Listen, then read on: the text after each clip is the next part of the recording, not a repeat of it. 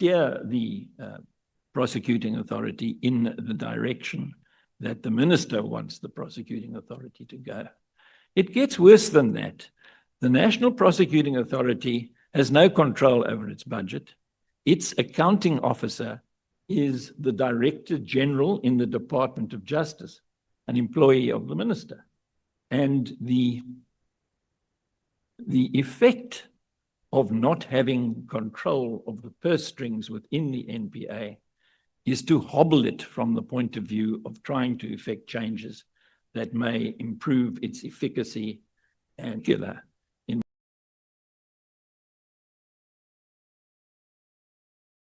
Which we suggest at Accountability Now is the reason for South Africa's backward trajectory in relation to Scorpions down back in 2009. If we go further into the innards of the legislation that pertains to the National Prosecuting Authority, it becomes plain that the phrase "without fear, favor, or prejudice," which many of us for a long time thought meant independent, is actually a reference to impartiality. You can see this if you compare the phraseology that is used in relation to the judiciary in Section 165 of the Constitution and in relation to the Chapter 9 institutions in Section 181 of the, or sorry, 180 of the Constitution, which make it clear that impartiality and independence are different things, and that to assume that the ability to act without fear, favor, or prejudice implies independence is a mistake. So, having regard to the finding of the court that a body, a single body, outside executive control is required in order to deal with the issues around countering corruption effectively, we have a structural problem in South Africa which relates to separating the investigative work, which is the work of the police, from the prosecutorial work, which is the constitutional function of the National Prosecuting Authority. What the court has said, and it has looked deep into the meaning of the Constitution in order to get to the conclusion it reached. It relies on Section 7.2 of the Constitution, which is the famous section which says the state must respect, protect, promote, and fulfill the human rights guaranteed to all in the Bill of Rights. Now, you cannot do that if your system is leaking vast amounts of resources and cash and assets in the direction of those involved in tenderpreneurism or state capture or any of the features of corruption which we have experienced in South Africa since the demise of the Scorpions. The government has actually recognized that this problem needs to be addressed, and it has sought to do so by introducing what Deputy Minister John Jeffrey referred to as a stopgap measure, by introducing IDAC, the Investigative Directorate Against Corruption. And guess what? IDAC is situated within the National Prosecuting Authority. It's an investigative directorate, which means that the investigation powers that were taken away from the NPA have now been given back to the NPA in May 2024. And as a matter of law, IDAC is indistinguishable from the Scorpions of old. It's structured in exactly the same way, brought about by ordinary legislation, which was passed by a simple majority in Parliament in the previous parliament, not this parliament, and signed into law just before the May 2024 election. And if you have regard to the size and the shape of IDAC, I believe it has 158 personnel. It's led by Andrea Johnson, who is the subject of a complaint to the public protector because she encourages her staff to fake it till you make it. And I think that has been dealt with in various fora, including her interview as a prospective but failed wannabe National Director of Public Prosecutions. That little body is expected to do what the Hawks have been unable to do. We know that the Hawks are not up to dealing with corruption in high places. They are part of the police, and the police must, as things are structured now, must answer to the Ministry of Police in the final analysis of the work that is done there. So what is required in our submission is what has been proposed by the Honourable Breitenbach, who is a member of this committee and will explain her thinking better than I can, that what is required to address this mess that is not giving us the sort of return on our investment in the criminal justice administration that we deserve. Her proposal is to establish and to enable a new Chapter 9 institution, which she calls the Anti-Corruption Commission. It's based upon the drafts that Accountability Now prepared in 2021 for the introduction of what we called an Integrity Commission.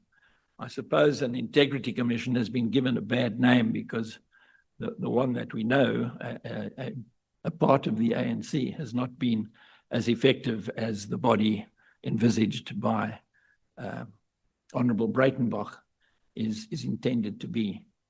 So the idea of a Chapter 9 institution is not written in stone.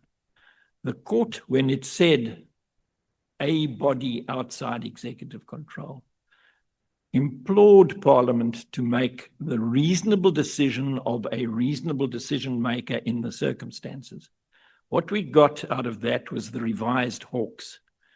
Everybody agrees, including the President, that the Hawks are not up to the task of dealing with corruption in South Africa as it manifests in state capture, tenderpreneurism, and the like.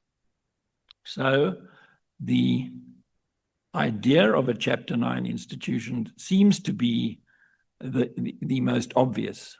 None of the Chapter 9 institutions answer to the executive branch of government.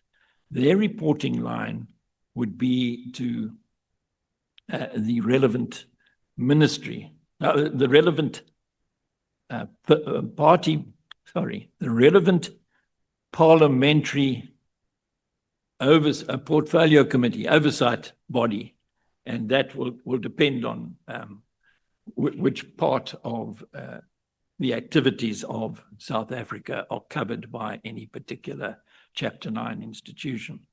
And the idea of a Chapter 9 institution with a reporting line to the Justice Committee seems to be a familiar way of dealing with the requirement of a single body outside executive control, but I imagine it can be done in other ways. The other big advantage of making this body, this Anti-Corruption Commission, a Chapter 9 institution, is that to close it down, you would have to persuade 2/3 of Parliament, and we know today that the biggest party in Parliament has 35% of the seats in Parliament. So it would be very difficult to get to a point where 2/3 of Parliament would support the closure of any Chapter 9 institution, including that institution envisaged in the Breitenbach bills.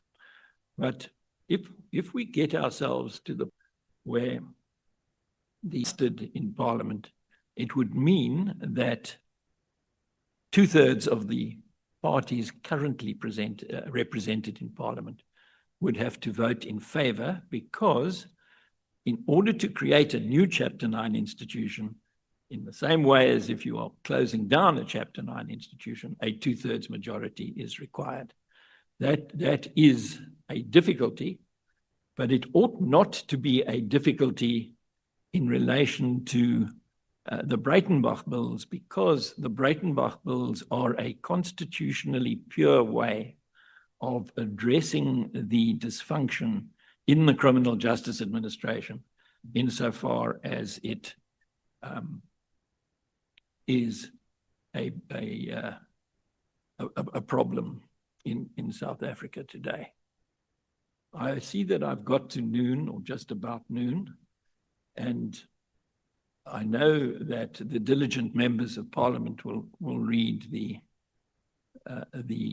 affidavit that was presented in September and the references in it. And I imagine that the overworked members of Parliament will make do with the 3-page memo which summarizes it, which has been provided yesterday. So I'm going to invite honorable members to ask any questions that they may have in relation to the submission that we make, that the mischief that this committee is addressing is best dealt with by revising the system of criminal justice administration in a way that renders it effective in the fight against corruption.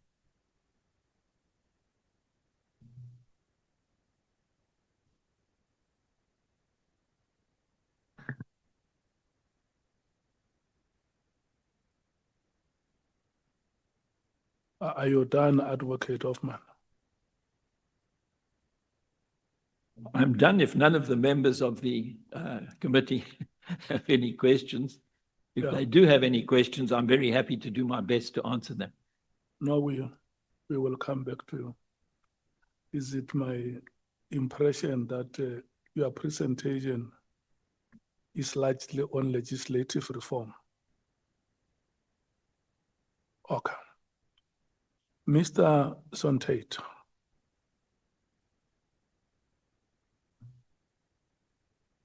Thank you very much, Honourable Chairperson.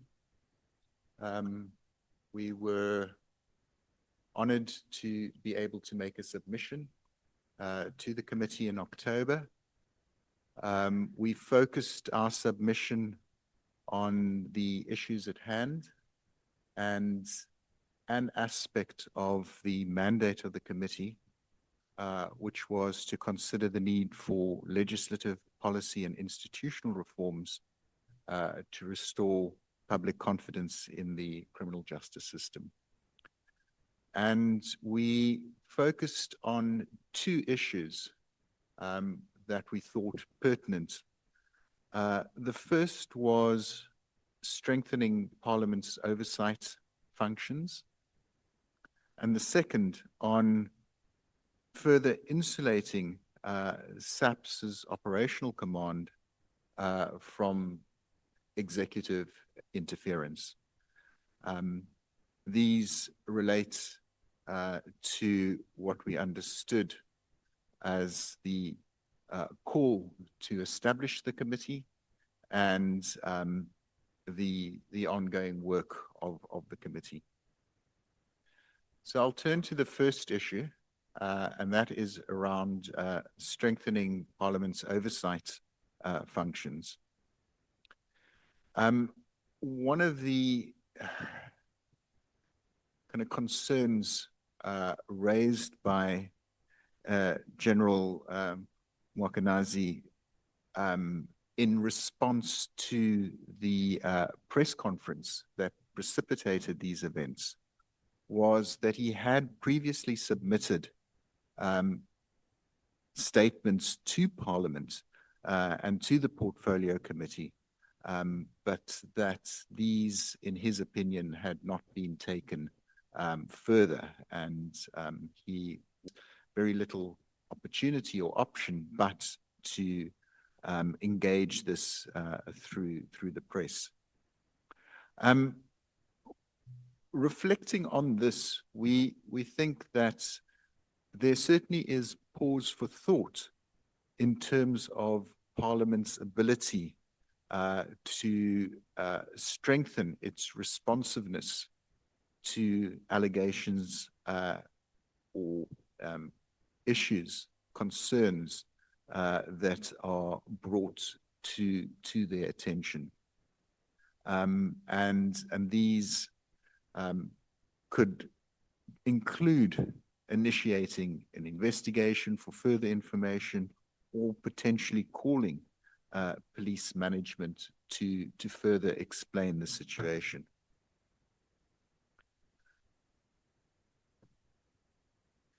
Honorable Chairperson, we believe that it is a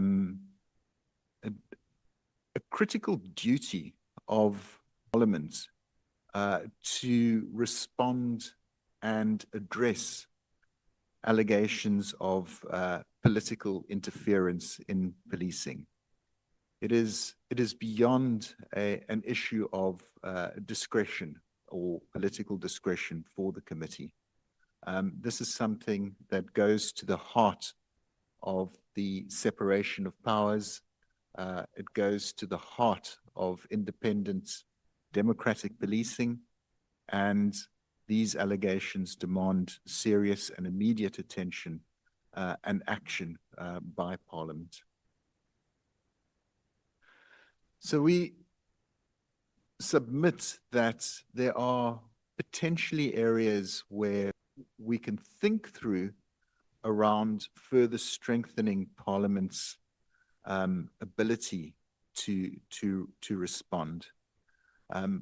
One is the whole issue of recommendation and request that is made to the executive appearing before any of the portfolio committees, and the ability of those portfolio committees to follow up consistently, comprehensively, and in a decisive manner.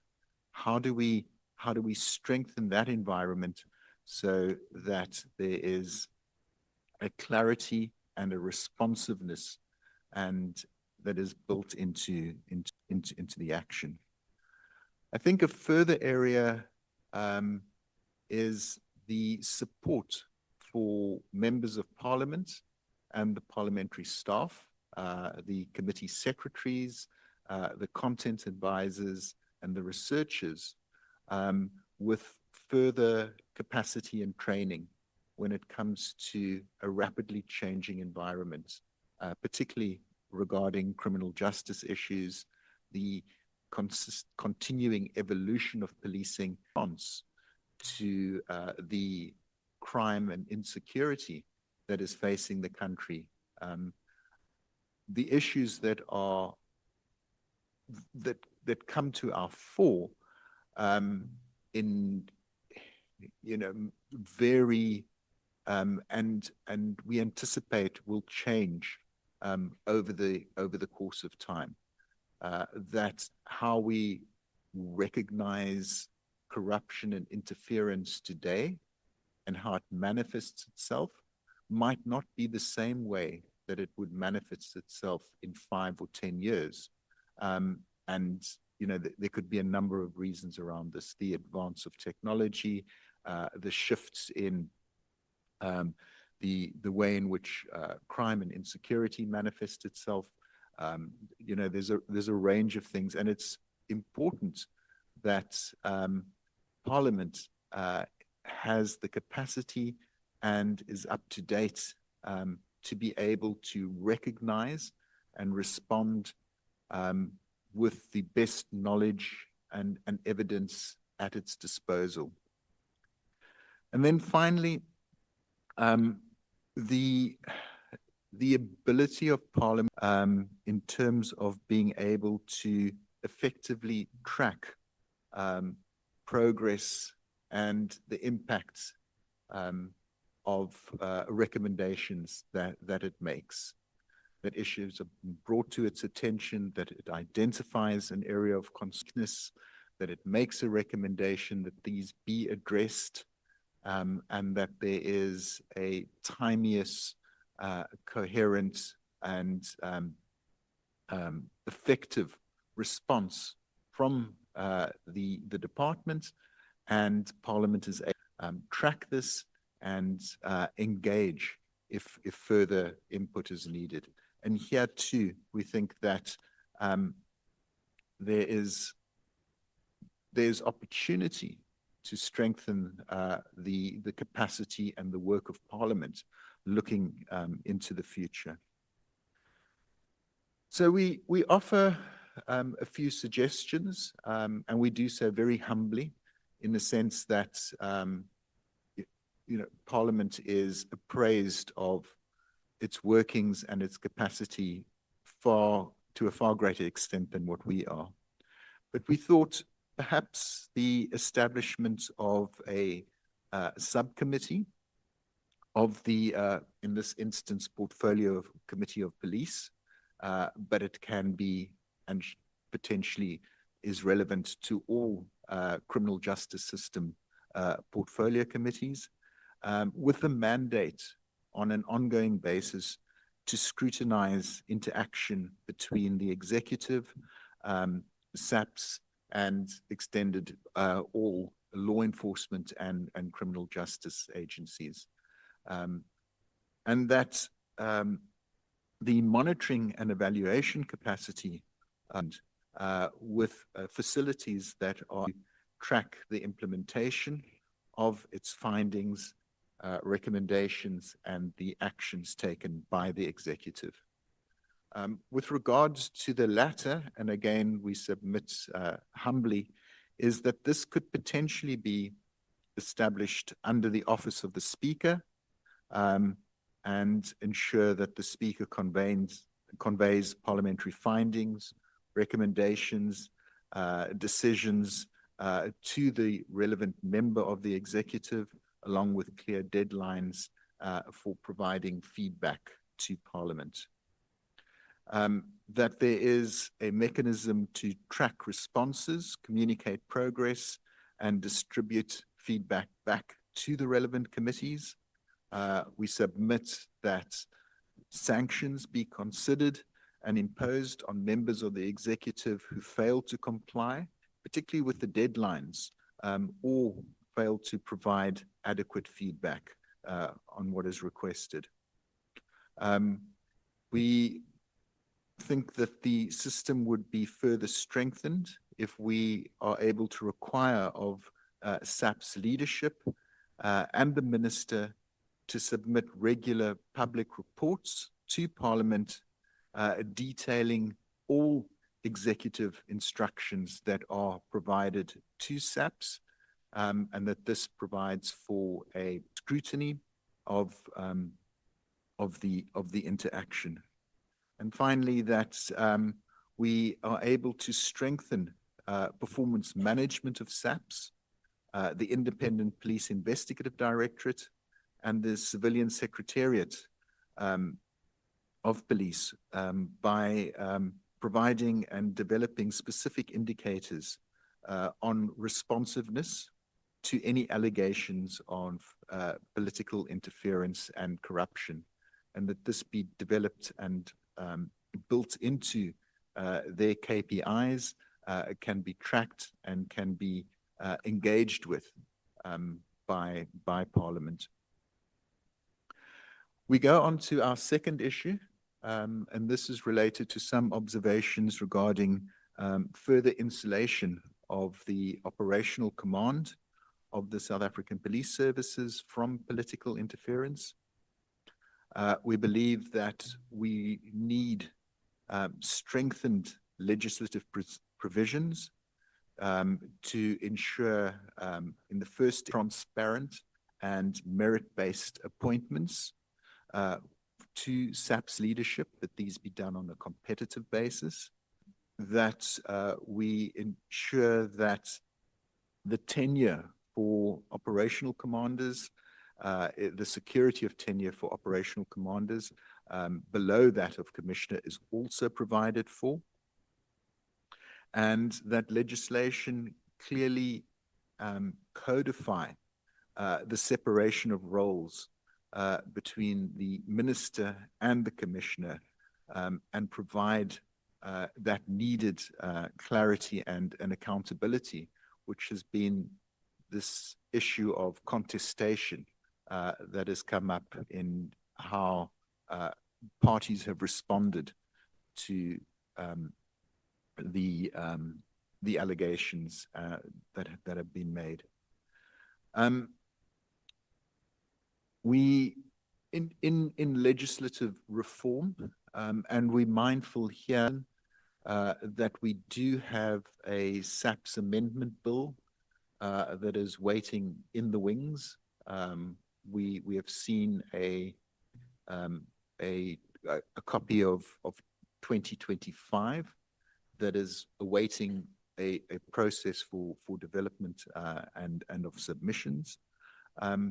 But that these events do give us the opportunity to scrutinize that amendment bill and ensure that whatever recommendations are developed by this committee, whatever comes out of the Madlanga Commission, that those can be brought in, and we are presented with a golden opportunity to actually strengthen the SAPS, address the concerns that have manifested themselves over the past years. When it comes to executive instruction, we submit that these must be made in writing, that they must be entered into a formal register, and this must be available for review by Parliament, IPID, and the Civilian Secretariat. And further, that legislation should provide for and allow SAPS management to be able to report in a structured and systemic way any instances where they feel there has been undue political interference, and this happened through a defined process to the portfolio. That this avenue presents itself as we should the submission of the register be something that we would not want to wait for in regard to the submission of the register. And finally, that any unlawful or improper instructions by the executive should constitute grounds for accountability before Parliament. And in the same way that we advise members not to implement unlawful instructions or commands, that this should be the same in this instance. In our submission, Chairperson, we do reflect on the model police law that was developed by the Pan-African Parliament, and the model police law recognizes the importance of the separation of powers, and in this instance identifies areas that should be excluded from ministerial instruction. And these include, for example, enforcement of the law in relation to any person or groups of person, the investigation or prosecution of offences in relation to any person or group of persons, preservation of peace and the protection of life, property in relation to any person or groups of persons, and the allocation or deployment of police officers to particular locations, or in regard to any extraordinary situations. or made in cooperation with other government ministries. It should also include the operation of the organization, which is in the purview of the Commissioner. Chairperson, I want to conclude by making 3 further points. These were not included in the submission that we submitted in October, but as a reflection, again, on the events and the development of events. The first is that we think that there would be benefits in looking to establish formal interaction between the Portfolio Committee on Intelligence and the Police Portfolio Committee. And this is particularly with regard to the crime intelligence budget, the scrutiny of that budget and the reporting of that budget. Mentioned earlier in the proceedings as well, the importance of vetting and lifestyle audits for all SAP's senior management and of crime intelligence officers. And then finally, with regard to crime intelligence, we believe that there's a need that we relook at performance targets and make sure that these targets are clear and measurable, and that align with national police priority and government priority, so that there is a clear focus in terms of what it is that crime intelligence will be seeking to do in line with government policy and priority, and that will then guide the structuring of the budget and the individual performance areas for intelligence and the officers serving within that facility or division. Honorable Chairperson, thank you very much. Thank you so much, Mr. John Tate. Sean Tate, not John Tate. Sean Tate. John Tate is that legendary boxer. We have come to the end of the presentations by Accountability Now and African Police and Civilian Oversight Forum, represented here by Advocate Hoffman and Mr. Sean Tate. I want to thank the formulations that you have presented here, hoping that they will help us to intervene, approach the legislative and policy architect that will help the criminal justice system in the country to be relevant to the challenges that the country and the world face today. We are going to proceed in this way. We use a rotation system of the members that we have in the committee. So I'm going to allow your members to ask questions and also to give comments where you may want to on the presentation. This is what will happen. Listen to me. You ask a question. It means when we deal with the let's say, Honorable Sangweni, for instance, Sangweni, if you have questions, you can ask questions. And then when the questions have been answered, you have comments that you want to make, you comment. So that you don't come back later and say, I have follow-up questions. So we're going to take a door-to-door approach. We will start with Honorable Sangweni and then go to Honorable Nomvalo, Honorable Shongwe, Honorable Skosana, Honorable Breitenbach, Kola Banat, Honorable Cameron, Honorable Topa, Honorable Vessels, Honorable James, and Honorable Souls, in that way. Yeah. And then we will come back to the chair and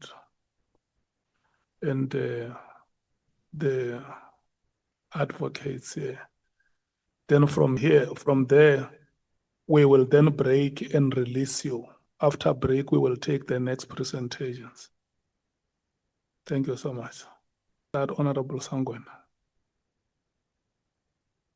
Yes, Chairperson, thank you very much. Thank you very much, Chairperson. Let me greet Advocate Hoffman as well as Mr. Tate. I just have a few questions. I'm not sure, perhaps I'll ask a question, we engage on it and we come back, since the Chairperson is being very benevolent today and hasn't put timing on how long we may speak. Chairperson, maybe let me start off by thanking both gentlemen for their submissions. I think they are very, very helpful, especially at this point. We're trying to do is to get to a point where we say, having listened to, the witnesses responding to the allegations, and I think in line with our mandate as Parliament, looking at the systemic issues, at the legislative issues, is really where we're going to be able to make an impact. I say this, Chairperson, and again, because I've got the latitude of time, right from the onset, I don't think that we ever thought as Parliament, given our mandate and our capacity, we could always make a determination of guilt, not guilt. It was always going to be about what are the systemic issues and how do we fix them, and perhaps even what are some of the politics, if any, around it. So maybe let me start with Advocate Hoffman. You propose, so you say, what is the mischief that we're trying to resolve? You then answer the question by saying that the reason the criminal justice system is dysfunctional is because of corruption. Then your remedy then is a body outside of executive control to effectively deal with corruption, I suppose.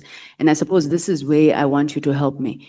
There are bodies that are outside of executive control. And even in those bodies, you still have allegations of political interference of one form or the other. You just need to look at, for example, the Office of the Public Protector, where, and I do want to say that for me, this issue of political interference, which we've been trying to engage in this committee, seems to be very anecdotal, because we would really try to ask the witnesses, so have you, how many times, who would, it doesn't take away from me the irony that we're sitting here because of political interference, but it seems to be a bit anecdotal. So what is it that makes you think that a body, not directly reporting to a minister, because that's what it means crudely, insulates it from corruption? And then secondly, this body, how would it differ, for example, from what is proposed in the NACAC report, which looks at establishing an office of, I think it's called Public Integrity and Ethics or something. It takes the mandate of the SIU, brings it in-house. So how does it differ? And then in this architecture that you envisioned, where then would you locate, for example, IDEC?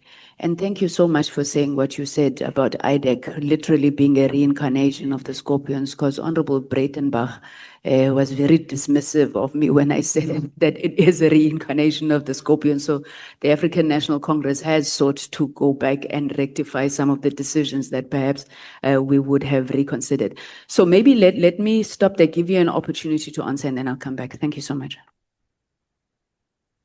Thank you, Honourable Sangoni, for the opportunity to engage constructively, I hope.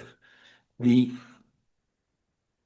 beauty of an all-new organization is that you start from scratch and you appoint people who are like Caesar's wife.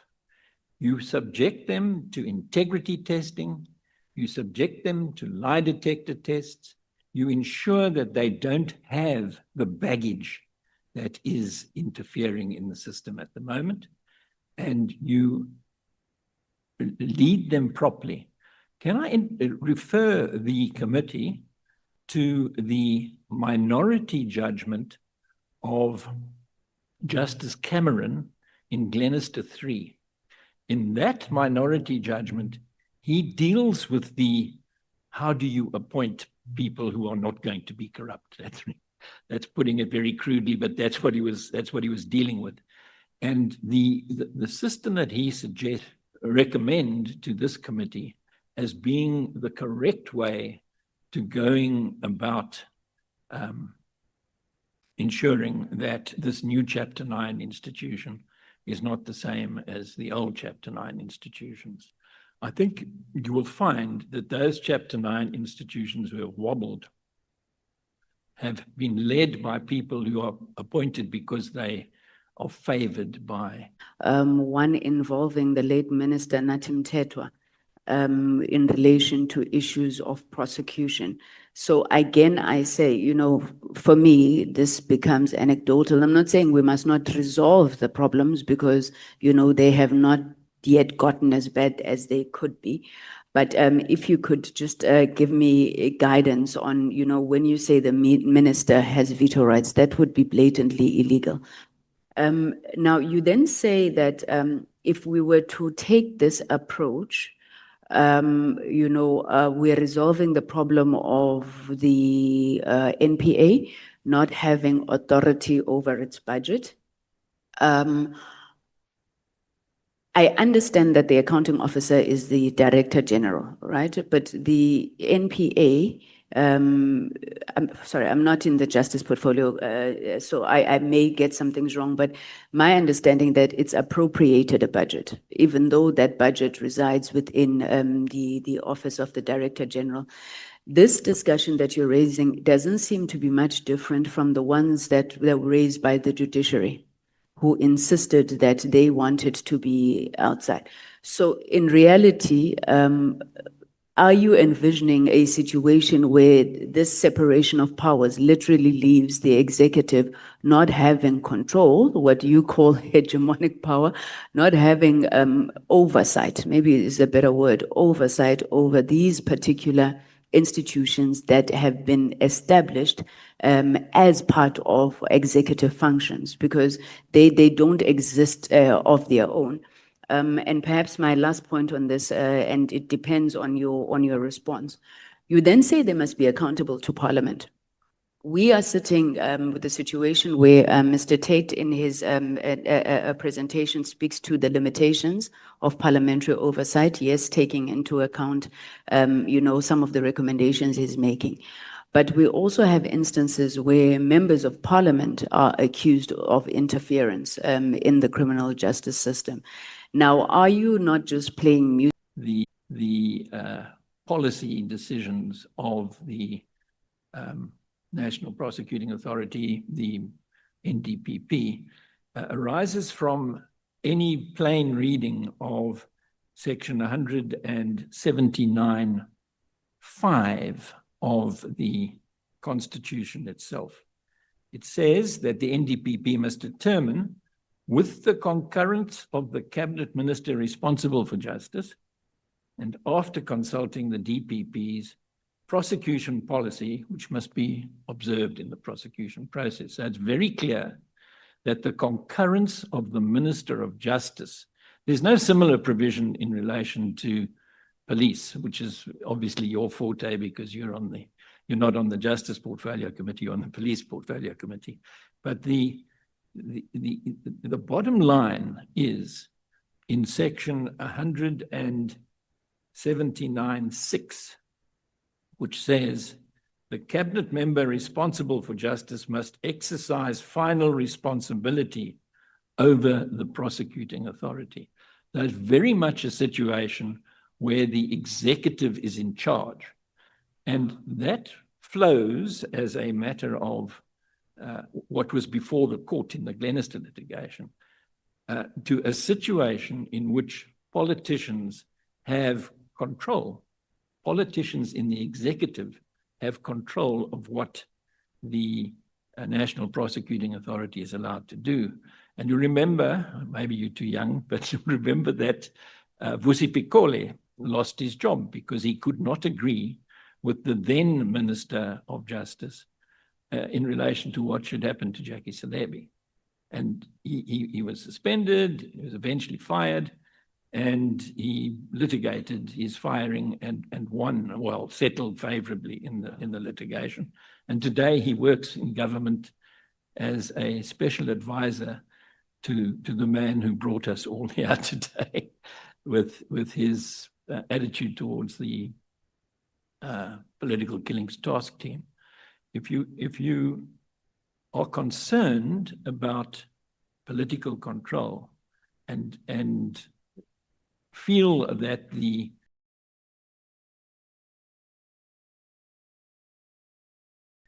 situated, just consider this.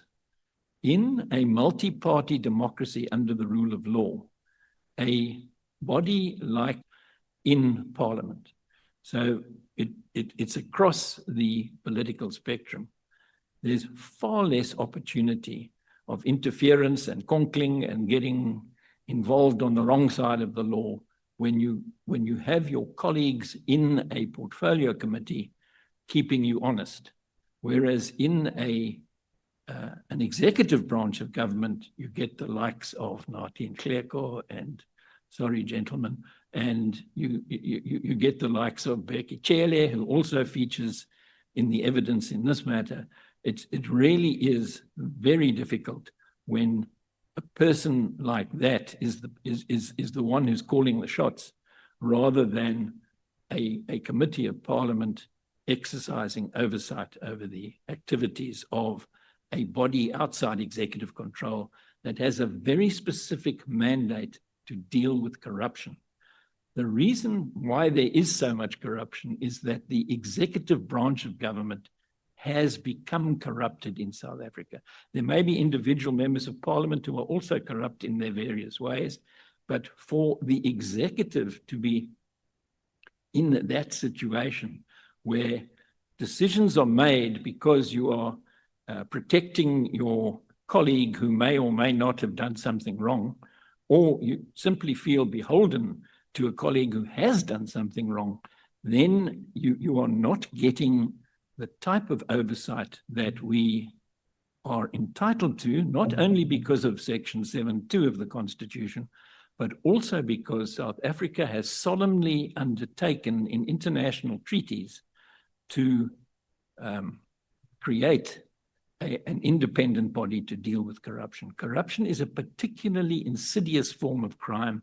You don't see it happening. You don't know that you're the victim. There's no body, there's no blood, but there's big damage. That's really why corruption, why the court decided when it was confronted with all of this, and with a great deal of argument too, why it decided that it's a better idea that a body outside executive control should be created. And if you go the Chapter 9 route, which doesn't have to be, but it's the one that is favored by the Honorable Breitenbach and by Accountability Now.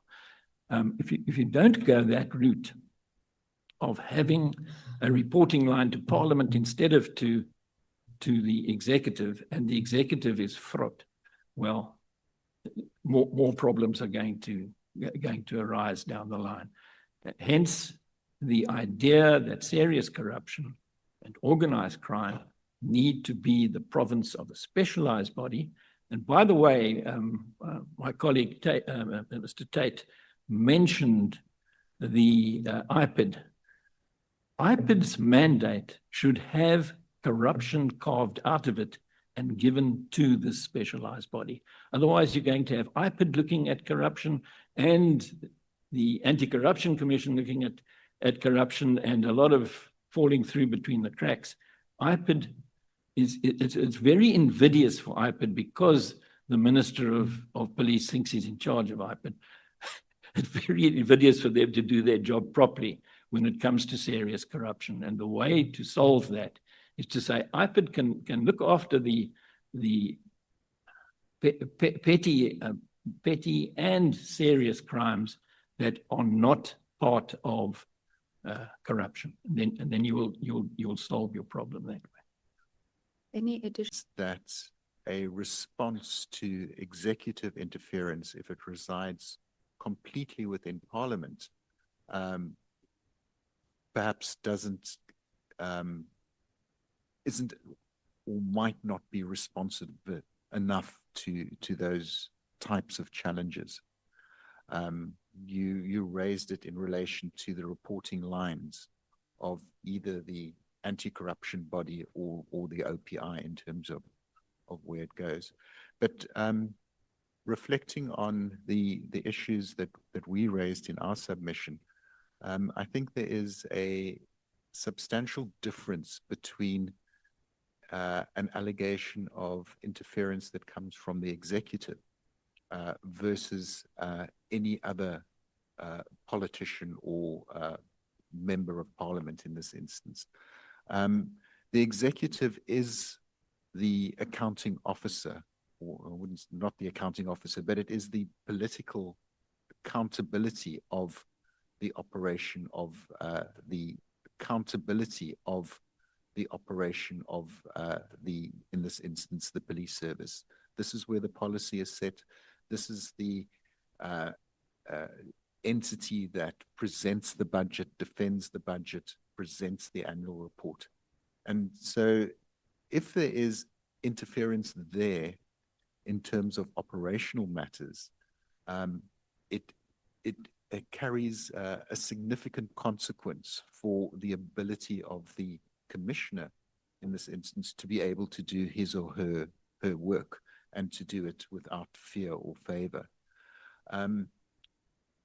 Policing is constantly confronted with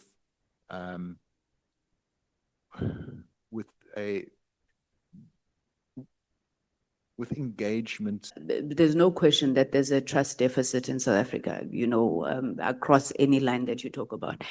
And we, as the African National Congress, have been obviously considering the sponsorship of a bill around NGO funding. And I'm asking you because you are civil society, where in particular we would want the same level of transparency that political parties are expected to display in terms of their funding and things like that. And I really want to know from the perspective of accountability now. And Mr. Tate, I'm so sorry. I've realized I'm not as young as Advocate Hoffman says. So my eyes are going a bit. African Policing Civilian Oversight Forum, would you be open to openly declare your funding sources, and where there is foreign funding, like political parties have got limits and ceilings to operate within that sort of system?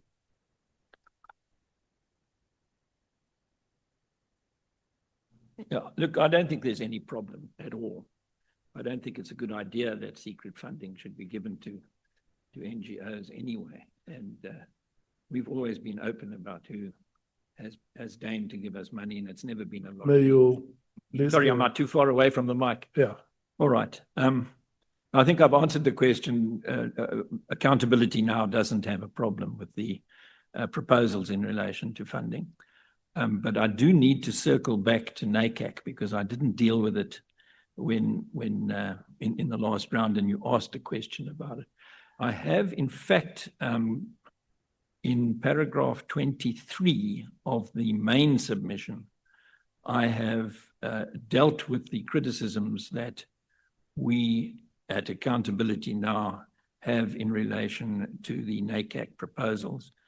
The difficulty with NACAC is that they seek to preserve executive control, which is exactly what the court has said you can't do.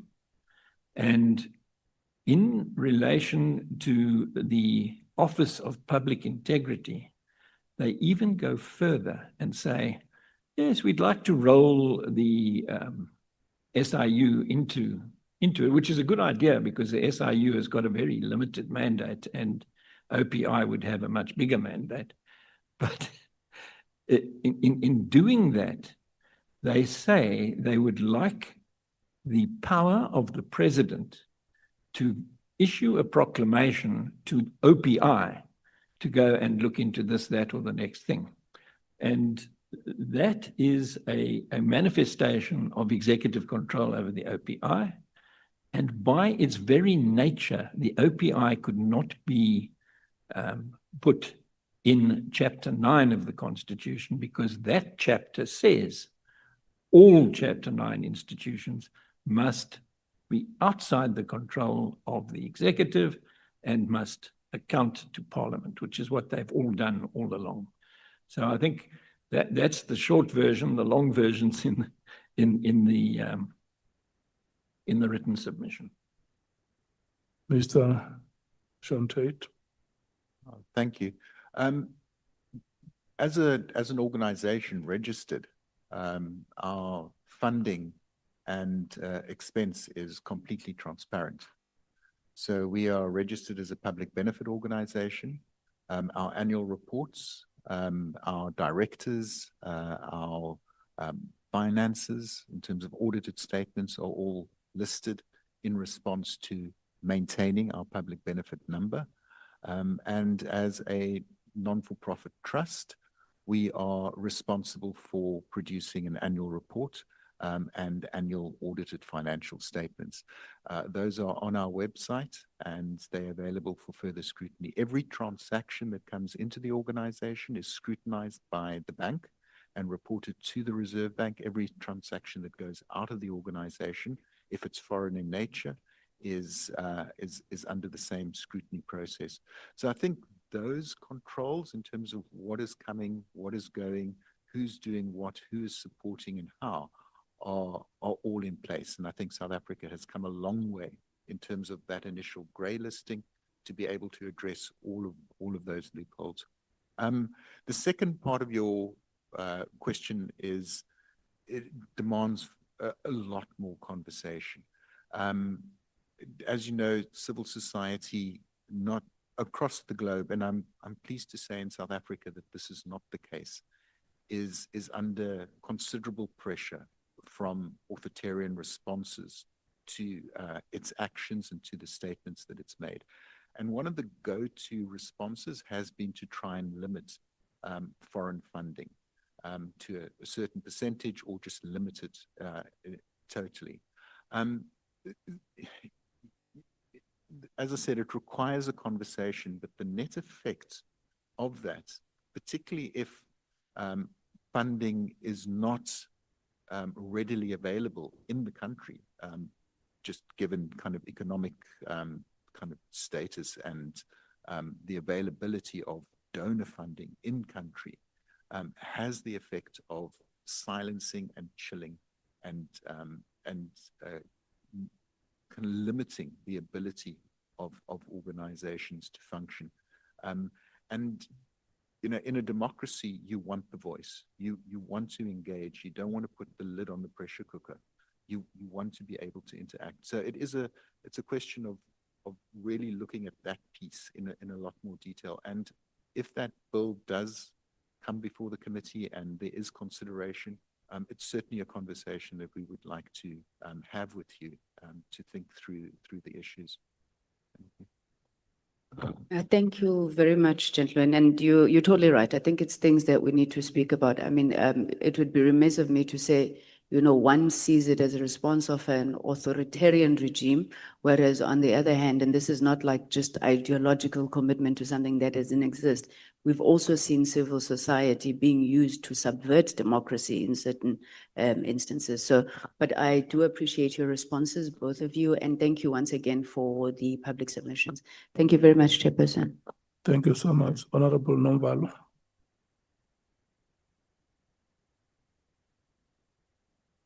Yeah, no, thanks, Chairperson. I don't think I'll be very long. Let me appreciate you as well, like the latter speaker, for the submissions that you have made. I would like us to engage insofar as the NPA is concerned about the appointment of the NDPP by the president, as it is entailed in the Act, I think in Section 12. of the Act, the NPA Act. No, the suspension, not the appointment, the suspension of the NDPP. So it provides that the president must initiate the suspension process and make a recommendation to Parliament. And that leaves less space for Parliament to intervene right at the beginning when there's a problem in the NDPP's office. So I'm saying my view or our view as the MK party is that that provision is a bit problematic in that it doesn't give space to Parliament to act when there's a problem in the NDPP. It will first have to wait for the president. And remember, the very same NDPP has been appointed by the president. It's public knowledge. It's an open secret that as the MK party, we had some serious reservations on the previous NDPP, the outgoing one. But there's nothing that we could do to influence Parliament to have a position regarding her term and regarding her misconduct. So we had to wait for the president first. So don't you find that provision alone limiting or eroding the independence of and coupled with the appointment process of the NDPP, because remember the NDPP is appointed by the president, and the president can disregard, as he has done recently, the recommendations of a panel and use his discretion to appoint the NDPP. So at a basic level, at a basic constitutional level, don't we find that to be a direct threat to independency of the NPA? Well, what is your take on that? Yes, thank you. That's a question that's got very long legs. But if you look back in history, you'll recall that Deputy Chief Justice Mkhwanazi, there is no deficiency in the already existing bodies, the NPA, IDEC, and so on. The problem is a problem of incompetency. That's number one. And two, we have a problem of undue political influence. Politicians are influencing this institution to a point where they get compromised. The work that they are doing gets compromised. So our view is that we must cement the institutions the bodies that are in existence. And we must clean and ensure that all the problems that I've spoken about do not find expression therein. So there is no problem with the NPA. And if there are legislative deficiencies that need to be addressed, we must identify them, but not change the structure or change location, take the NPA and put it under the Chapter 9 institution. The reason why I'm saying that is because it's not guaranteed that when a body is under Chapter 9 institutions, it's not going to have challenges. And it's not guaranteed that when it's under Chapter 9 institutions, there will be no political undue influence. We, in terms of our assessment, we're coming from different political parties. But our final assessment is that there are Chapter 9 institutions which are not immune from political influence. Badly so. So it's not guaranteed that when you establish a new unit and put it under a Chapter 9 institution, it's going to be a paragon of virtue. It is going to be affected by these challenges for as long as you don't address the issue of capacity, for as long as you don't make sure that you put enough mechanisms and systems that will preclude this political influence. So that is our take. Then how can you engage this submission that I've just alluded to? How the framework is designed. And if so, then how can it be avoided? Thank you. As far as the police are concerned, I've made the point in the written submission. If the Glenister 2 decision was in place now, the Minister of Police would have absolutely no say in the matter at all in relation to what he has purported to do in respect of the political killings task team. He wouldn't have been in the loop. It would have been anti-corruption work, which is what political killings are about.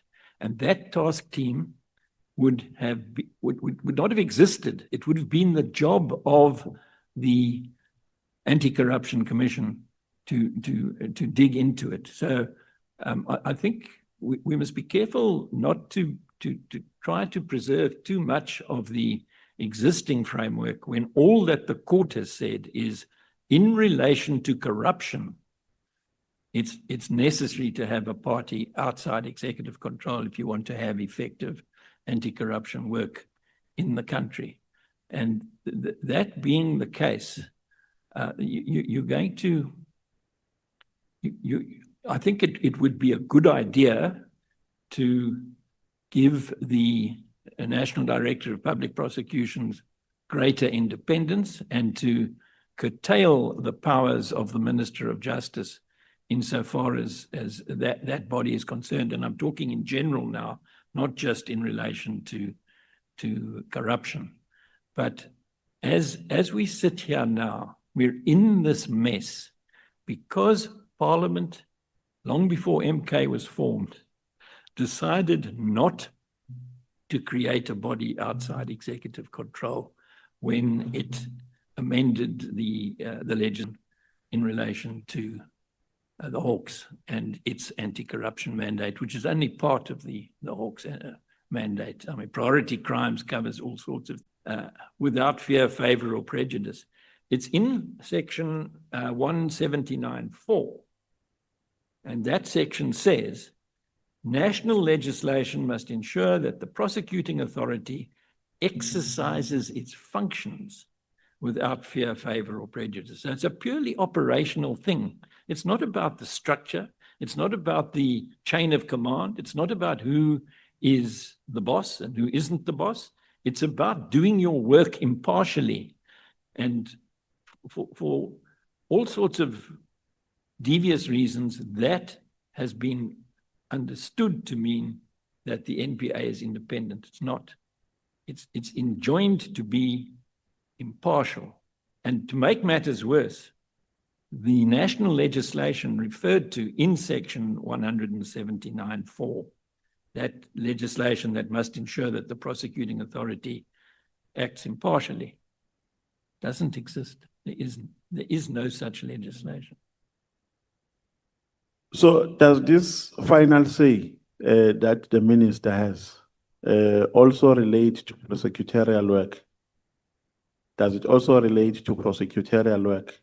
If maybe there's prosecution that is being done in KZN, the matter escalate for the minister to make a final determination of whether the matter can be prosecuted or not, or that lies solely in powers of the NDPP as the final arbiter in that context. The NDPP is the author of prosecution policy.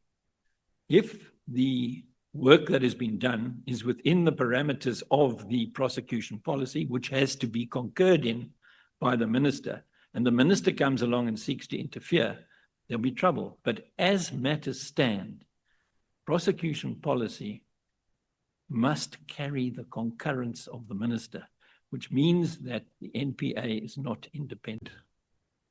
I think that had there been a body outside executive control looking after the corruption or the incidence of corruption with impunity at high level in South Africa, this committee would not have put so much energy, would not have been called upon to put so much energy into dealing with the matter.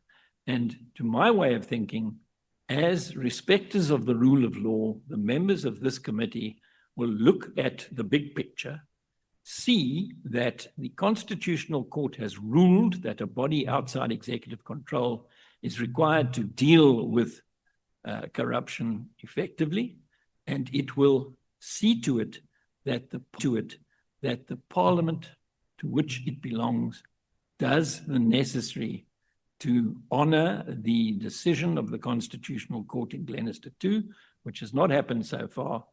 And the way to do that is to debate the Breitenbach bills, which are pending, properly, refine them, make sure that they have no rough edges, and make them law, because then you will not have to have an ad hoc committee trying to decide whether this minister or that minister or the other deputy minister has intruded across the lines between executive control and operational work, because those lines won't exist anymore.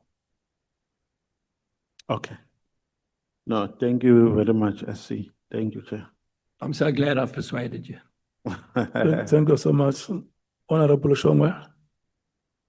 Chair, I'm still scribbling something here. Can I pass it to Honorable Sposana? I'll come back. Okay, thank you. Thank you. Thank you, Chair. And welcome to our witness, Advocate Paul Hoffman and Mr. Thames, if I remember well, the surname, Sean Tate from AFCO. I'm going to start with Advocate Paul Hoffman. My question, I'm going to be very direct to you, because South Africa, as South Africans, we are infiltrated by these so-called motive forces.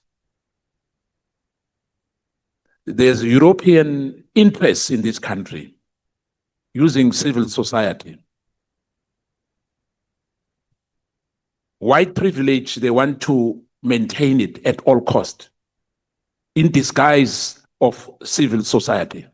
I can name them: Helen Suzman, your organization as well, Kazakh, and others. My first question will be, who's funding you? Because I think the honorable member asked you, and for me, I was not happy with your answer. Just want to find out, let's start there in the beginning. Who's funding Accountability Now? Accountability Now is funded by small contributions from members of civil society in South Africa. It is also supported by the Konrad Adenauer Stiftung, which has offices all over the world in about 90 different countries, but they do not pay us any salaries. They simply give us work to do. And they have an office here in Cape Town and another one in Johannesburg.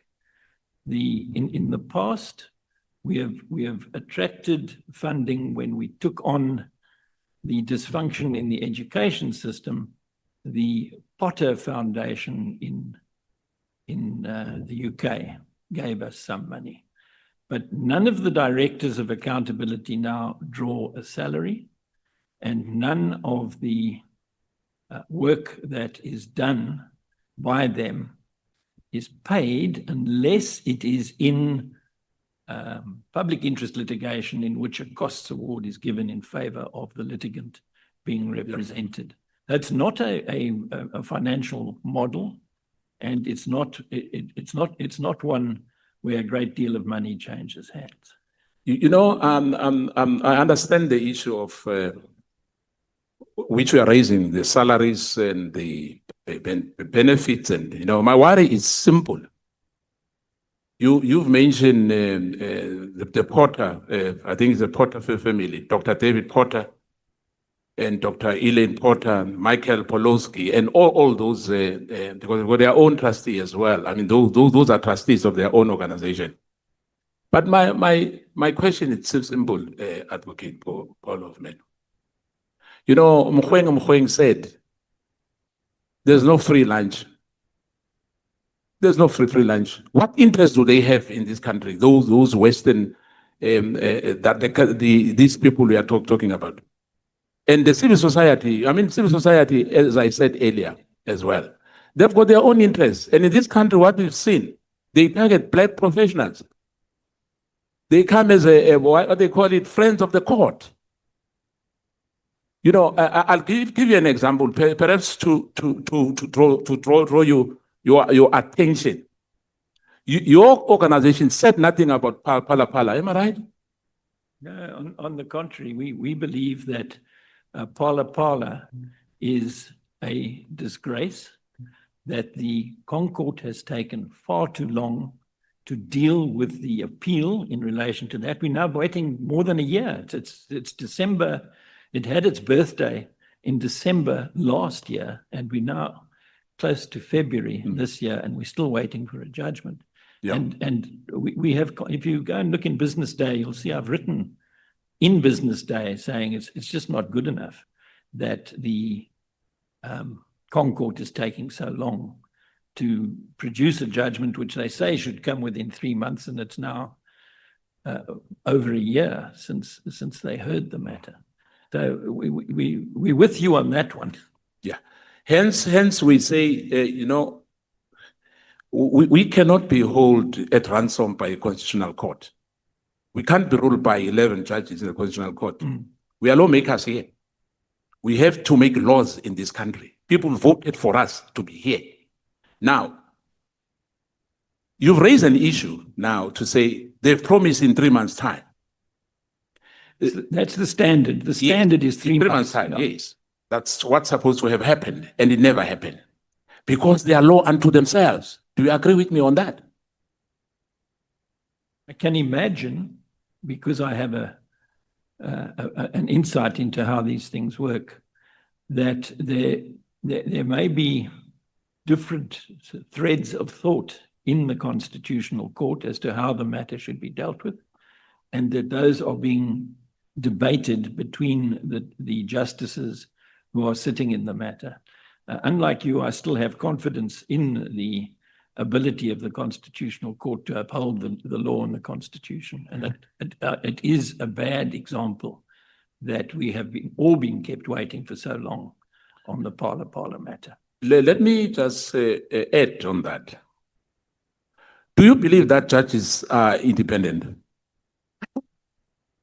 I do know that the ANC actually admitted it in the Zondo Commission, that they felt the need to involve themselves in the appointment of judges at all levels, and that they were not willing to leave the appointment of judges to the discretion of the Judicial Service Commission. But I'm not sure what this has to do with the business of this committee. I'm going to ask you once again, we've got term of reference, as you know. My question is very simple. Do you believe that judges are independent? Yes. Yes, I do. So are you saying judges are independent? Yes. So with all what is happening in this country, hence I was saying to you, you know that there's one judge who's suspended as we are sitting here. Is that the corrupt judge in Gauteng? No. I'm just asking to you. I'm just putting to you. You say judges are independent. Am I right? Yes. And I'm saying no. And I can substantiate that they are not independent. You know, they are a human being like you. They are fallible. They are not supernatural beings. Now, in fact, we've got a problem of this Dutch Roman law. I think yes, the Roman Dutch law, we have a problem with that. Now, in fact, you said earlier, you've made a mistake and said the Honorable Sangweni is a member of the Portfolio Committee of Police. She is not. And as well, the issue, Advocate Hoffman, the the 35% is not true. They were supposed to answer for themselves, but they are 40%. There's GNU as we speak. Our fellow opposition party before we came into parliament, who raised the issue of Papalapala. They won't raise it again. They are very happy because as you know, it's politics. You know, they are in the same bed as the other parties, in fact, who did not mention the issue of Palapala. They've forgotten about Palapala completely. We are the one and the other opposition party who are still raising that. And I'm happy that you have said so as well. Let me come back and take you back to CIX. You were a complainant, am I right? CIEX. Yes. Yeah. No, can you get closer to the mic, please? Sorry. Yes, we complained to the public protector that the work that was done by CIEX hadn't been followed through on in the new South Africa after it was found that there was corruption in the old South Africa and that it was possible to rake back loot from various parties involved in malfeasance in the old South Africa. We did initiate that. And you raised that with the public protector, Advocate Tuli Madonsela, am I right? Correct. 6 years down the line, there was nothing from that office, am I right? She actually told us that she wasn't going to deal with the matter at all. Yeah, now. And then she changed her mind and she tried to deal with the matter, but she didn't actually finish her report. Now, when that report was released, were you happy with it? No, I wasn't. That ABSA must pay the interest. It wasn't what I was expecting at all. No, what I'm asking, were you happy that ABSA was ordered to pay the interest? No, I don't think that was a correct order. Yeah. Now, neither did the Constitutional Court for that matter. So why were you complaining? What was your complaint about that?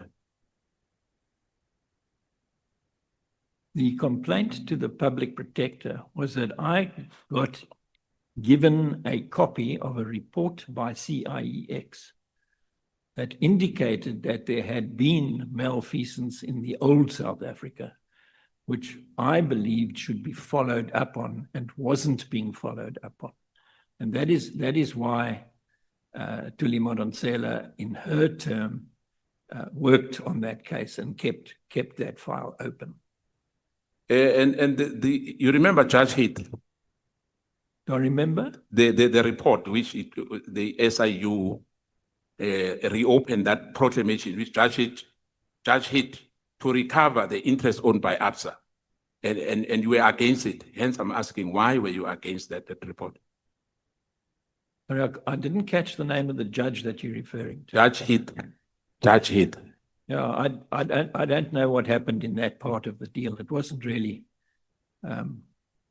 germane to our complaint. So it was normal, and you were talking about the executive getting involved in other issues, that even the executive went to court, you know, to complain that ABSA has to pay the interest. Yeah, I'm not familiar with this part of the case, I'm sorry to say. Yeah, but you were a complainant. But let's pass on that, Advocate Hoffman. Yes, I did. My issue with these civil society, you know, and these courts, you know, because I hear you, you know, you are very obsessed with the Constitutional Court or courts. Hence, I was saying to you earlier, they are fallible, they are like you. And we can give you examples with prosecutors as well. They've mentioned, some witnesses mentioned them here. And General Mkhwanazi is not only one person. And we know for a fact that especially the legal fraternity, they are closing ranks like any other institution to protect each other. To say, hence I'm saying, Mkhwanazi made it very clear that as judges, they are human beings. They are not supernatural beings. And he was right. I'll give you an example. Somebody was sentenced without trial in this country, and you said nothing. Nothing. I don't want to go to the merits of the case, but it was unheard of in this country. Unheard of. That no one will take an oath before the magistrate or the judge to plead guilty or not guilty. And we know what happened. We know what happened. Hence, I'm saying to you, this issue of establishing, I'll put it into in a plain, simple language. By hook or crook, it will be a rock unit of some kind. It will be a rock unit. This what was proposed, this bill which has to be passed here, it will be a rock unit. Perhaps in my view, and as Mkhwanazi says, I will say the SIU and perhaps the PP, the Public Protector Office, maybe match them together, but don't have another institution. Then we are told it's independent. Independent is a big word. It's a big word. There's no guarantee that those people who you said they'll go through all the, what do you call it as well, light detector, the integrity. It depends in your eyes. In particular, the Western interest in this country is huge. We've seen in the Western Cape, some people want the Western Cape to be independent from South Africa. Us as indigenous people of this country, we are told that we are foreigners in our own country. And some of this civil society, they are quiet, including the one which you are the chair. Corruption Watch is quiet. Kasak is quite quiet. Helen Suzman is quiet, and others. So, in my view, I'll contextualize this. In fact, what you brought in here. For me, you said my honorable colleague, Honorable Breitenberg, is the one who brought this issue, as well of this independent, so-called independent body. But I'm saying there won't be any independent. They are going to push white interests here. I'll put it clean and clear. Bitter as it sounds, but there's European interest here in this country. We had the NPA, as you said, they failed.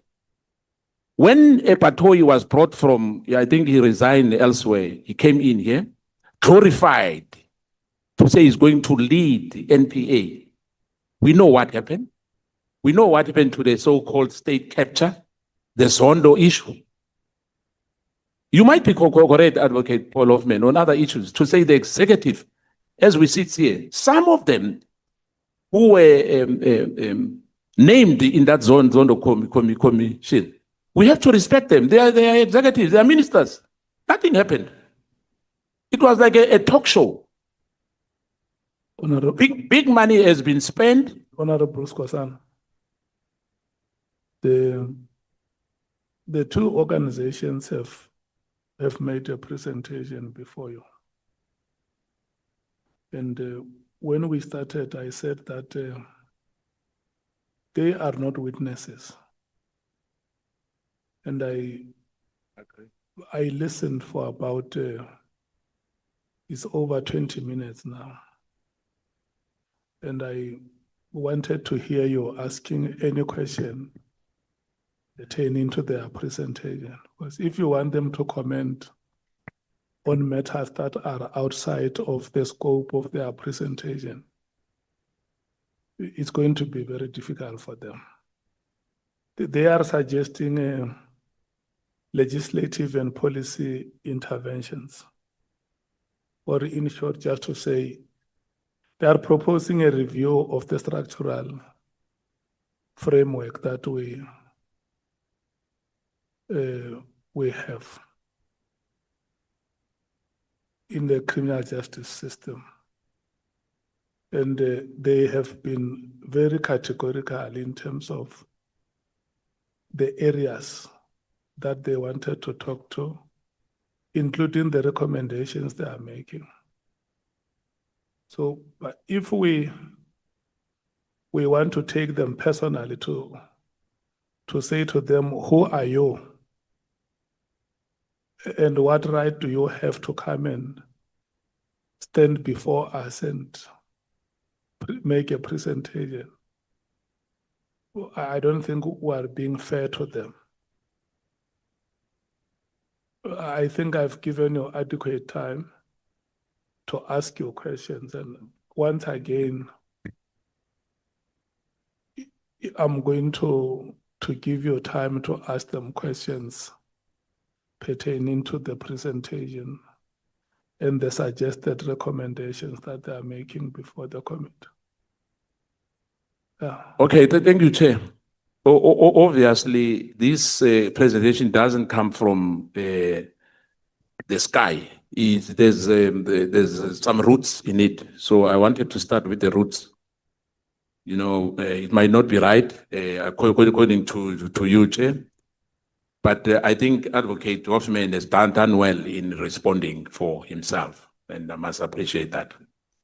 I'm going to come to The body outside executive control is not posited as an independent body in the judgment upon which I rely. It is simply a body that needs to be placed outside of executive control in order to deal with the mischief that the judges perceived when they were hearing the Glenister litigation. So we're not asking for an independent body. We are suggesting that the body that is a single body outside executive control should be one that reports to this Parliament instead of that executive. And to the extent that you were suggesting that I'm here to ask for an independent body, certainly independent of the executive branch of government, but not independent in some nebulous way. So I just wanted to get that correct so that you and I are on the same page in relation to the work of this committee. Thank you. Yeah, but I must just say to you as well, the Public Protector's Office reports here in Parliament as well, same as that body which you propose that should be established. So it will be the same thing. But for me, it would be costly as well because we don't have budgets. You know, those people who will want to be paid as well, as you said, you know, the salaries as well, people should be paid well and that, you know. So for me, and we don't think that we need another body. Let me be clear on that one. Coming to the issue of the subcommittee,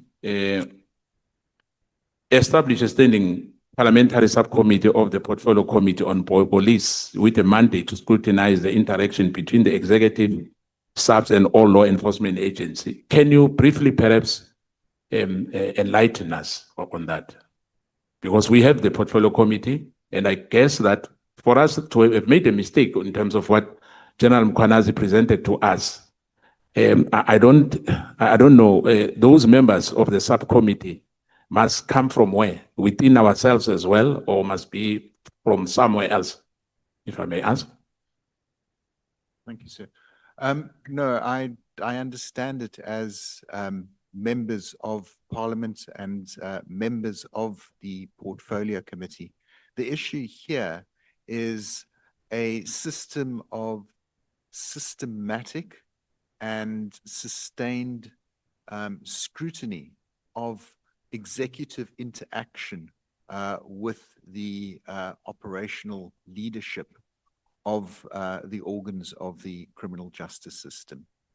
So a facility that would receive, and we go on later to say, a register of those interactions, the submission of that register, but a subcommittee that will be able to engage with those issues and on a, I suppose, a standing basis. These issues are recognized as important, and they might be or might not be undue interference. The strengthening of legislative provision to ensure transparency and a merit-based appointment within South African police service leadership. What do you mean? What do you mean by that? Do you mean that the current one is got some flaws?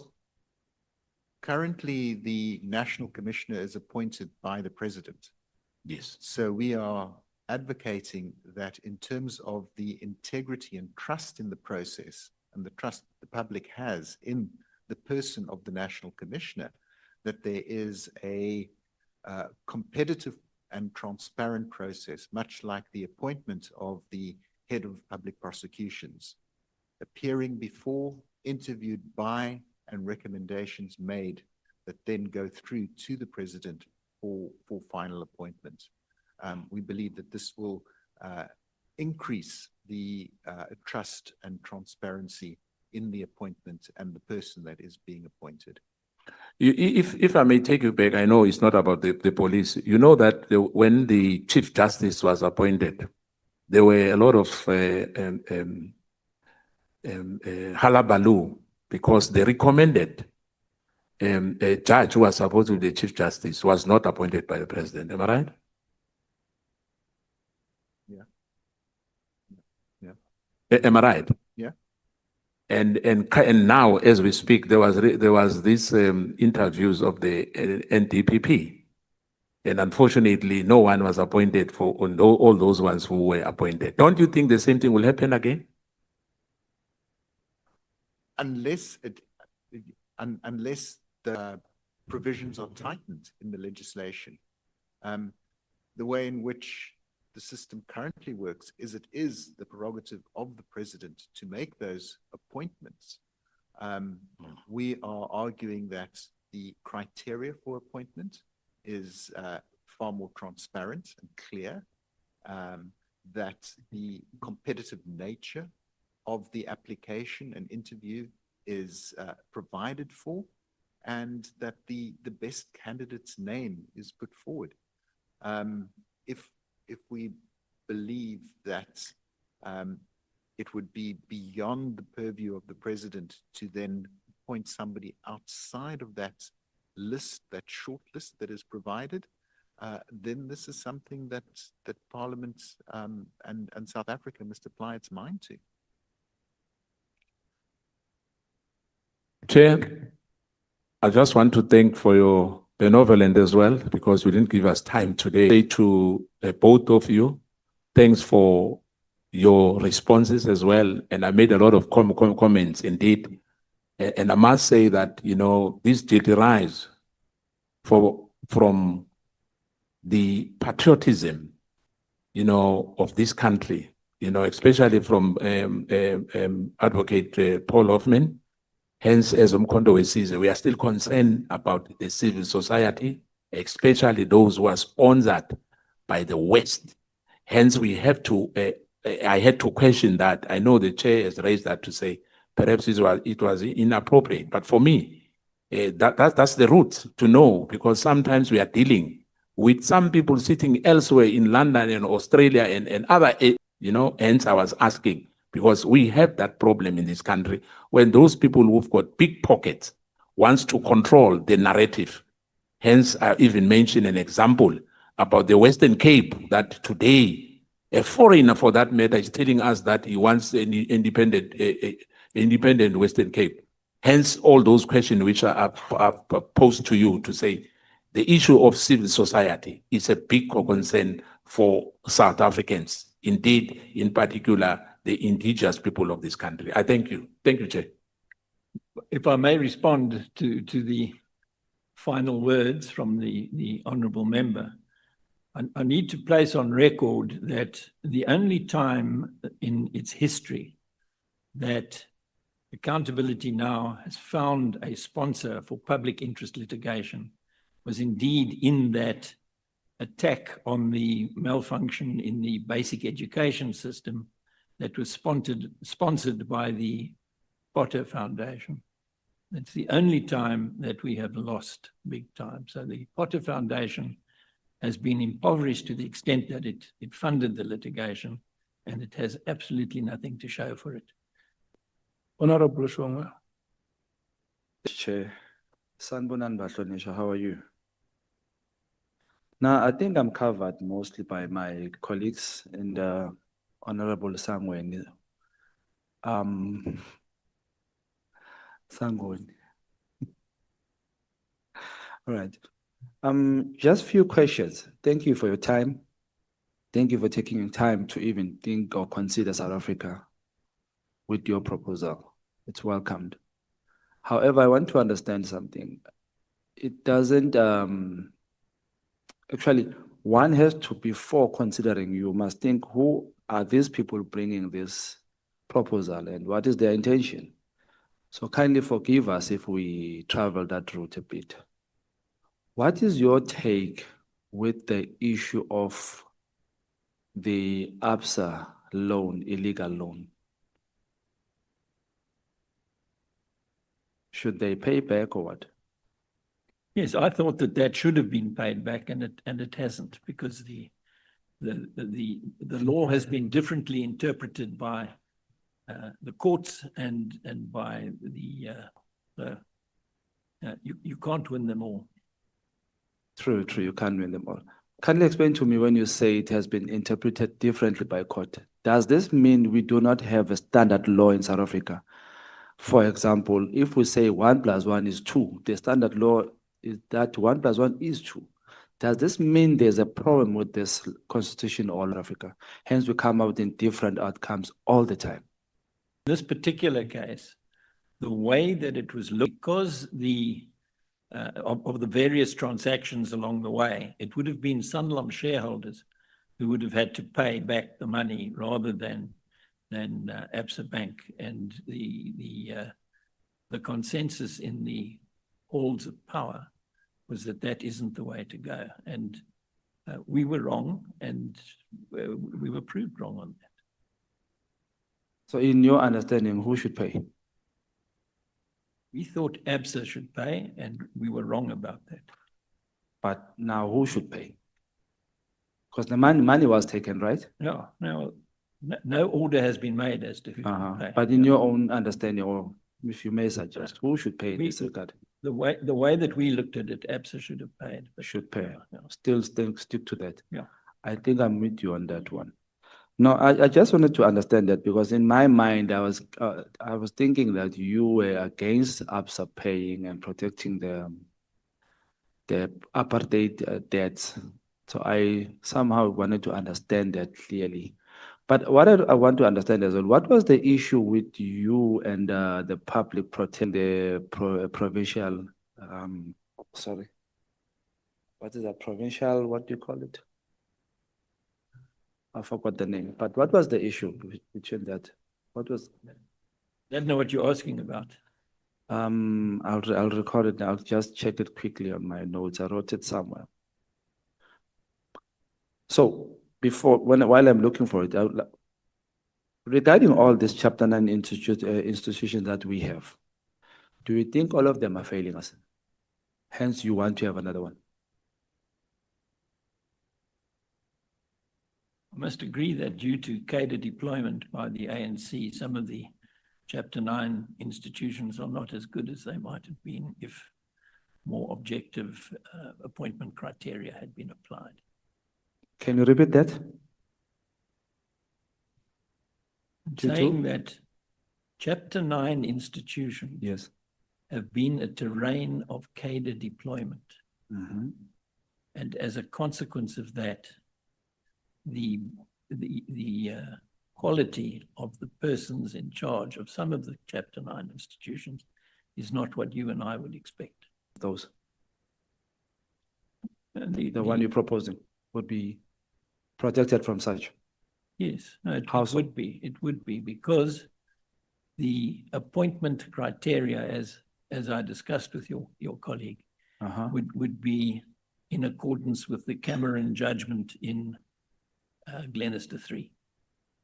You somehow said the appointment to the PP was not accurate according to you, and you said she was a Zuma person. Do you think the system used to appoint the public protector is proper or is correct?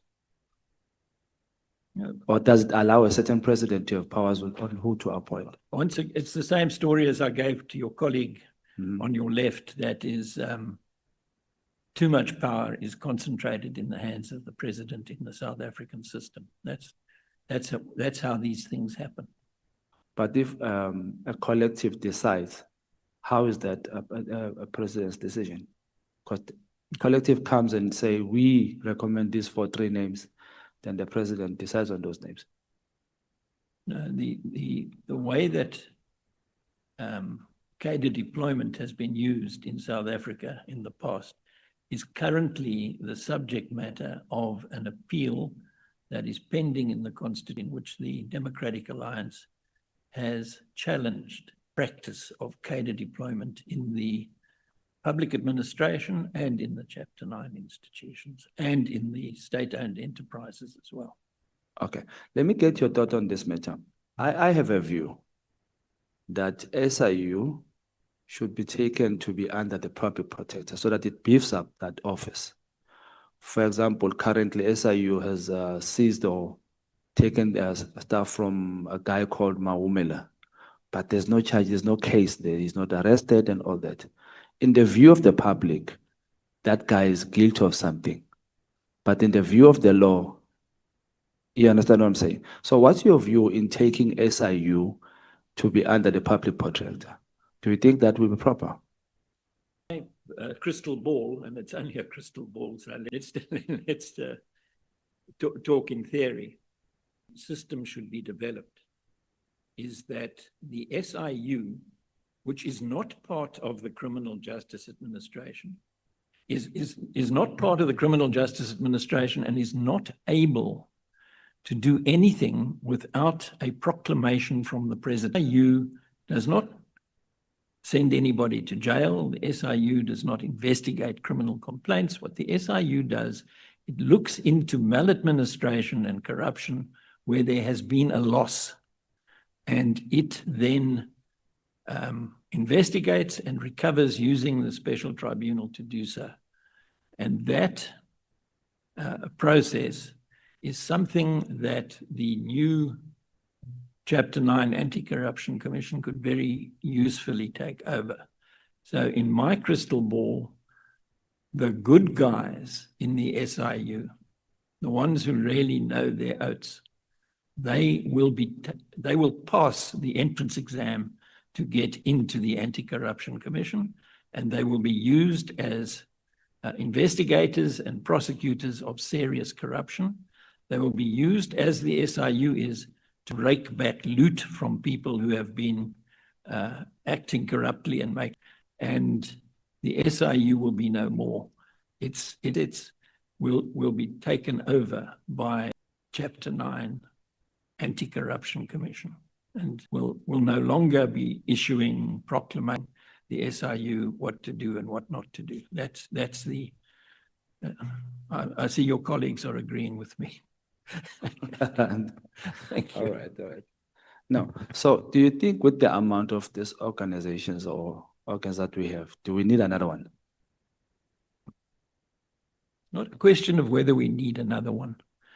The Constitutional Court, which I know is not the favorite organ of state of the MK, it is the highest court in the land, and it has determined in a manner that binds the state that our law, and I'm quoting, our law demands that a body outside executive control deal with corruption effectively. That's the line of the judgment that brings me here today. And in order to give effect to that, we are going to have to, in this committee, decide what is to be done about the mess in the capacity of the state to deal with serious corruption. Have the advice of the highest court in the land, which has been given in binding terms. It's not as though it's a nice to have because the court said so. It's an order of court that required that amendments be effected to legislation. And they have not been done in a way that fits that description that I've just given you. Thank you, gentlemen. I think I've heard both of you. I appreciate your time. Thank you very much. Honorable Breitenbach.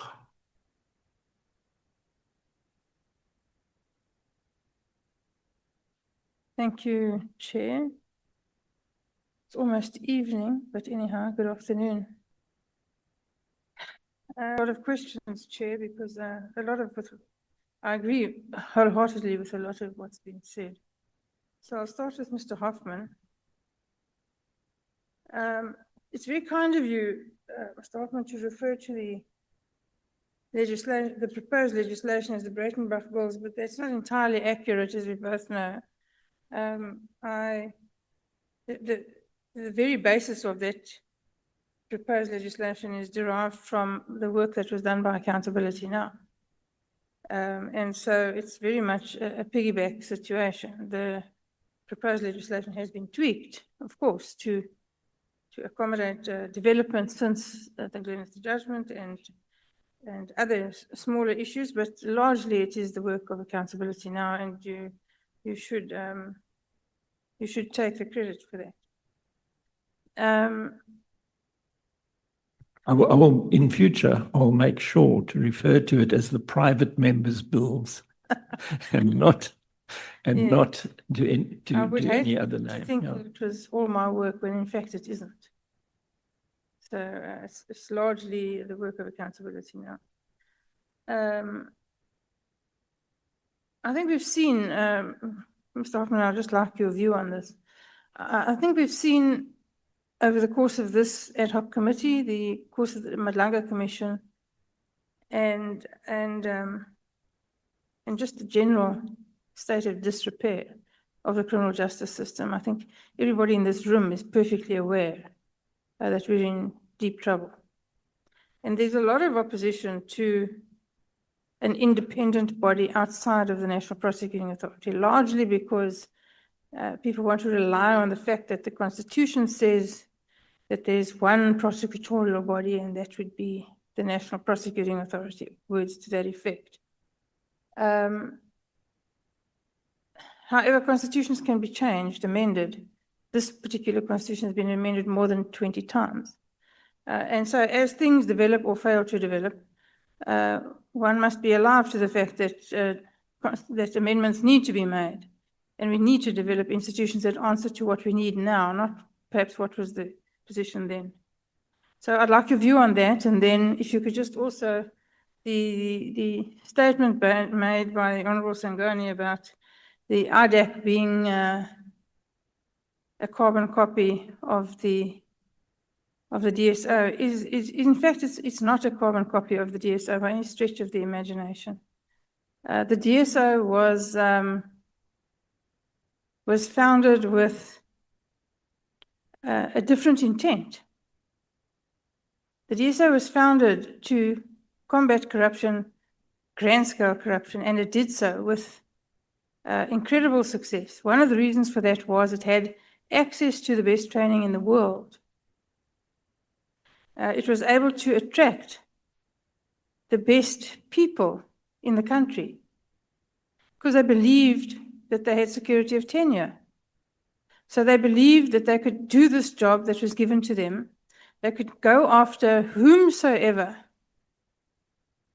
involved themselves in corruption of any nature, and that as long as they acted within the confines of the law and without fear, favor, or prejudice, they would do their jobs and do them well. And they did that. Muscle memory is a strange thing. And even now, people who were around at the time of the disbanding of the DSO remember the absolute horror of being told that you are now unemployed because you did your job and did it too well. And adhoc is in that position. They have not had access to the best training. They don't have access to not unlimited funds. They don't even have access to adequate funds. And they have not been able to attract the very best people. And one of the reasons for that is not only money, is muscle memory. Who's going to go back to adhoc and do exactly the same thing again, go after the corrupt, the well-connected, when you know that the end of that story is you lose your job? So it's not, it's not a carbon copy in the fact that it doesn't have access to the funds and the abilities and the people and the skills that the DSO had. And there's nothing to prevent IDAC from being disbanded tomorrow by a simple majority in Parliament, 50% plus one. Thank you. That's exactly what it has in common with the DSO. When I referred to the one as being carbon copy of the other, I'm talking about the legislative structure, a creature of an ordinary statute given a specific mandate in relation to corruption, housed within the NPA. They're both the same in defense of the Honorable Sangoni.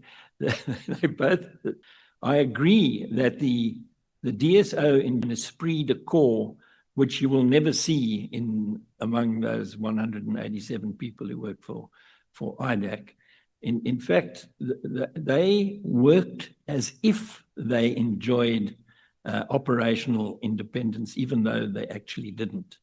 And I think that myth or mystique carried them to great crooked people. And it's the DSO that did the investigation of Jacob Zuma, of Jackie Salebi, of Tony Yengeni, all manner of very important political players who were brought low by the work of the DSO, even long after it had been disbanded. Well, we're still waiting for Jacob Zuma to get to trial. Whoever knows when that's going to happen. But the situation in relation to what is similar and what is different about the two is not one of structure. It's one of the way in which society viewed the two. IDAC is a neglected stepchild, whereas the DSO was the blue-eyed boy. That's the difference. I mean, you know, that I think is the way to deal with it. I also want to take you to paragraph 23 of the main submission that's been made by Accountability. In that, I refer to Potsani's case, authority for the proposition that National Prosecuting Authority does not have sole rights to prosecutions. You have military courts, you have municipal courts, all manner of things that according to the Constitutional Court is allowable. So I don't think that it is necessarily a hindrance to the plan in the private members bill, which sometimes bears your name. Thank you. Yes, I agree. I agree with you on that. And yes, well, we'll keep pushing them. You know, perhaps the Justice Portfolio Committee will revisit them, and perhaps we can reach an agreement with the Department of Justice on how to accommodate their proposals and our proposals and get something concrete and positive structured. So we'll try. I think that you should, because the alternative is to resort to litigation to enforce the Glenister judgment, and that will not be good for national unity. It will not be good for the ANC and it will be time consuming for the country. Yeah, it will be time consuming, and time is something that we don't have as a luxury, drowned in corruption. Then just one last question about NACAP. So what they're essentially, and I don't know if you agree with me, what they're essentially trying to do is to pay lip service to Glenister while keeping the executive happy by giving them the kind of control that they have and want. And so it's a model that is doomed to leave us exactly where we are, drowning in corruption. Would you agree with that? Yes, it's exactly this. It faces the same problems that IDAC face. IDAC is also an unconstitutional body because the law demands that a separate body outside executive control look after corruption in the country. And there is no such body. And creating a within the NPA to do that, or in the OPI to do that with the president giving instructions on who, or you know, on issuing proclamations on what can and can't be done by OPI is really a hybrid that won't fly. It will be a mule. It won't be a donkey or a horse. I agree with that. Thank you, Mr. Hoffman. Mr. Tate, thank you for your presentation. I have no questions for you. Thank you. Honorable Kola Barnett, Honorable Cameron, Nothing from me, Chair. Honorable Klopa. Thank you, Chairperson, and thank you to Mr. Hoffman and Mr. Tate for your presentation and the time you took out to sit here and give insight, which is extremely valuable today to assist this committee. So we thank you. I was going to speak on the specifics of that security of tenure, but I was really covered adequately by Honorable Breitenbach, because I think it's an extremely important aspect to consider when we speak about this. And with the disbandment of the Scorpions, it was an absolute loss, but it was extremely well covered. So I won't get into it. A very important point that you raised, and I think it's just a comment, it was to include the SIU, the Office of Integrity and all of that, because I think that is what was on the table just recently in the Portfolio Committee, or at least the last time we sat. It's opposite of what the Glenister judgment sought, and to have that body independent. And it will be valuable going forward in our internal discussions in the committee, as well as that as of the Justice Committee. So I just want to thank you again for that. I think what's important, Mr. Hoffman, is for the ordinary South African who might not always understand all these 21st Amendments and Chapter 9 institutions and so forth, you know, you emphasized to implement an anti-corruption body as in the private members bill. I would just like you, if you could explain in very simple terms, what would that mean and what would the immediate impact be for the ordinary South Africans? And, you know, how would they notice this change? And obviously it would lead to a change of confidence with the public into that of the institutions. If you could just give a plain explanation of that. Yes, I think that the led executive branch of government will be deprived of its control of the levers of power in the anti-corruption machinery of the state, because that anti-corruption machinery will be answerable to this parliament and not to the executive, and that will redound to the benefit of the people of South Africa, in that the hesitancy of investment will be cured by that amendment, and that we can then look forward to peace, prosperity, and progress, which is not possible while the executive continues to hold the anti-corruption machinery of state under its thumb. Mr. Hoffman, you spoke also, and I think it was in relation to this matter, about 50% of people that are facing poverty could be lifted out of poverty by implementing this anti-corruption commission. Is that what you were alluding to at that point? Yes, I think that the country has the potential at 4 or 5% a year, and at the moment it's hovering around 1%, if you're an optimist. And that's not enough, because our population is growing faster than that. So as a matter of sound economy, relieving South Africa of the millstone of dysfunctional anti-corruption machinery, showing the world that we are serious about anti-corruption work in South Africa, which will certainly be the case if a Chapter 9 anti-corruption commission is formed, will open the pockets of a lot of people who are keeping them closed at the moment, both in and outside the country, to invest in the future of South Africa without fear that a feral elite will rob them of their money.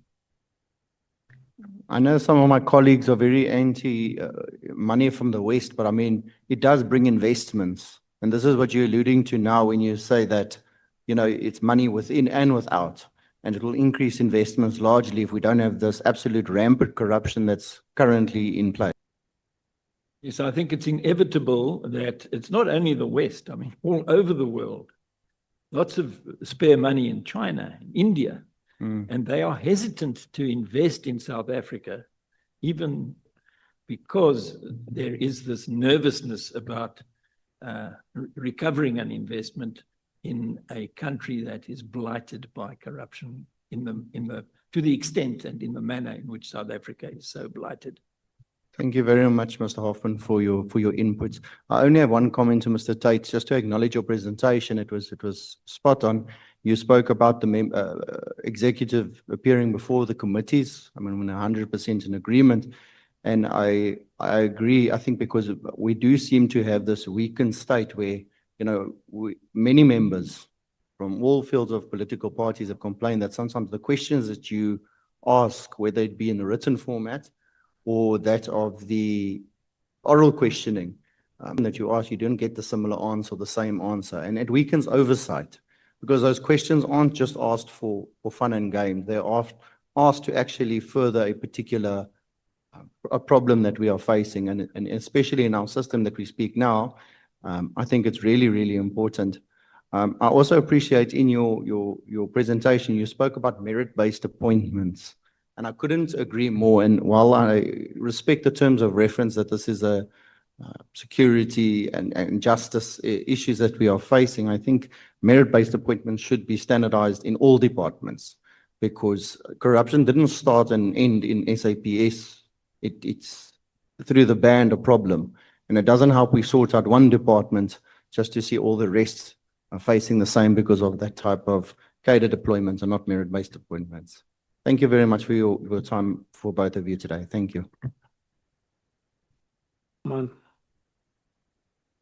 did I hear you use the phrase phala-led executive branch of government?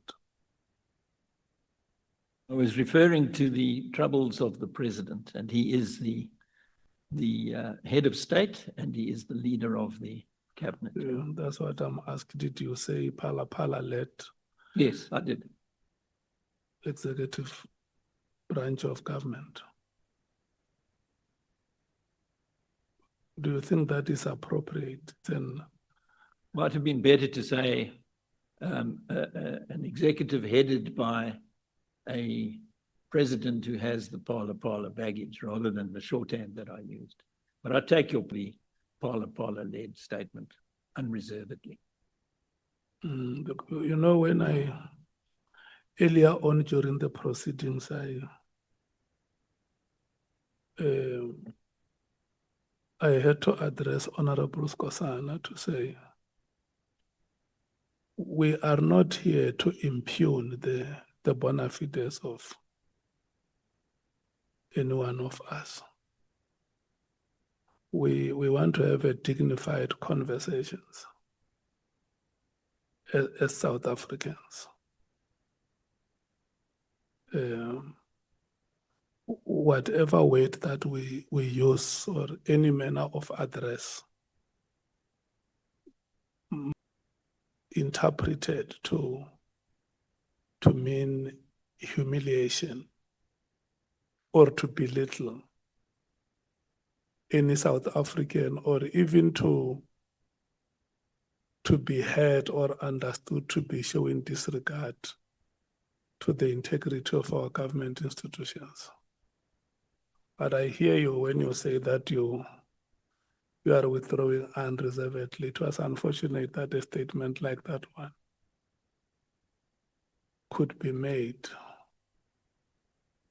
in a forum like this one. You know, the President of the Republic is elected by members of Parliament. And I think the decorum of Parliament, uphold the decorum of Parliament, must not only be left to members, but even the citizens have the duty to uphold that decorum, and in proceedings like this ones, But I understand what you have said, and that you are apologizing unreservedly. That statement is withdrawn, isn't it? Thank you. Honorable Sangwen. Thank you for recognizing me, Chair, and thank you for that intervention. I did want to say throughout the proceedings, but respecting you, respecting this House, respecting the witness, I don't think it is correct that Advocate Hoffman comes here and he shows contempt for the African National Congress in particular, but government in general. The course of the day, we kept quiet, where he sought to speak for the African National Congress. He has no idea of ANC policy. He gives his interpretation of ANC policy, tells us what the NDR is, tells us what cadre deployment is. But I did not want to come in, although I felt that he is misrepresenting us. And if this continues, Chair, then this meeting is going to degenerate, because we're going to have to keep calling points of order. So I request that advocates that are within his factual knowledge and not try to impugn the African National Congress who are trying to make his submissions. Thank you, Chair. Okay. He has withdrawn, isn't it? I take the point that you are making, and I want to also persuade you to accept that he has withdrawn the statements that could be the integrity of government and its institutions, and also any other party that has a right to be respected. Thank you so much, both of you, Honorable Sangoni and Advocate Hoffman. It's only dialogue and understanding that can help us to move forward as a country. Honorable Vessels. Thank you very much, Chairperson, and good afternoon. And let me also welcome the presentation and the input by Advocate Hoffman and Mr. Tate. It's very insightful, and it's a very important dialogue and discussion and debate that we should have. I do want to hear, especially from you, Advocate Hoffman, there's a variation theory that says that, or let me start there, separation of power is to a large extent, as we all know, not a fail-safe, it's not absolute. There's encroachment, and it's normal. We, members of the executive serve in the legislature. And so we can go throughout all the three spheres of, or the three arms. But there is an alternative theory that says that there can be a fourth arm where the National Prosecutor and an anti-corruption commission, as you rather fall, than to say report directly to the legislature. Encroachment of the legislature and the executive, and it not actually being a true separation. There is that theory that you can have accountability and integrity as a fourth arm, and that there can be the same type of fail-safes, although it's not absolute, that you have for the judiciary in terms of such a fourth branch, and that the Constitution can be amended as such. What's your view on such an alternative?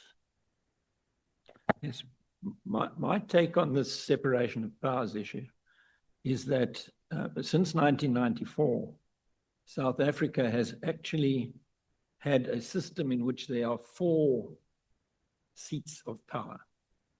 The judiciary, obviously, which just determines disputes that are brought to it. The legislature, which makes the laws.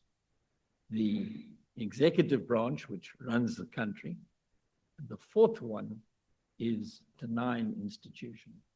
And I remind members that I remind honorable members that the public protector has the power to make binding findings against those complained against who are brought to the office of the public protector, and that even in other Chapter 9 institutions, there's quite a lot of dilution of power of other institutions. The Human Rights Commission organizes commissions of inquiry and meetings in relation to what is going on in the executive branch and has reports on it and so on.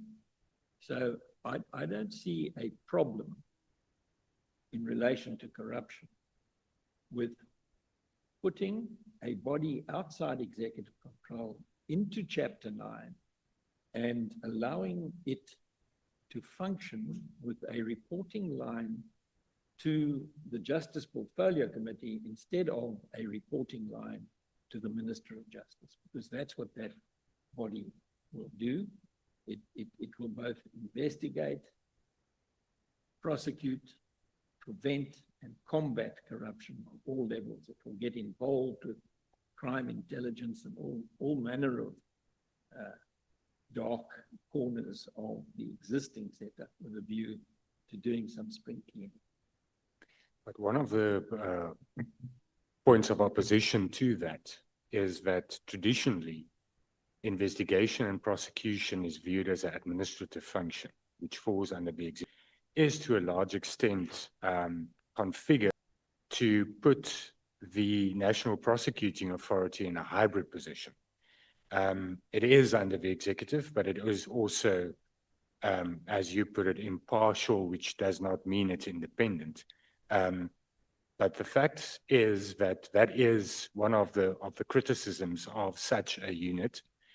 Then the other point, which I would want your comment on, that's raised a lot, is that a Chapter 9 institution or Chapter 9 institutions are configured and positioned and mandated as an oversight body and not as an investigative body currently. That's one of the viewpoints, and I think it was raised a lot in Parliament when these discussions has been taking place. So I would want to hear your comment that because Chapter 9 is like the Human Rights Commission, the protector, that is oversight bodies and not really investigative and prosecutive bodies. Let's start with the prosecution in South Africa as it's at present configured. I'd like to suggest, and I've said so before, that the National Prosecuting Authority is neither fish nor fowl. It's sort of somewhere between administrative and something else, but what that something else might be, your guess is as good as mine. But if you were to create Chapter 9 institution, and remember, these are institutions to support constitutional democracy, and give it a mandate in relation to dealing with corruption, because that's what the court has asked it to do, then it can configure itself in a way that deals with all the problems of corruption, and they are many and varied, without being controlled by the executive and with a reporting line to Parliament, which, to my way of thinking, would solve the problem that we have at the moment, which is that too many people are corrupt with impunity in South Africa. Corruption is one thing, but corruption that enjoys impunity is a fire in the jungle. And so I don't think that the 4 feet is necessarily completely watertight components or neatly packaged separately. I think it's very clear that Chapter 9, which is there to see to it, I think that the way that the founders of the new constitution were thinking was, look, the people of South Africa have lived under an authoritarian regime where they have been passive. They have not actively participated in their governance of their country. And what we want to do in the new South Africa is to promote active citizenship. I don't know if you remember Mampela Rampele starting a thing called what was it, the active citizen movement or something, but their slogan was subject to citizen. So you went from active citizen, I can't remember, but if you took that to change the mindset of all South Africans away from being the boss up there and I'm down here and what can I do, to being an active citizen who participates in the governance of the country, you will end up with a far better society than this top-down stuff. Thank you very much. That's all from me. Thank you. Honorable James. You want to go, Honorable? Thank you so much. Thank you so much to Advocate Hoffman and Mr. Tate for the presentation. Appreciated. I want to agree with your observation that you made. You said something earlier on, and I agree with that. You spoke and you said corruption in this country goes unpunished and rewarded. As Action SA, we want to agree strongly with that observation of yours. You also mentioned that corruption in this country, it's something very difficult to detect. It's sort of unseen, you know, it's not tangible. That was your definition of corruption. I want to disagree with you there. Where we're at as a country and in our communities, we see corruption daily. We see SAPs taking money from the drug dealers. So maybe where you come from or whatever, you know, you're not exposed to the depth of corruption and how it impacts us on a community. And your presentation was very high level. It spoke to the policies, it spoke to the legislation, which we appreciate and we agree that we need to look at.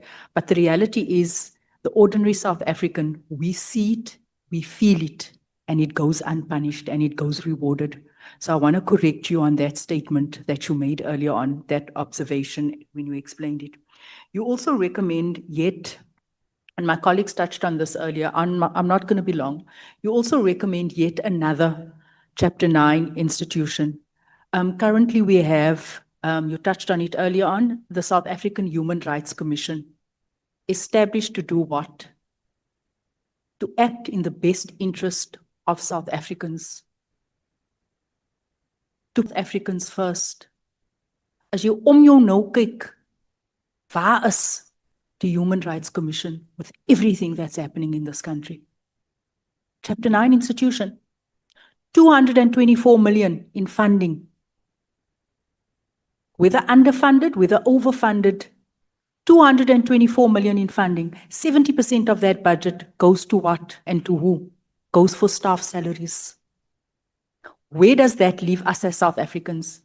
These are the real issues that exist. Like I said, I understand that your presentation is high level and it speaks and you make many recommendations. The Human Rights Commission has failed. It's no longer for South Africans. It has lost its mandate somewhere along the way. We are suffering as it is.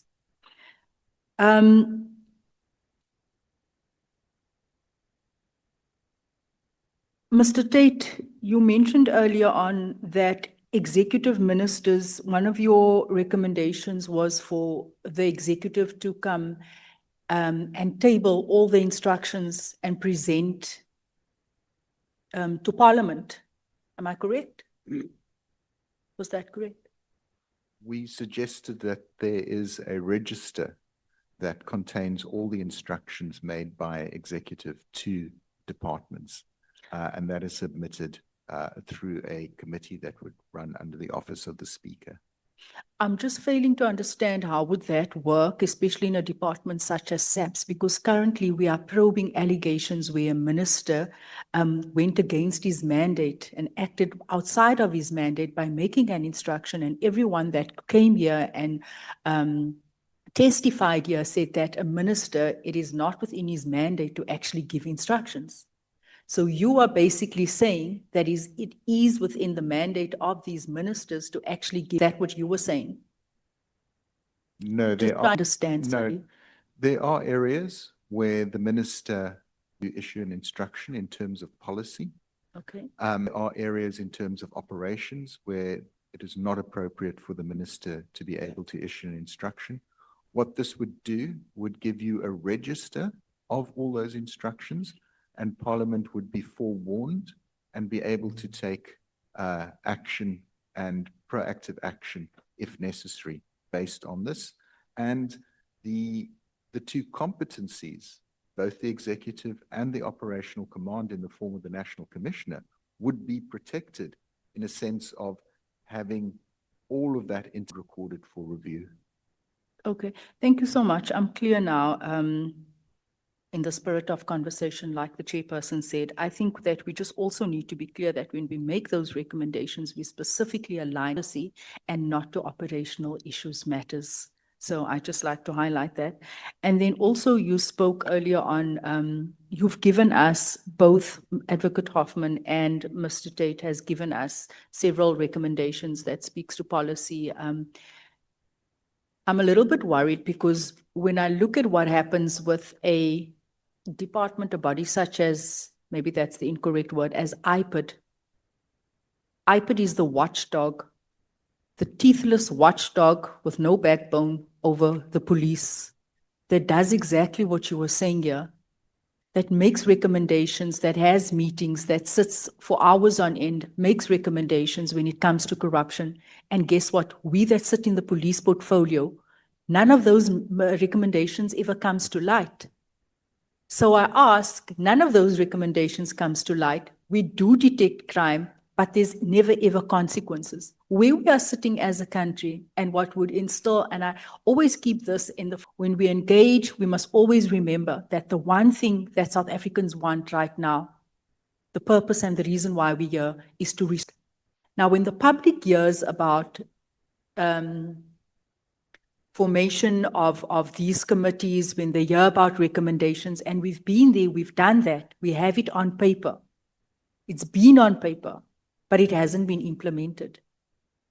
What is it that we can do now? And I understand also we have a mammoth task at hand and it's very difficult. What is it? Is there anything that you can tell this committee that we can do right now to restore that public trust? Because the recommendations you make speaks to systemic failures, it speaks to reform. That's going to take us decades. Let's be honest. It's going to take us decades, and that's what we're not saying here. Wat doen ons nou met die frot that exists in the system? And I'm going to leave it at that. Thank you, Chair.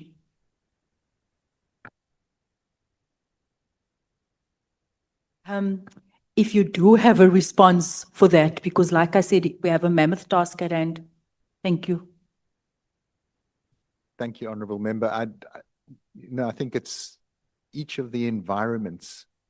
There are things, this one that I'll point to is the SAPS Amendment Act. This is a bill that has been drafted and is now waiting a process to be initiated by Parliament for comment and submission. So we're right on the cusp of making significant and substantial changes to the way in which, to the legislation governing the South African Police Service. I think the outcomes of this ad hoc committee and the outcomes of the Mkhwanazi Commission of Inquiry, the outcomes of the Zondo Commission of Inquiry, I think there's an opportunity for members to scrutinize that bill and to start including responses that address some of those very concerns that you've raised. I think there are weaknesses in the IPID Act. We've engaged with it many times, and we would welcome of that act coming back to Parliament. I think there's an opportunity for IPID to use its insight knowledge to make those proactive recommendations around how risks within the SAPS environment can be addressed.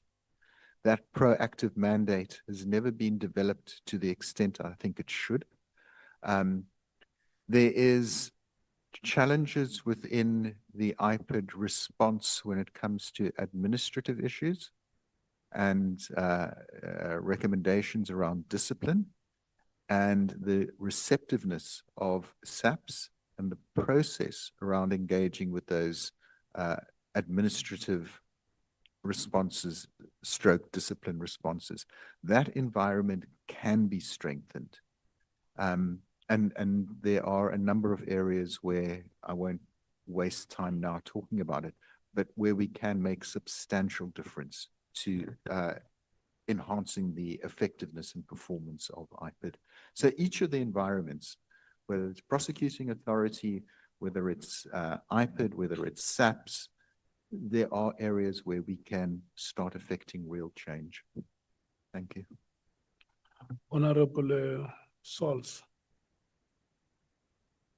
Sorry, may I respond to Honorable James? Yeah. Thank you, Chair. In relation to IPID, which is where the Takis and the TAR get together, IPID is not sufficiently independent to be able to acquit itself of its anti-corruption mandate.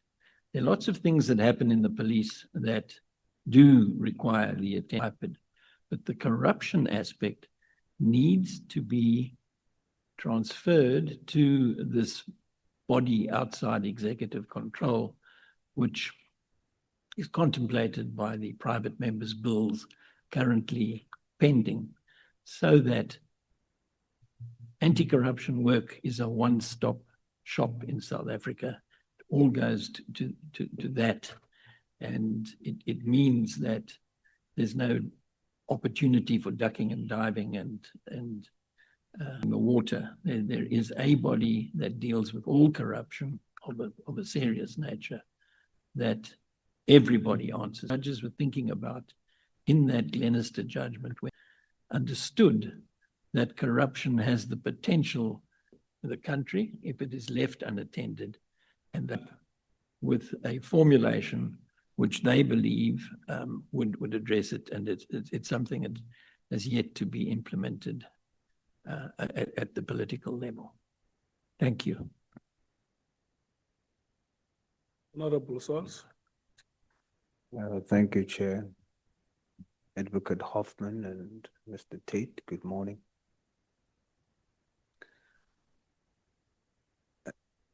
Advocate Hoffman, is your submission that over the years, especially since 2009, that Parliament has intentionally failed in legislatively protecting our institutions against corruption?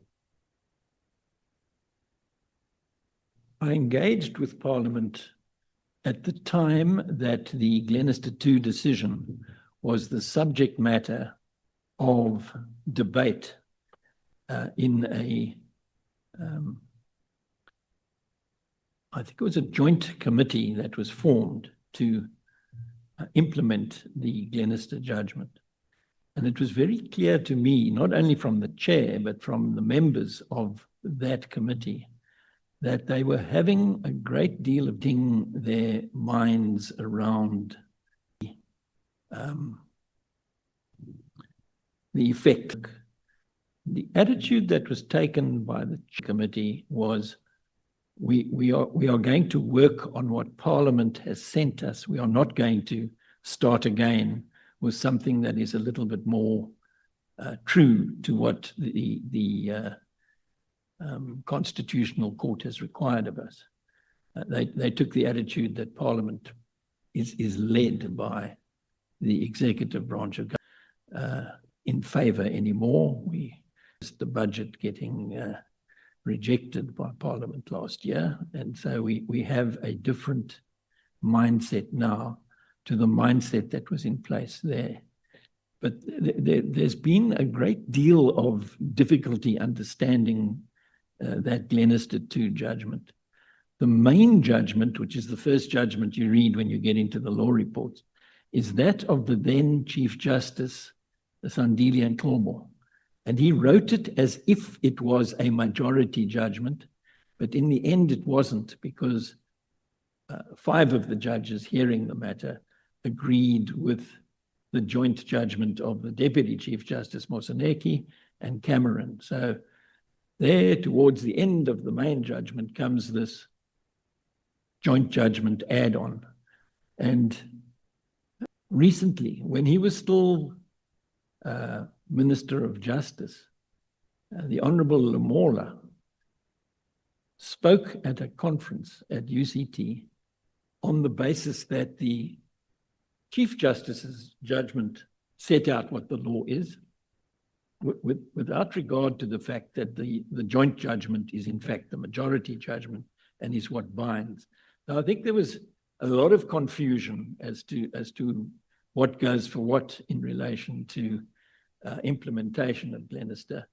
And one of the reasons why I'm here today is having twice attempted to persuade the Constitutional Review Committee to look at it.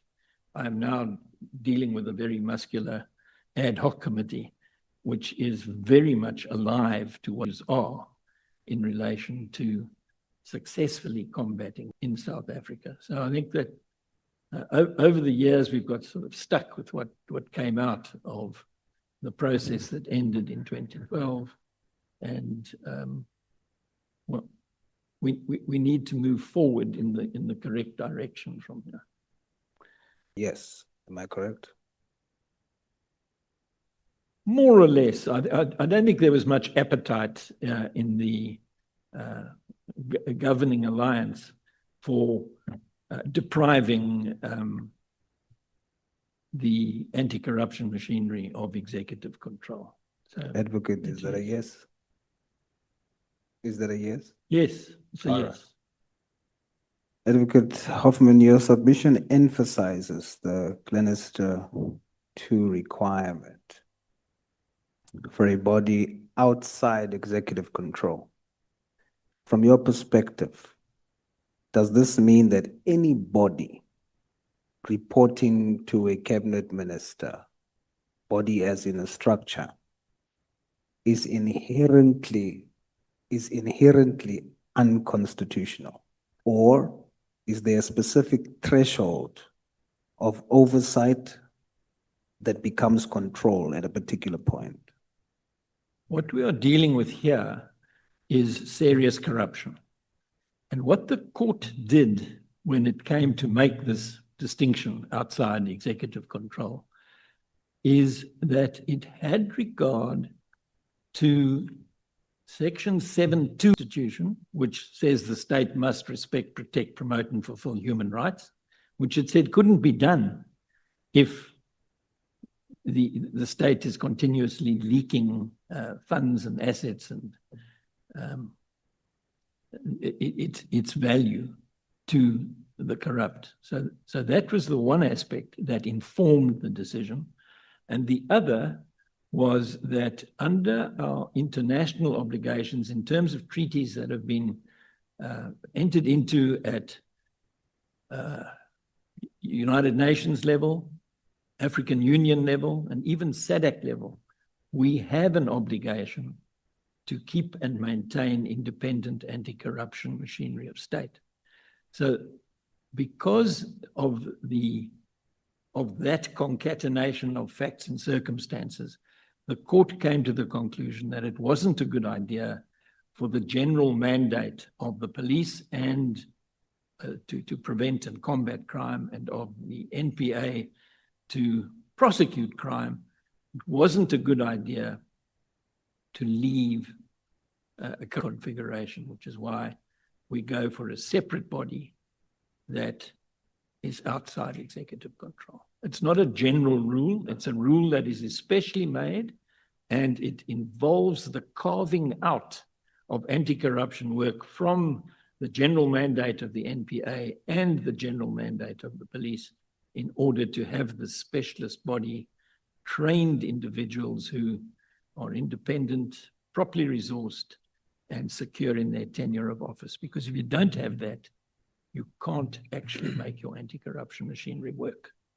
So all other bodies are not necessarily inherently unconstitutional? No, not at all. There are plenty of them that could work under executive control. All right. Your argument has left unattended the task of creating a STIRS compliant body STIRS. How do you distinguish between a failure to act and Parliament exercising its democratic right to choose a different legislative body or model? There is no such choice because the judgment of the Constitutional Court is binding on Parliament. Parliament has been ordered in that Glenister judgment to amend the legislation in order to establish this body outside executive control, and it's never actually done so properly. So it was a failure to act. It was a failure to implement a binding decision of the Constitutional Court, and it still is a failure, and it doesn't redound to the credit of Parliament that is how it's panned out. You state that IDEC is a constitutionally false step. Are you saying the existence and operation of IDEC right now is illegal? Yes, it's unconstitutional because IDAC is set up as an investigating directorate against corruption. That's its name. So it's dealing with corruption. The court has said a body outside executive control is required to do this. Well, IDAC isn't such a body. IDAC is a part of the NPA, and both IDAC and the NPA are under the control of the Minister of Justice. So it's a non-starter. It is. If you look at the letter that I wrote to the president the day before he signed IDAC into law, you'll see why that is so. I'll give you the reference if you'll just give me a moment to turn it up. It's in the longer, yes, it's paragraph 24. Paragraph 24 of the main submission from the 29th of September gives you chapter and verse as to why IDAC is not a constitutionally compliant body. You interpret the Glenister Trilogy as requiring a single body to deal with both the investigation and the prosecution of corruption. I do note that you are not suggesting no accountability. Instead, you are proposing, based on a court judgment and not your own opinion, as we've established, a shift from accounting to the executive, rather to Parliament instead. So I get that. Now, how do you guard against the risk of creating a super agency that lacks its own internal checks and balances? You do that by appointing the right people. And I'm not sure if you were in this meeting when I referred to the Justice Cameron in Glenister 3, in which he said how you go about. Look, it's not fail-safe, there are human beings involved.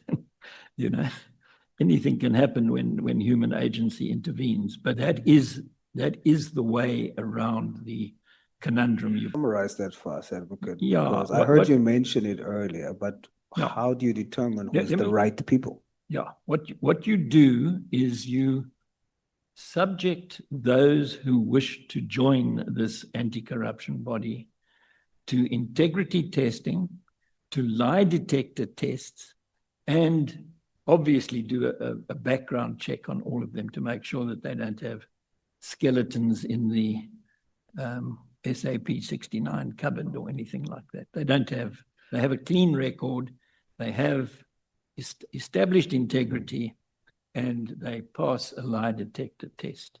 That way you get the best possible human material into this specialized body, which concentrates exclusively on dealing with, that's the verb that is used in the judgment, dealing with corruption. And the court said dealing with corruption advisedly so, because it was seeking that would deal with prevention, combating, investigation, prosecution, the A to Z of anti-corruption work. All right. You mentioned that in 2012, 20 out of 21 public submissions were critical of the Hawks legislation, yet Parliament passed it. Are you saying that the majority view of public submission should be considered the rubber stamp for implementation or non-implementation? No, I don't say that at all. I was simply observing that civil society was not buying what the executive dished up to Parliament as the way forward on this judgment, and that I think. But that suggests that you are implying that because of that, and that's why you're raising it, that the majority view of the public submission was questioning the bill, but yet Parliament went ahead despite.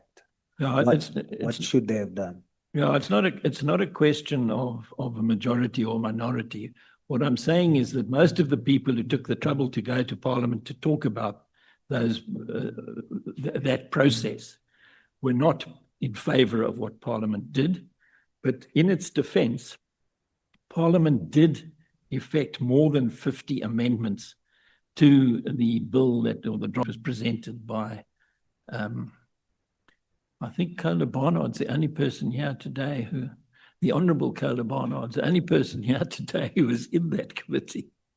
And she'll be able to give you a blow-by-blow account of what happened behind the scenes. Yeah. Look, Advocate, someone like me who reads your submissions, when I read you say 20 out of 21 of the public submissions was critical of the Hawks legislation, yet Parliament passed it.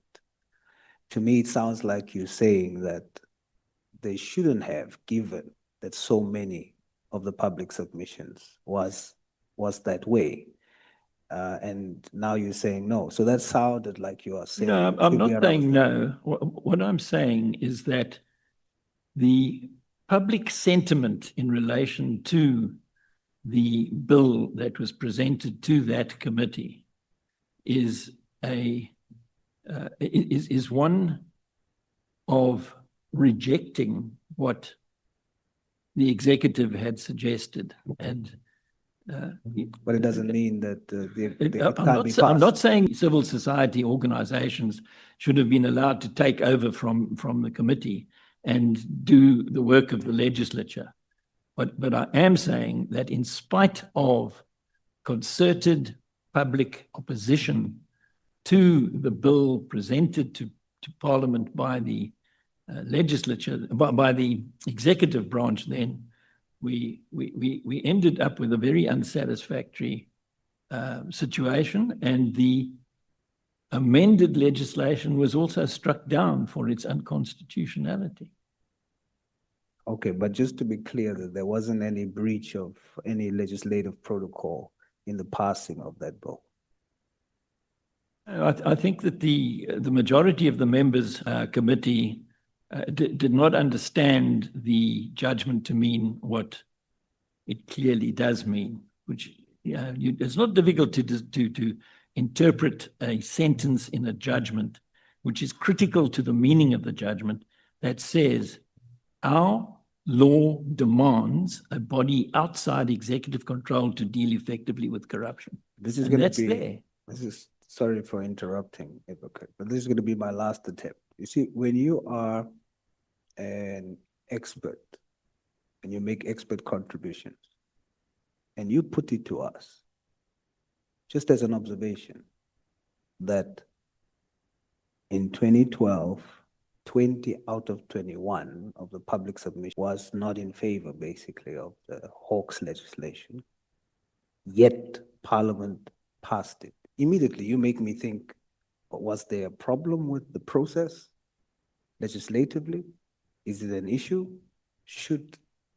Because it was 20 from an expert, that should have served as a rubber stamp that they should have went the other way. I'm merely coming from that angle, but your expert submission is not, although there was no breach of what's supposed to happen when a bill is passed, in your view, that should have been a very big red light And for Yes, that reason, that's why we are where we are. Yes? Yes, no, I agree that it is a red light and it remains a red light. And what has happened since 2012 in this country in relation to corruption shows that it's a bright red light that is still flashing very angrily, because the route that was taken by the majority in that debate was a wrong route, which has caused state capture, tenderpreneurism, all of the ills from which South Africa suffers, to the detriment of the welfare of the people. I've got 3 more questions for you. On the STIRS criteria and whistleblower safety, you argue that a body must be secure in tenure to be STIRS compliant. Does your analysis suggest that the current lack of a Chapter 9 anti-corruption commission or body creates a legislative gap that served as the reason why senior officials who blow the whistle on corruption are forced out of the system? Yes, I'm on record to say that whistleblowers are the lifeblood. Without whistleblowers, you don't get off the ground in investigating and prosecuting corrupt activities. They are the people who can deal with the corruption best, because they've seen it happen. In relation to whistleblower protection, I understand that there is some legislation in the pipeline in this Parliament, and it's my prayer that this Parliament will pass legislation that is effective and that does not only protect but also rewards whistleblowers. Advocate, you've confirmed that the bill currently pending in Parliament, although tabled by Honorable Breitenbach, was researched and drafted in its entirety by your organization. Does your presence here today as an independent expert witness not create a conflict of interest, given that you are effectively making submissions in support of your own work? The way that we look at it at accountability now is that what the court asked Parliament to do was to make the reasonable decision of a reasonable decision maker in the circumstances. It may be true that I'm the grandfather of the bills that I call the Breitenbach bills and Breitenbach calls the private members bill. The truth of the matter is that what we need to do in South Africa is come up with reform that addresses the failure properly to implement the decision in Glenister 2 that was confirmed in Glenister 3. Now, there are various ways of doing that. If you are getting to the reasonable decision of a reasonable decision maker in the circumstances, there's nothing in that requires a Chapter 9 institution. But there is a requirement that a reasonable decision be taken. And that comes from the Rail Commuters Action Group versus Metro Rail trading as Transnet. And that in that decision, at paragraph 8, unanimous Constitutional Court explained how you get to the reasonable decision of a reasonable decision maker. And it's referred to in Glenister as a footnote. But do you see the conflict of interest? No, I don't see a conflict of interest at all, because the reason why we put the drafts on the table in 2021 is that in 2020, the National Executive Committee of the ANC, its highest decision-making body between conferences, I think I have that right, but if I haven't, I'll get into trouble. And it produced a resolution in which it called upon Cabinet, National Cabinet, to urgently implement what I've suggested needs to be done. It wanted a new anti-corruption body then and there. And after a year had gone by and nothing had happened, I realized that we needed to do something about it. So I produced that's been enhanced and worked on by Breitenbach, who was not a fan of the ideas that we have been punting since 2012. The advocate, sorry. The question is not directed at the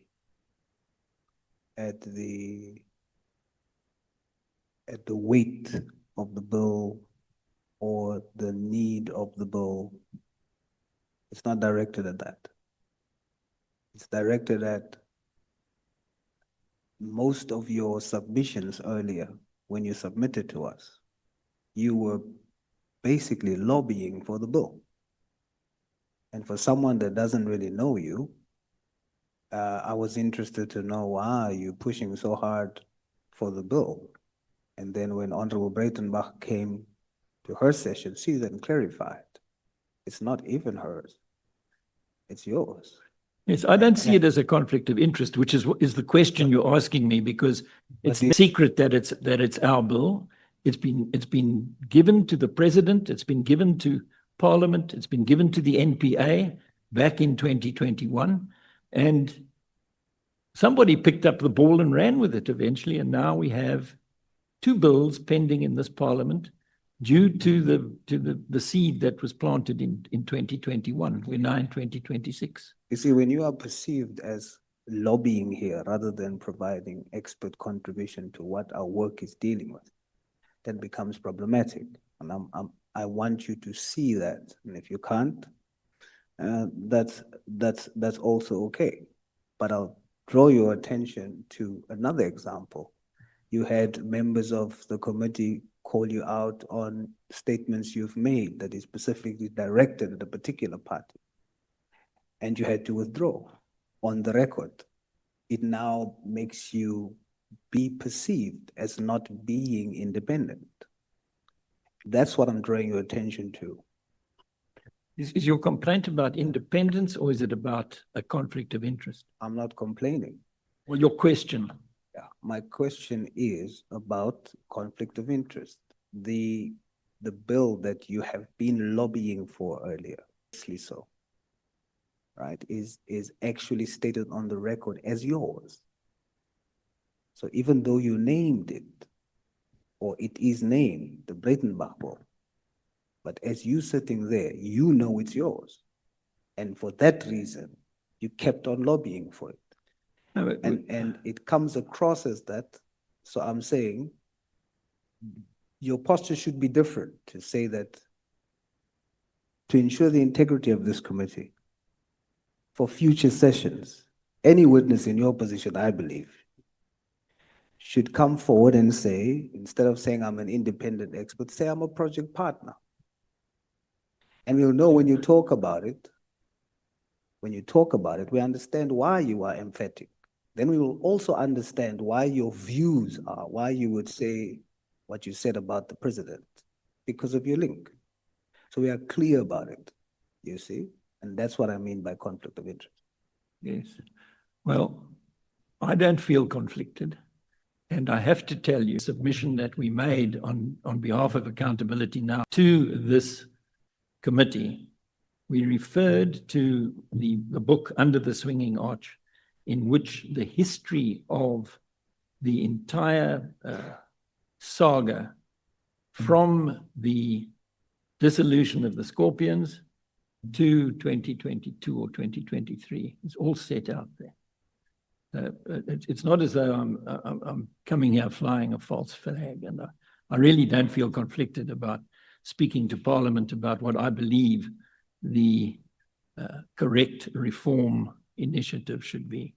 Whether you accept that is another thing altogether. No, I want you to say that I accept that. I accept the fact that we should have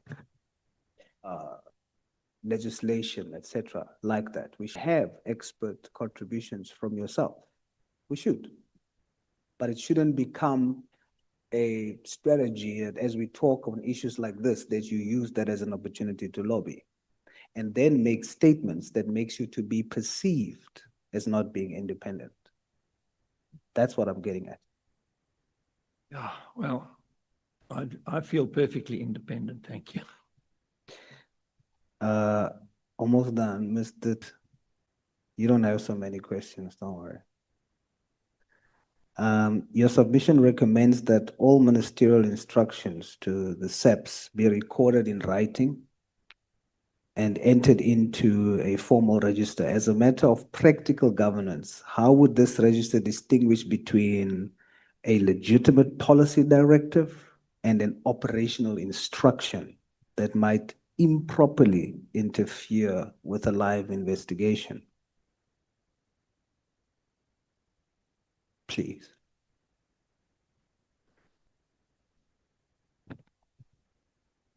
Thank you. So I think it should be read in conjunction with a more clear codification of what is appropriate instruction and what isn't appropriate instruction in the SAPS legislation. I have a list that would say this is in the purview of, and this is within the purview of the minister. The register would then record any instruction made by the minister to the National Commissioner. And it would be then subject to the scrutiny of the parliament if it was felt that anything was out of mandate of the minister or not. So simply every instruction would then be recorded and it would be up for review by Parliament. You would have a record of that, and if there was anything that you wished as committee and Parliament to interrogate further, then you would be able to do so through the parliamentary processes. Okay. You noted that the allegations made by Lieutenant General Mkhwanazi were previously submitted to the Portfolio Committee of Police without an immediate response, which you term a critical failure in parliamentary oversight. Beyond establishing more subcommittees, as you mentioned in your submission, what specific legislative teeth can we give Parliament to ensure fighting corruption are protected, officials rather, that officials who are fighting corruption are protected rather than allegedly ignored when reporting political interference? They would, in addition to in addition to the register that we propose, that there would be opportunity for direct resort to Parliament by, in this instance, the National Commissioner or an operational commander under him, if he felt or she felt that there was undue political interference in an operational decision. So the legislation would provide for that recourse to Parliament, that there would be this register of recording all instruction, and that there would be clarity in terms of what is within the purview of the minister and what isn't, and that there would be a re-emphasis that instructions that are not appropriate in terms of coming from the minister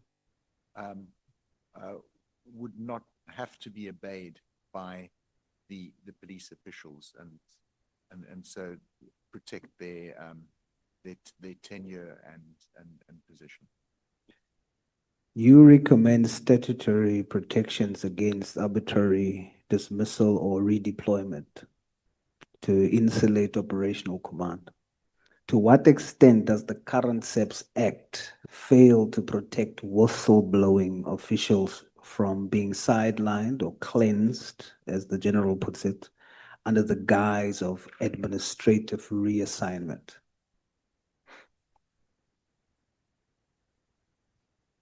Sorry, I won't, I don't have that readily available to be able to respond to you on that one. All right. See, Advocate Hoffman and Mr. Tate, thank you very much. In my view, we've heard from both of you two compelling, but I would think incomplete visions today. On the one hand, accountability now rightly inserts on or insists on a Chapter 9 Holy Grail, an institution outside executive control. On the other hand, EPCOF provides us with a roadmap for internal discipline and record keeping within the SAPs. However, I must point out a shared shortcoming, in my view, in these approaches.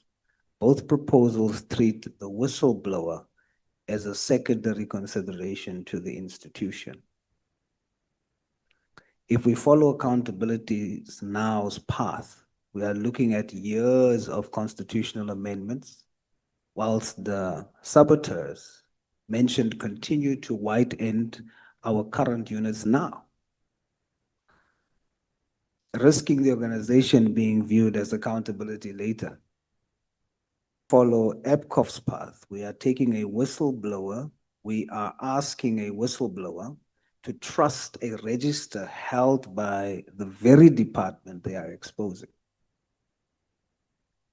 Where I do agree with you both is that we have a legislative failure that has created a no man's land for officials like Babita and Mpho and others. Our current laws, specifically the Protected Disclosures Act, are designed for labor disputes and not for state capture. They offer a weak shield made of paper against a deadly bullet made of lead. I'm calling on this committee to bridge the gap between these two submissions. We cannot wait for a Chapter 9 body to be built before we protect whistleblowers currently in the trenches. We need immediate intervention. We need accountability now. We must stop debating the arc while the residents inside the building are being killed for trying to keep the house clean from corruption. If we as Parliament continues to fail in our duty to legislate specific high-level protections for those exposing executive interference, then we are not an oversight body. Then we are an accomplice to legislative silence. Advocate Hoffman and Mr. Tate, thank you very much for your time. Thank you, Chair. Thank you so much. I'm looking at the way you use your time, honorable members. And if you use your time the way you use it, the problem is not the chairperson, the problem is yourselves. And when you become a problem, I allow you to run the whole day without a break or to run until the time you want to run. Do you still have the strength and energy to run forward? Can I call the next speaker?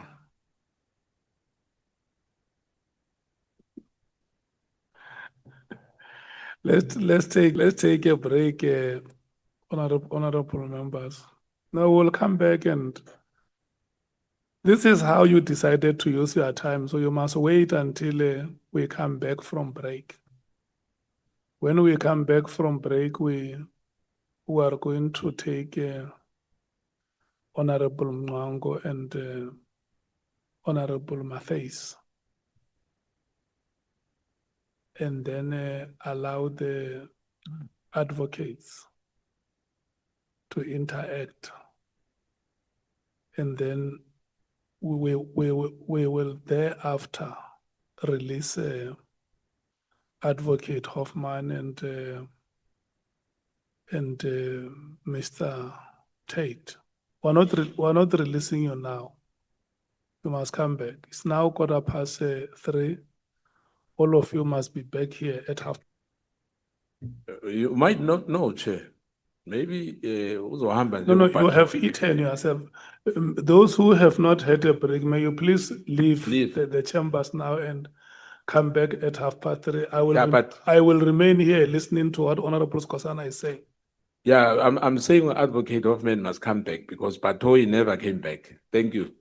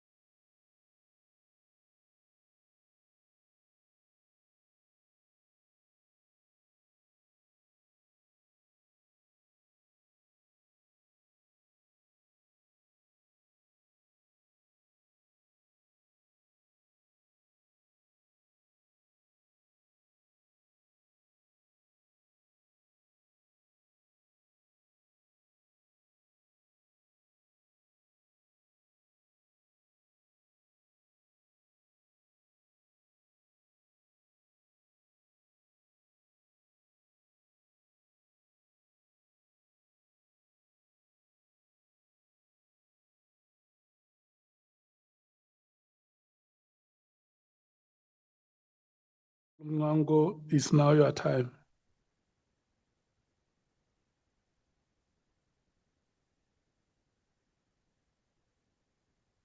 Honorable Mngango, it is now your time. If Honorable Mngango is not having questions to ask, we are going to call Honorable Mathis.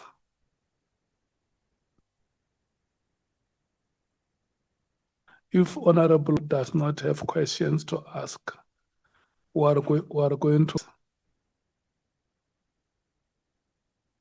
Honorable Mngango, your time has started.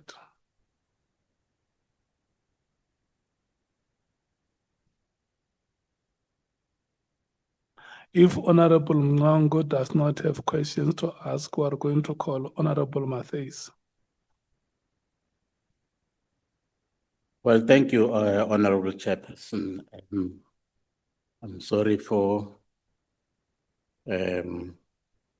not responding promptly to your calling. We were still busy out there. Obviously, I don't have a lot of questions because I joined the process at the tail end of it. However, I do want to express my appreciation to Advocate Hoffman and the team for actually making their submission. And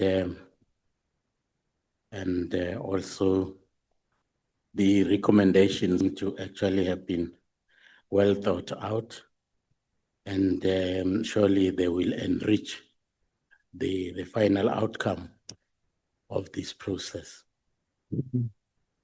However, I do want to get some clarity on the issue of your proposal for the establishment of a Chapter 9 institution to be called Anti-Corruption Commission. I'm doing so actually ledging on your statement, which you actually made, that chapter institutions actually have become, grounds for corruption. So I just want to understand how you will actually, how are you proposing to ensure that this one as well does not actually become another terrain for corrupt activity? Thank you, Honourable Member. Chair, may I answer? The situation in relation to the new Chapter 9 institution, which is called the Anti-Corruption, the draft bills presently pending before Parliament, is that the process that will be embarked upon in order to effect appointments in that new body will be tailor-made to ensure that the right people get the job. And you do that with integrity testing, you do it with lie detector tests, you do it with background checks and audits to make sure that everybody who is in the new organization is a straight shooter, not a corrupt individual who's coming there to white ant it. This isn't my own idea. It is based upon the judgment in Glenister 3, a minority judgment of Justice Cameron, who went into the appointment procedures. The short answer to the question is follow Cameron J's judgment in Glenister 3, and you'll get to where you want to be with a squeaky clean new Chapter 9 institution.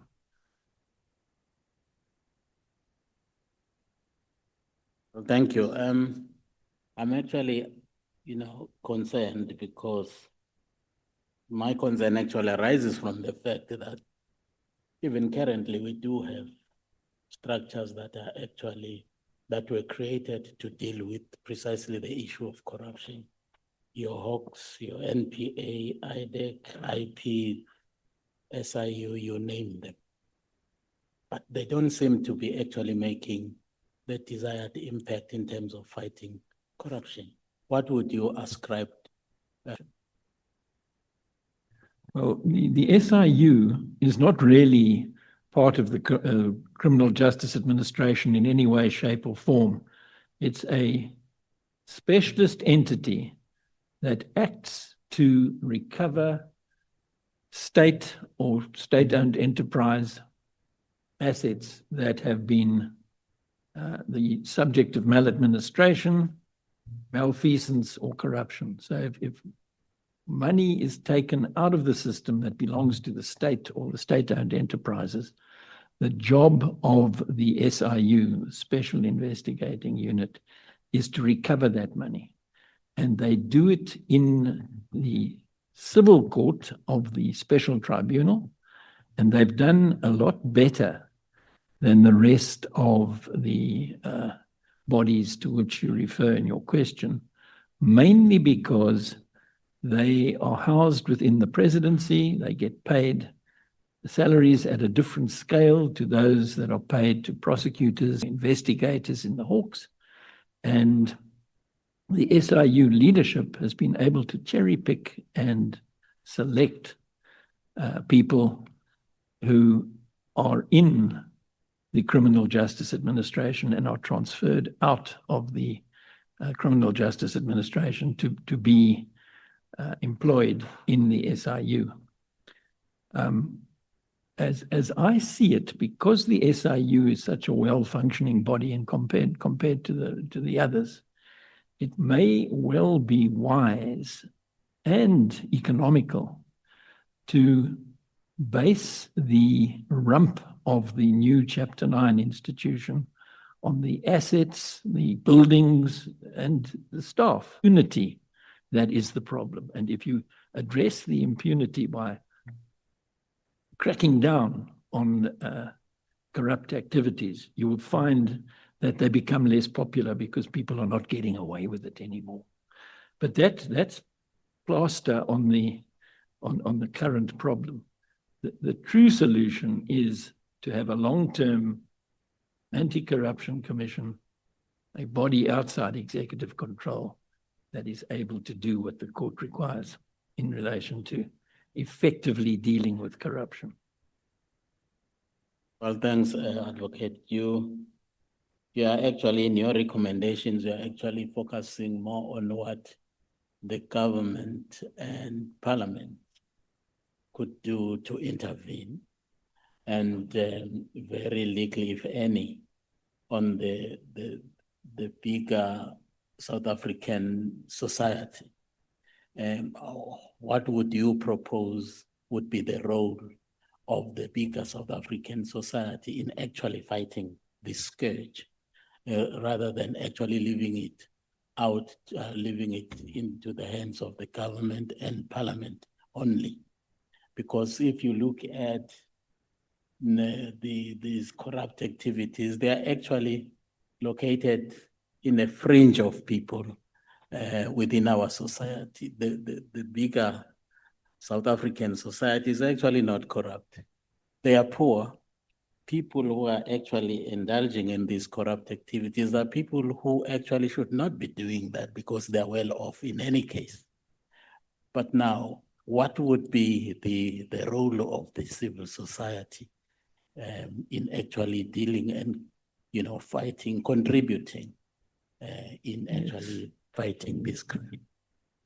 Thank you, Honourable Member. The role of civil society is certainly a big one, but it cannot be an active role until such time as those in positions of authority, by which I mean Parliament and the Executive, are in a position to create the climate in which the impunity of the corrupt is addressed.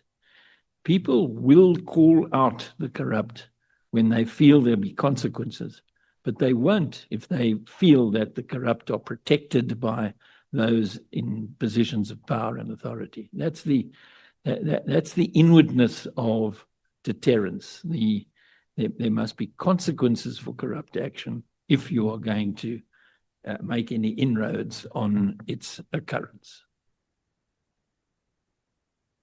My last question actually has to do with your proposal on merit-driven appointment and promotions within the SAPS ranks. And I cannot agree with you more on that particular one because we have had. I think you're mixing up my. Oh, that's No, sorry. no, That's I'm sorry to actually take away your point. I honestly agree with you on that one. We've had an opportunity to interact with some of the generals here, you know, and some of them, you could see that they can't even say hi to a duck, and you know, but they are actually responsible for critical, you know, critical interventions in our crime situation.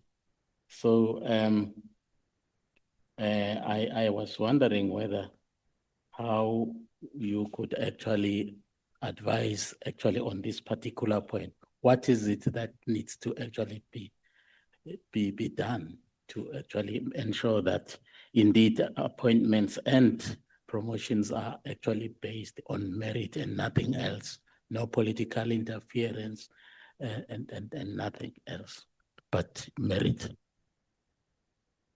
I'll just make a very brief point, Honourable Member, and that's to say in the 2025 SAPS Amendment Bill, there is a provision proposed for a Police Advisory Council, which is a body that would be comprised of experts from outside and inside the police that will be mandated to be able to develop standards, criteria around recruitment, criteria around promotion. And I think that that is a very important starting point to identify exactly what it is you're looking for in terms of promotion.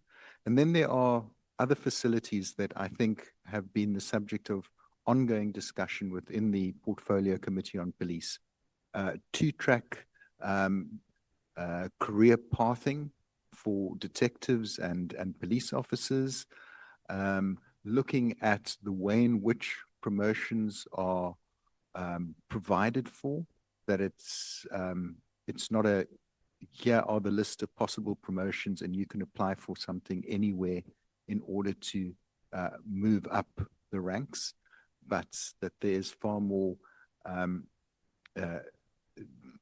discernment in terms of what would be, who would be eligible for application for any of those promotions. Thank you, sir. Thank you, Honourable Chairperson. Thank you so much. The last will be Honourable Matthys. Thank you, Chair, and thank you, Accountability Now, for your presentation. Apologize that I missed some of it. So my questions, I did go through it, though, the written submission, but the questions are mainly around what I've heard through the engagement with honourable members. So you mentioned that there are many. Let's talk about investors, right? You said that South Africa is not attracting investors because of the corruption, and investors tend to not want to invest because they're not going to get value for their money. What research has been done in that regard? So is there anything that you have, that there's research that has been done on investors that have invested in South Africa, in the state that it's in now, and have not gotten return on their investment? Yes, there is a great deal of writing about this in the financial press, and I think the investors are not all the same. Some investors are more risk averse than others.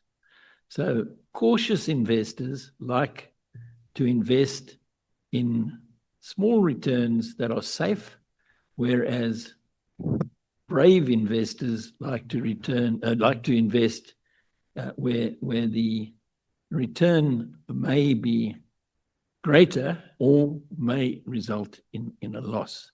It's almost like human nature. It's a question of you are now looking at where you are going to place some money. If you're an investment house wherever in the world, anywhere from China to Canada. And what you do is you assess the position of the country that you are wanting to invest in from a risk point of view. So if the country is very low on the Transparency Now, what is it? Transparency International list of countries, you regard it as a high risk. If it's high, it's a low risk. And you have regard to the conditions on the ground in the country. What is its legal system doing to address questions of corruption? Okay. And there's stuff on our website about it if you want to. Oh, no, I just thought that you would explain it to South Africans on any specific research. So, I mean, we understand risk analysis that are done, but I think there could be argued quite soundly that there's no one that has ever invested in South Africa that has lost out on investments well, I wouldn't say never, but South Africa is ripe for investments. The people that are struggling in this country are people on the ground. Investors get off scot-free. But I do understand, and we do understand and appreciate the risk analysis that is involved in there. But we are, yeah. Let's talk about the Chapter 9 institution, or you were saying that we need a corruption body or anti-corruption body. Yeah, how do you envision this working that is outside of whose control? Because we have a we have a democracy in this country. We have the South Africans who vote for who must control the country or who must control government. So when you say it must be outside of the control, who are you proposing it must be outside of whose control? I'm not proposing that. What I'm doing is I'm relying on a judgment of our highest court, which says in so many words, our law demands a body outside executive control to deal effectively with corruption. That's a binding decision of the highest court in the land. It's not a take it or leave it. So you answered the question outside of executive control. That was what my question. So who appoints the body? It will be appointed via the parliament of the country on the basis of selection criteria that will be written into the legislation that relates to its formation. So ultimately, what's being proposed is that it is controlled. It's going to be controlled by Parliament, right? Because Parliament is about numbers, right? So whoever that body is going to be appointed, it's going to be controlled by numbers. Well, and but you're saying that it must be outside of executive control in the way that it's not appointed by the president of the country and it's done by Parliament. And it will have a situation in which it has to, it's not unaccountable. It has to account to Parliament for its activities in the same way as all the other Chapter 9 institutions account to Parliament for their activities. And the same ones that have been pretty much ineffective, because if you look at it, we've got, even if we change legislation, and part of my questions is also getting back to the recommendations of bills that that are before the House. Our problem is not legislation, I would argue that, because if even just the current legislation, even if it's just implemented at like 40%, we wouldn't be sitting here and you wouldn't even have an NGO to run. That would be so nice. But so I'm talking about the whole issue that comes down to legislation, changing the legislation, Parliament being a body. We've got Chapter 9 institutions, they also come here and they answer to Parliament. We've got the Public Protector, there's the Human Rights Commission, which we know how that goes. There's the Commission for Gender Equality. There's all these bodies that dealing with corruption in various forms throughout our state or government departments. So we can have another one that is going to be answerable to Parliament. Why would that one be any different to how any of these other NGOs? Because Parliament is about numbers. You just lobby. So how is this? How do you envision this one being different to any of these other entities? The parliamentary committee to which the Anti-Corruption Commission will report will obviously be the Justice Portfolio Committee, a multi-party body, which most, if not all of the bigger parties represented in Parliament are represented. And that reporting line is a far better way to keep the institution honest than a reporting line to a single minister in the Department of Justice. That, in other words, there are checks and balances within the committee system of Parliament, which is not something that is available to either the NPA or the Hawks at this stage. The Hawks are under the thumb of the minister, and the NPA as part, well, the Hawks are, the prosecution service is under the final control of the Minister of Justice. That's the difficulty that we've got, because the NPA is neither part of the executive nor part of the administration. It's a sort of neither fish nor fowl, the way that they've structured it in the Constitution. And that being so, the need to get the executive out of the loop in relation to corruption was perceived by the court as being the way out of the woods when it comes to ongoing corruption with impunity. They looked at the evidence that was placed before them. This is now after the Scorpions were closed down, and they said, look, we've got to take this function, which at that stage was investigate in the police and prosecute in the National Prosecuting Authority. And they said, no, we want another body to deal with corruption across the board, everything. So it's a one-stop shop, which we haven't ever had in South Africa. And there can't be any buck passing if you're in a one-stop shop. So that is the that is the binding decision of our highest court. It's not a take it or leave it. It's what needs to be done. And but yeah, the sooner it's done, the better, as far as I'm concerned. So the question was more, so you've gone in again and explained how it's going to function or how it's envisioned. But currently we have entities that operate similarly to that, maybe not in the criminal justice system, but we do. Have you looked at the models that we currently have of the CGEs, of the ICASs, of the Human Rights Commission, that all the interviews are done here in Parliament, the appointments are done here in Parliament, and how they are operating, to be able to see where the gaps are and which ones are operating highly functionally, that we could be. So the issue is not that we should not have it, is that is it going to actually help fix the issue of corruption? Because the problem might be institutionalized right here in Parliament.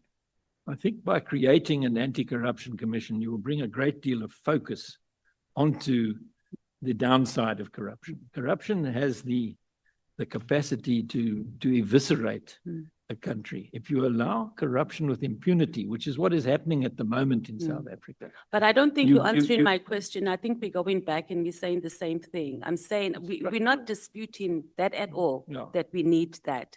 I'm saying, has your organization done any research or done any analysis on how Parliament functions now in terms of the model that you've recommended with other entities, and have seen the gaps on how this anti-corruption commission is going to function? Yes, because we're just going to add another thing and spend more money, and we're going to end with the same results. No, I'm impressed with the 7th Parliament. The other 6, not so much. And the 7th Parliament is the first Parliament that rejected a budget presented by the executive branch of government. And that, to me, was a salutary moment in the history of South Africa, because it showed that Parliament, instead of acting as the rubber stamp of the executive branch of government, actually applied its mind to the draft budget that was presented, or to the work that it needed to do. And it did its work properly, and we were given a budget that was the product of parliamentary intervention in the process that has hitherto, because of the numbers, as you say, it is a numbers game in the 6th and 5th and 4th and 3rd parliaments, just was a question of, well, the minister says so, we must do it. And that feature is a feature that will definitely come into play when an anti-corruption body is required to report to Parliament about what it's been doing. That is why I foresee a brighter future when Parliament is empowered to take charge of the anti-corruption machinery of state as the body to whom that anti-corruption machinery reports. Okay, so in summary, we just need to have a parliament where we don't have a 2/3 majority. That's not going to happen for some time, as far as I can see. So we need to have the government of national unity vibes to be able to have better oversight. I'm taking from the input that you've just No, given. I know you're joking with me, but the truth is, well, you may be joking with your colleague from the ANC, but the truth is that in my submission, all of the parties in Parliament ought to be supportive of an anti-corruption commission that reports to Parliament rather than to the executive. Okay, Because it puts Parliament we are in not a stronger disputing position. that, and you keep coming back and you're making it sound like we are not in support of that. The issue here that I'm asking, or that we are raising, is that how effective is it going to be? Because we have similar entities dealing with similar problems, not necessarily in the criminal justice system, and they are extremely ineffective. So, but we can move on from there. But I just want to make it clear that there's it should not happen. It is, are we going to waste our time? You answered the question that you have more faith in the 7th Parliament, maybe the 8th Parliament will be better when we'll have parties reduced to like 20% and that. I just want to talk about NGOs and civil society in general, because it's a hot subject now, especially with this Paul O'Sullivan running around the world with these NGOs and has infiltrated particularly our criminal justice system. Do you think the civil society is properly monitored here in South Africa? Firstly, answer the question on can civil societies, these NGOs, pose a national threat to our country? I don't see that at the moment. I don't see a lot of foreign money coming in and messing things up or anything like that. The question is that do NGOs, not just here in our country, but internationally, pose a threat to any country? Well, certainly not to South Africa. What I haven't do you looked at think other that- countries, but South Africa is not threatened by NGOs. It's supported by NGOs. Based on? Based on what NGOs do. I've spent the whole day here today trying to persuade this But this that's what committee. you do, but we don't know what you are doing behind the scenes. So is there any, and that's your NGO, there's a lot of NGOs that are Yes, yeah. registered here in the country. Okay, we'll move on from there. So having said that, since you're saying that South Africa has no threat because civil society in our country has not been weaponized for anything, and this is just based on you sitting here the whole day and presenting, and maybe the other NGOs as well. So in other words, there's no research, or you don't have any research to support that. Has there been any research on the impact of civil societies in South Africa? Do you know? Or any assessments or anything? ISS might be able to help you. And then my last and final question will be, Are you apolitical? Is your organization apolitical? Yes, I've never been a member of any political party at any So time. how did the DA and- end up with your? They can read and write, and they saw it and liked it. And They then the didn't other- like it at first, I must say, but eventually So you said what? The DA can read and write? No, they can read and write. That's what I said. Yeah. What happened was this. In 2020. I want you to say that again. The DA can read and write. Yes, yeah. In other words, they looked at what we were proposing. Did you They approach decided- any other parties? No, I didn't approach the DA Okay, either. I think we're done. Thank you. Yeah.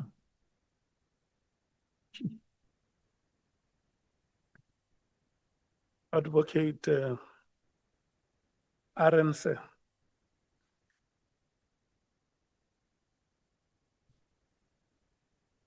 Thank you, Honorable Chair, honorable members.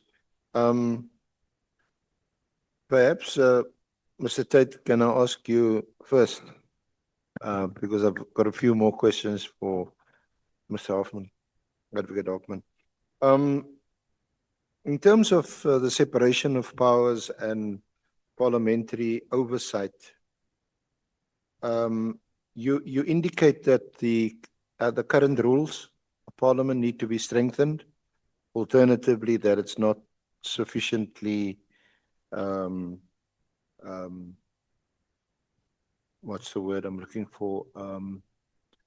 Not strong enough, but sufficient or not adequate in order to hold people to account. And the reason for this question relates to some of the work that we've had to do as evidence leaders and in our consultations with various witnesses. For example, General Mkhwanazi, who had been here to Parliament as recently as the 6th of March, which is just a few months before the 6th of July, when he appeared before the country and said, look, this is a last resort, this is a show of force, and seemed to say that something needs to be done about what's happening in our country, otherwise we're going to do something about it.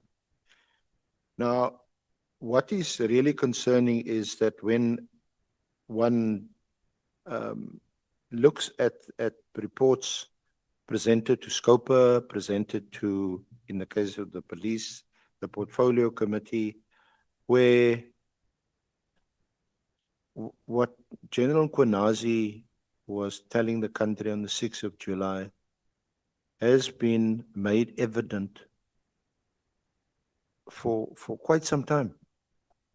Some of the reports that we come up with are dated 2014, 2015, 2017, and it's all there. And the problem seems to be that there's been no follow-up, no recalling of important senior management people to come and account to either SCOPA or the relevant committee. So that seems to be the problem. Is it a problem of the rules, or is it the issue of political will, or is it that some members of Parliament sitting on various committees are just not prepared to follow through for whatever reasons they may have? Sorry for the long-winded question/statement, but your comment would be welcomed. Advocate Arendse, it's a very difficult question to answer. I think if there was a stronger system in place that would allow for an easier scrutiny of the instruction from the executive through to the operational head, in this instance of SAPS, and it allowed for that scrutiny almost as a routine in terms of the work of Parliament, it might alleviate some of the pressure for potentially discretionary political decision-making on whether to actually engage with it or not. There is always the risk of and it's a political animal, of a political coloring to how and when and where you respond. But I think if this was routine and open and was simply provided, it would allow for a more administrative engagement with, is it appropriate, isn't appropriate, do we want to ask a question, don't we want to ask a question? And then I think the issue of recommendation and follow-up is it's critical to the power of Parliament. We get recommendations through committee, we get questions, we get written questions, oral questions, and we need to be able to keep a track of what, when, and how the executive or the relevant minister has responded, or the operational head of the department has responded. And be able to then demonstrate that where there is an issue that Parliament thinks requires further scrutiny, there is a trail that has put it into process. And this would assist both in managing what are numerous recommendations and responses in any given year, but would also help insulate Parliament from accusations that it hasn't applied its mind, that things haven't gone forward, that they've been ignored. So it's in that context we think that those two environments could potentially be strengthened. Is that the reason why you propose some kind of a register to keep track of these recommendations and whether they've been implemented and there's follow-up or follow-through? And also, I think you spoke about a subcommittee of a particular committee.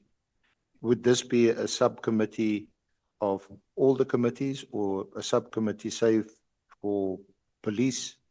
Would it be more of a monitoring committee to ensure that that there's follow through and what's colloquially called sort of consequence management? Yes, sir. I think in the environment of the response, or the environment of instruction by the executive to the operational head, we've made a recommendation that these be in writing. And so the register is simply recording all of those in writing instructions and to be available for scrutiny by the committee. The subcommittee, or kind of consistent engagement, is to recognize that this is a politically contested area, that there are obviously huge political, as we've seen now, consequences to how and what and the response to that.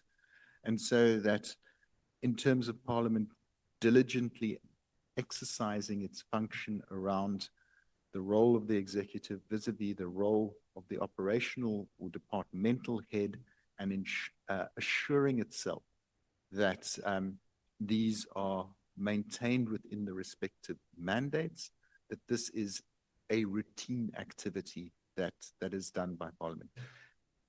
I have no idea how many of these instructions would possibly be issued in a year, but that would inform how often a subcommittee of the committee could actually come together and review those. In terms of the recommendations, I think, and we argue that this can be located within the office of the Speaker, so that it carries that parliamentary weight in terms of recommendation, response, distribution of those responses, sanction if there is no response. Now, I take it there's nothing in the rules of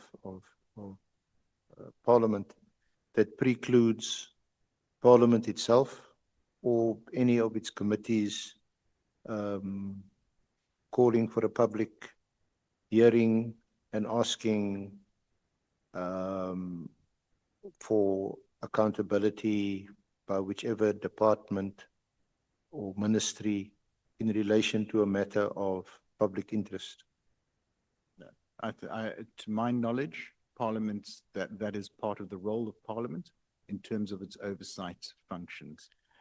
I asked that because I know perhaps one wouldn't agree politically, but one of the striking features of, say, the House of Commons or Congress, United States Congress, is that it seems to be the case that whenever there's a major issue of public interest, almost like, I know it's not quite the case, but it's almost like the next day or the next week, there's, people responsible are called to account and they must appear before the committee. And there's quite a robust exchange and debate. There have been instances here, but not too many. I think now of, say, especially this time of the year, the road accidents involving the death of pupils, in transport. And I think most of us know mostly what the issues and the problems are. Just holding people to account. Yeah.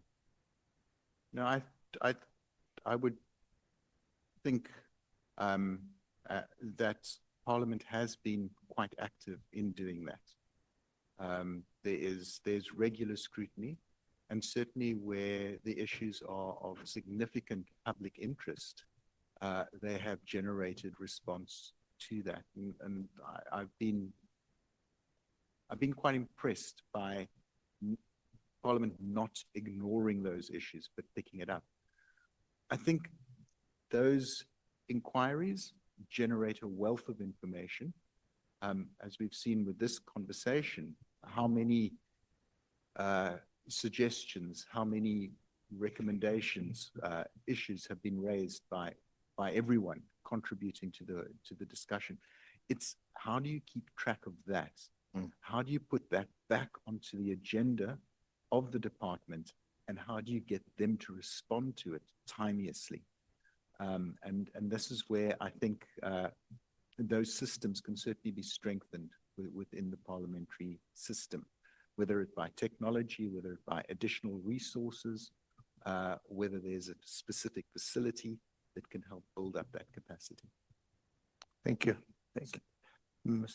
Advocate Hoffman. Okay, can I just try and summarize your submission? You might be surprised that I'm trying to summarize this in one paragraph or sentence. But what your submission comes down to is that we need to fight the big scourge in our society is corruption. We need to set up an independent anti-corruption body with investigative and prosecutorial powers along the lines that Judge Cameron in his minority judgment had stipulated in the Glenister. That's in the first place. Secondly, that corruption should not be the business of IPID. They should focus on sort of non-corruption issues involving SAP's misconduct. And that thirdly, the directorate, or rather IDAC, there's then no need for IDAC to continue in its current form. Is that in summary? And then this related to this, is it your opinion, or are you saying that Parliament is in contempt of a constitutional court judgment, a binding constitutional court judgment? To be in contempt, you need a degree of intention, and I don't think that can be laid at the door of the 7th Parliament when it was a a couple of parliaments ago that the judgment was under consideration. The judgment that was under consideration by this parliament was the majority judgment in Glenister 2. The Cameron judgment to which you referred in your summary was a minority judgment in Glenister 3 that dealt with appointment mechanisms. It's not, I'm not here to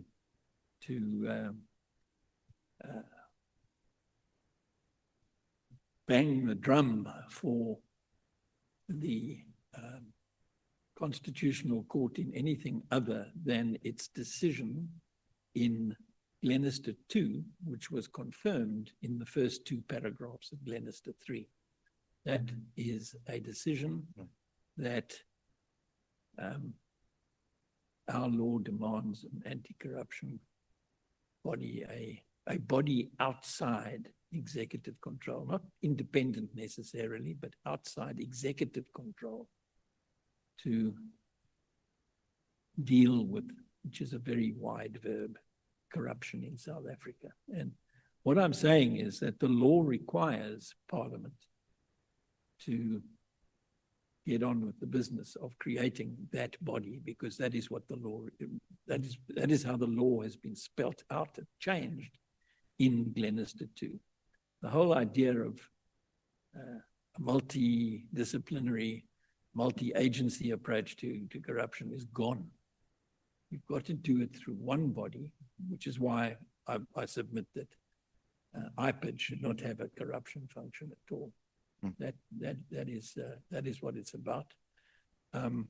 IDAC is a stopgap measure, in the words of the Deputy Minister, and it was there to fill up the hole between the old way of doing things and what hopefully will occur when the bills propelled as private members' bills by the Honourable Breitenbach get debated and accepted by the necessary 2/3 majority in this Parliament quite soon. And so how would this independent anti-corruption body differ from the role the Scorpions played? Because you must correct me if I'm wrong, Scorpions 2 was still headed by a National Director of Public Prosecutions appointed by the President. What were the features manifested by the Scorpions which were different to what we have today? So was it because there was a different culture at the time? Is it just that it was run differently by people who were committed to root out corruption? How was it different to what we have today? Yes, I think that it is so that the Scorpions had an esprit de corps, a sense of mission. They called themselves the people's advocates, and they got on with the job in a muscular way, and they weren't frightened to go after the big fish in the pond in which they were fishing. The IDAC, on the other hand, although it is structurally the same as the Scorpions were, it's a unit within the National Prosecuting Authority that is tasked with investigating and prosecuting corruption. They really quite tiny and not empowered to deal with the levels of corruption with impunity that we are experiencing in South Africa at the moment.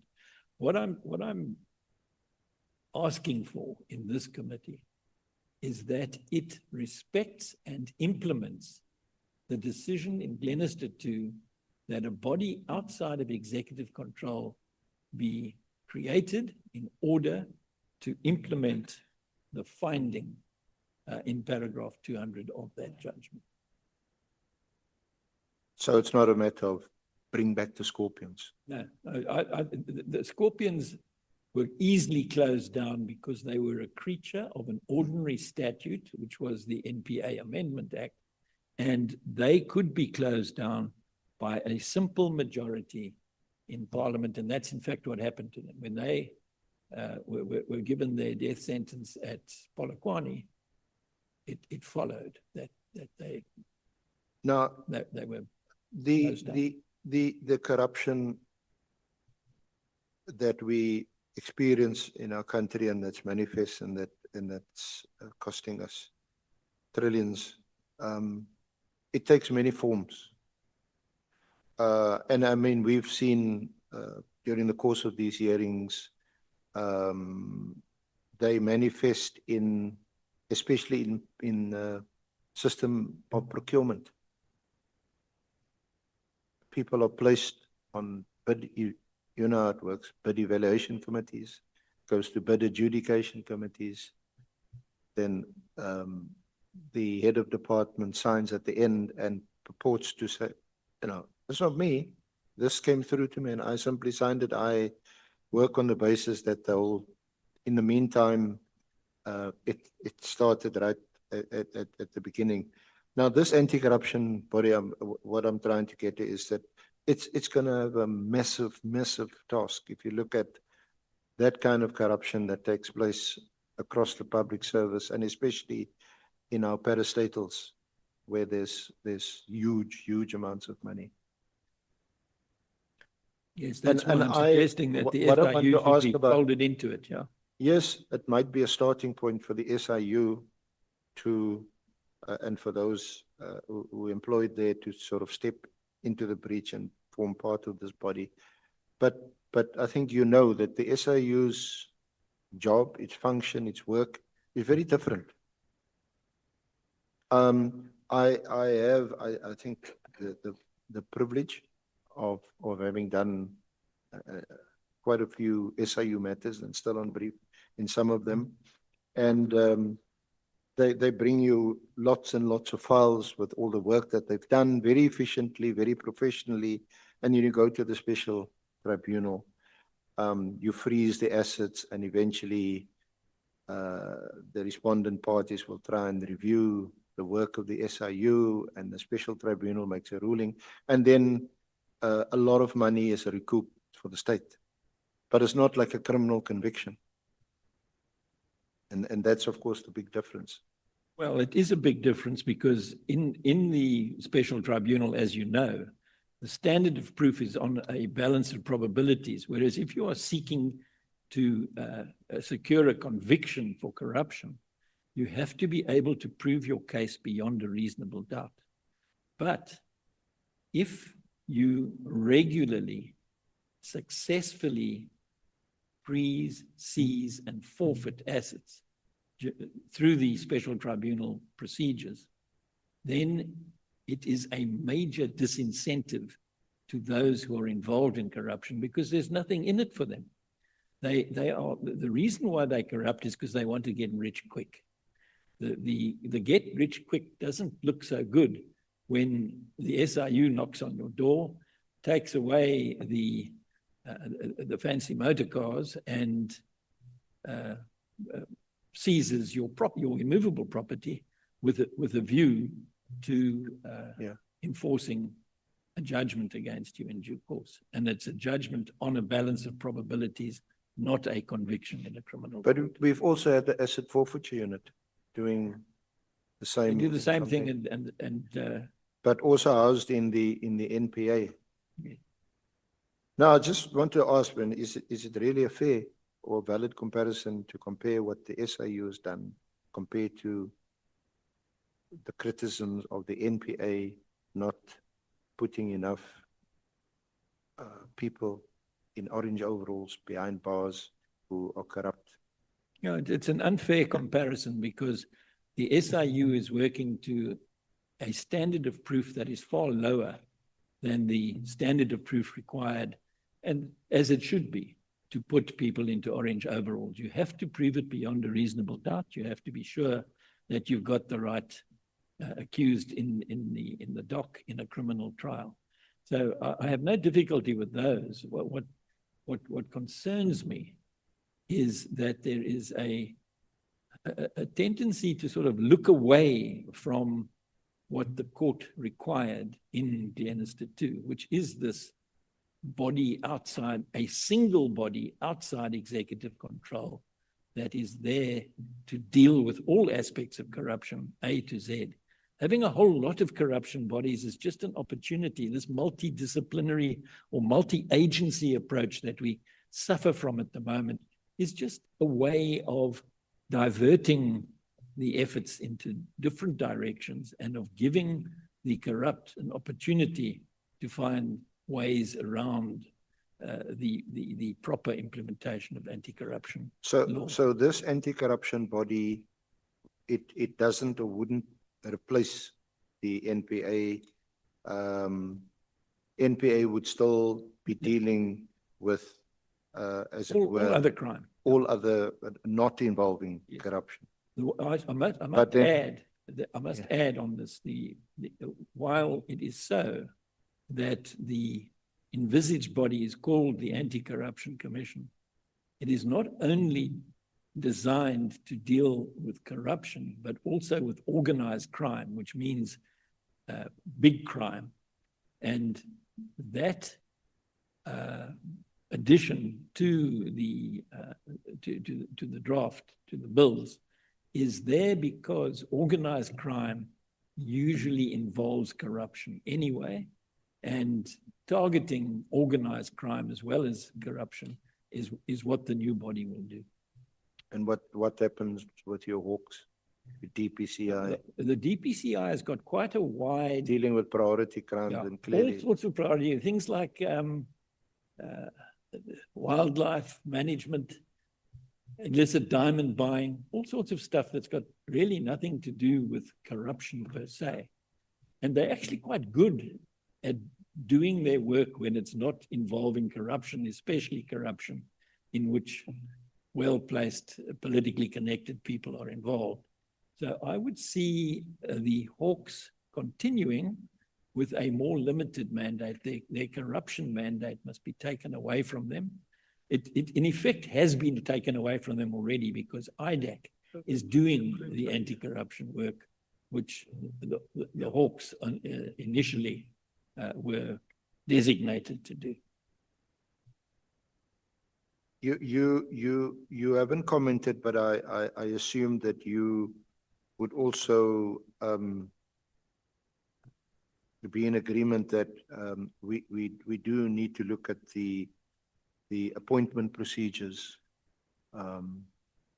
In the new body, yes. That's that Cameron judgment in Glenister 3. That's the. But also more generally, like for example, the appointment of the National Commissioner by the President, then the National Commissioner appoints his divisional commissioners. I think a lot of revision could well help there. Then the Minister appoints the head of the Hawks, so you have those kinds of what appear to be anomalies and gives rise to a recipe for conflict. Yes, that's why Robert McBride fell out with Nadia Mkhwanazi. And I think it's either Mr. Tate or in one of the other submissions, there's reference to the establishment of an independent national police board. I haven't seen that now. I don't think it was in his. Certainly, he didn't say anything about it today. Thank you, Honourable Chair, Honourable members. Thank you. Thank you so much, Advocate Hoffman and Mr. Tate.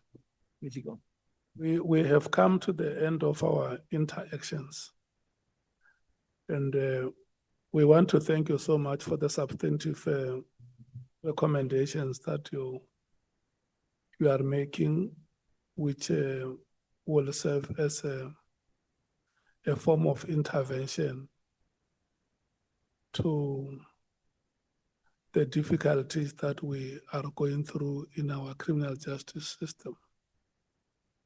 And I believe that you have had or carefully listened to some of the questions that honorable members have posed here.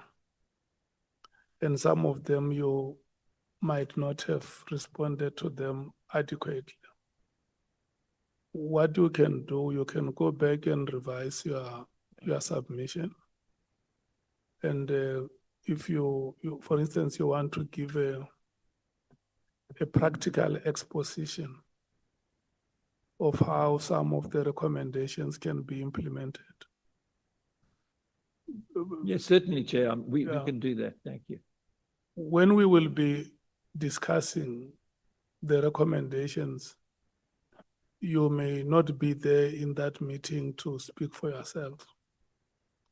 And if you can please help us where you think you need to add more flesh, you are allowed. You can gladly do so and resubmit. When does the term of the... we are not giving you a chance to make a submission. You have made a submission before the 31st of October last year. So my question is, for how long is this committee lasting? By when should I add? We are planning to end hearings by the 6th of February. Oh my goodness. That might be difficult. Okay. Yeah. So in case there is anything that you may want to bring to our attention, which can enrich our insights, you are at liberty to do so. Yeah. Thank you, Chair. It's been an honor and a privilege to be here today. And I must ask to be excused because my ridgebacks have not had any exercise and they're cooped up at home all day. Yeah. Yeah. Honorable Skhosana. Watching you. Thank you, Chair. I just wanted, before he leaves, the issue of tenderpreneur, I wanted a clarity on that because in my view, when you say a tenderpreneur, because law firms, engineers... Honorable member, we are not going to allow... No, Chair, listen to me first. No. Because he says tenderpreneur in his presentation here. I don't understand unless you know it better than how I know. That's exactly what I'm saying, that yes. Look, you have been given a chance. No, it's a clarity. But it's a clarity. No, Honorable Skhosana. Today, you have taken more time than any other. You have taken the whole hour. Yes. And we have given you sufficient time to ask clarity-seeking questions and make comments. Yeah, so thank you so much for understanding the order. Gentlemen, you are released. Thank you, Chair. Thank you for your patience. And I was coming here this morning expecting to be out within an hour. And it is now almost 5 hours later. Yeah. No, thank you so much.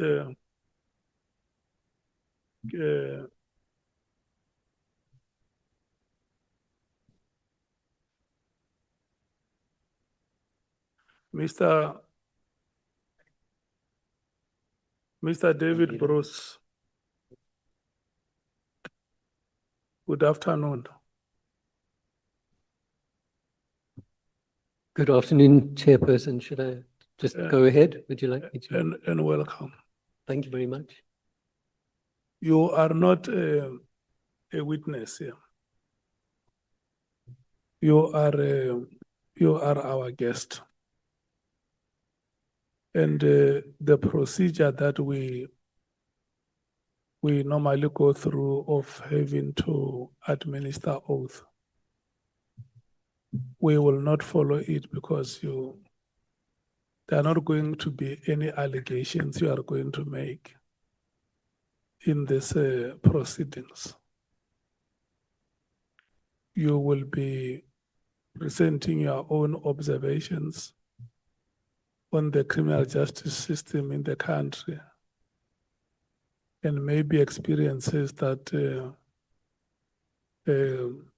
you may want to share with us and recommendations. I'm looking at the time now. It's about 20 minutes to 5. You are not going to have 1 hour with us. You are going to have more than an hour. So if you can give us an executive summary of the presentation and the rest of the issues which may need to be clarified, you will clarify them during the interface with the members. Is that correct? Yes, that's perfectly fine. Yeah, I think you. So if I speak for about 20 or 25 minutes, is that more than you want from me, or? That's okay. But I'm not going to drag it out. You may be here for the next 4 to 5 hours. Right, okay. Yeah, that's why I say during your presentation, be mindful that most of the things will be clarified when members interact with you. Is that understood? That's understood. Advocate Mkhwanazi, can we confirm that the guest before us is Mr. David Bruce?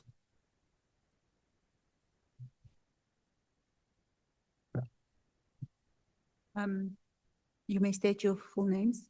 Okay, well, in fact, my full name is Robert David Bruce, and I'm known as David Bruce. Yes, Chair.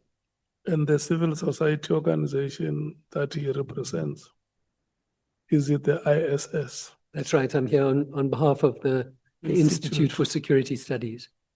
Thank you so much. Thank you, Chair. You can switch that other microphone off next to your Mkhwanazi. Okay, Mr. Bruce, good luck in your presentation. Thank you very much. Okay, thank you, Honourable Chair, and my greetings to the honourable members of the ad hoc committee and to all others who are present here. My name is David Bruce. I'm representing the Institute for Security Studies. I've been working as a consultant with the Institute for Security Studies for a few years. And I've been working as a researcher mainly focused on questions about policing in South Africa for, I'm not sure if it's a good or a bad thing, but for about 30 years. So in the submission which the ISS has made to the ad hoc committee, we've focused exclusively on one of the issues which is a critical issue facing which the ad hoc committee is engaged with, and which is also, of course, an issue facing the Madlanga Commission. And as I think everyone here knows, it's a question which starts with the fact that our Minister of Police, Senzo Mkhwanazi, issued an instruction on the 31st of December 2024, in which he ordered that the political killings task team be shut down. So just what I just want to clarify then is just that while we acknowledge that there are other issues before the committee, and I want to refer specifically to the issue which Honourable Sauls raised of this crisis around the deadly danger faced by many whistleblowers. And I would particularly like to support and affirm the issue that you raised about the need to see that issue as an issue of profound urgency. But our submission and all I'm going to be speaking to is the issue of how to prevent inappropriate political interference. And it obviously raises questions about how we conceive of the question of inappropriate political interference. So in discussions about the instruction that Minister Mkhwanazi issued, There've been questions, for instance, was it, did this constitute inappropriate operational interference? Should there have been another process followed that involved consultation with, for instance, the National Commissioner, questions about the motivation behind the instruction, and also then a related issue, but has been about questions about the political killings task team itself and about its effectiveness. Also, I think Sean Tate then has also emphasized that likely to be on Parliament's agenda in 2026 is the SAPS Act Amendment Bill. And so one of the questions that emerges is does this present an opportunity for Parliament to introduce legislative measures to try and do more to limit the potential for inappropriate political interference?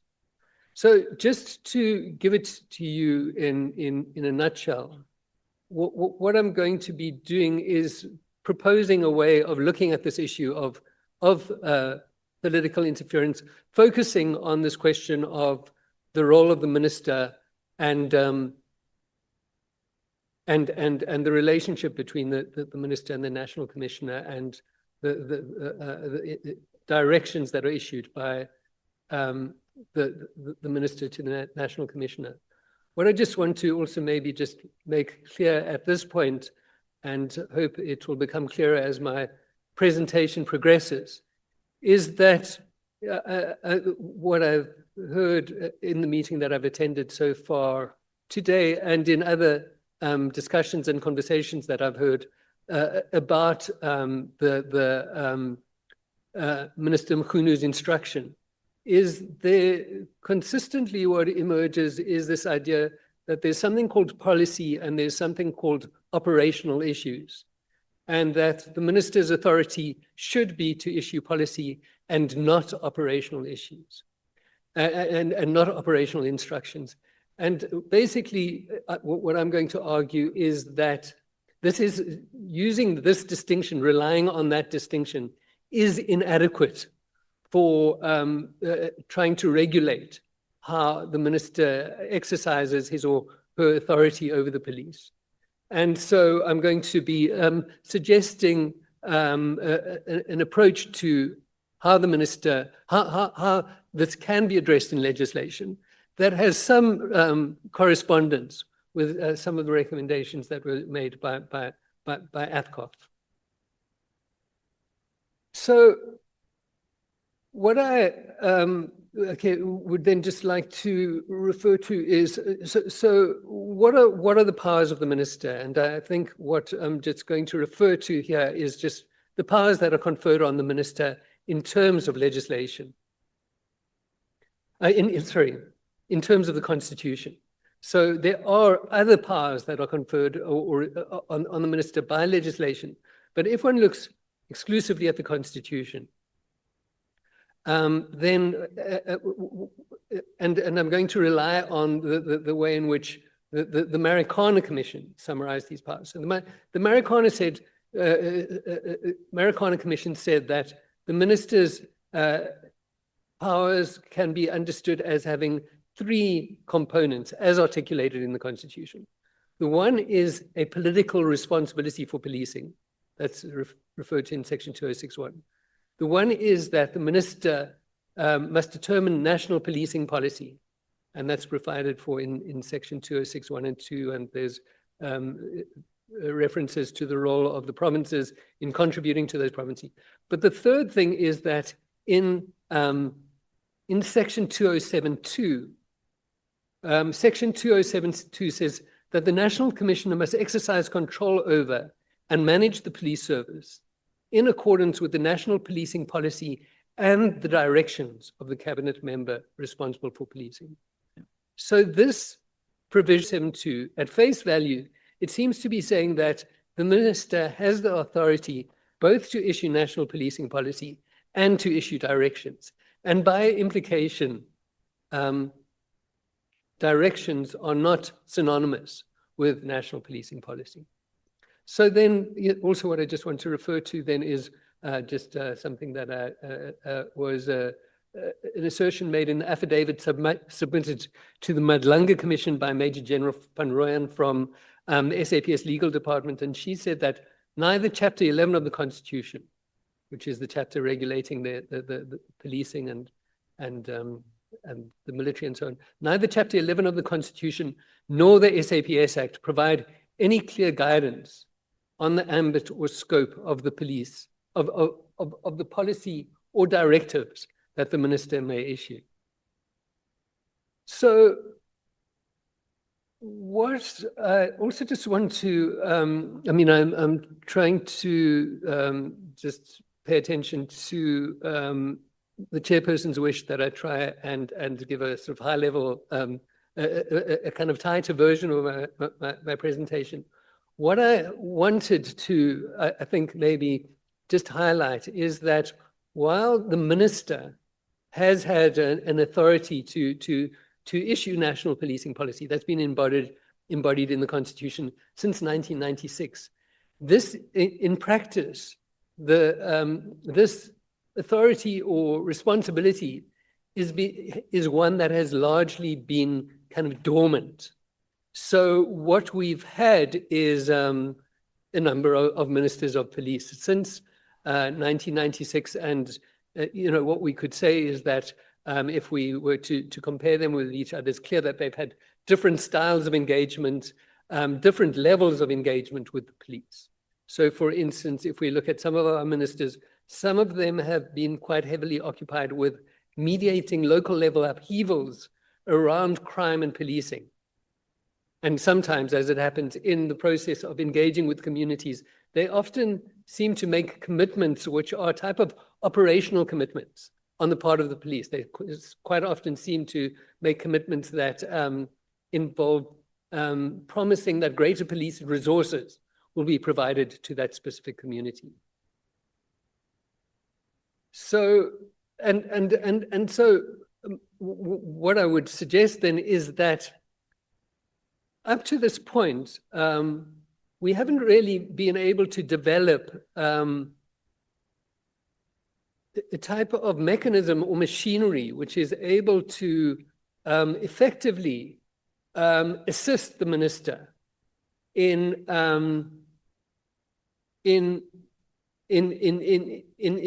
addressing the critical questions facing our policing system. And so the one reservation that I have about the idea that one would like to confine the minister's role in relation to the police to that of making policy is that my impression would be that we don't really have an effective policy development capacity which supports the minister adequately in performing that kind of role. So what we do have now is, for the first time, what we have is a document that was signed by Minister Mkhwanazi on the 3rd of December, 2024, which is called the National Policing Policy 2025. So this is the first time that we've had a document which is called the National Policing Policy. A few things about this policy: the process of developing this document started in 2022, a draft was circulated in 2023, and as I've indicated, it was finally signed off by Minister Mkhwanazi in virtually at the end of 2024. So the process of developing this policy took close to 3 years. But I would also like to, and so also what was involved in this process was quite a high level of consultation with role players within the police, with other personnel within the criminal justice system, and then also with stakeholders and role players outside of the state and in society more broadly.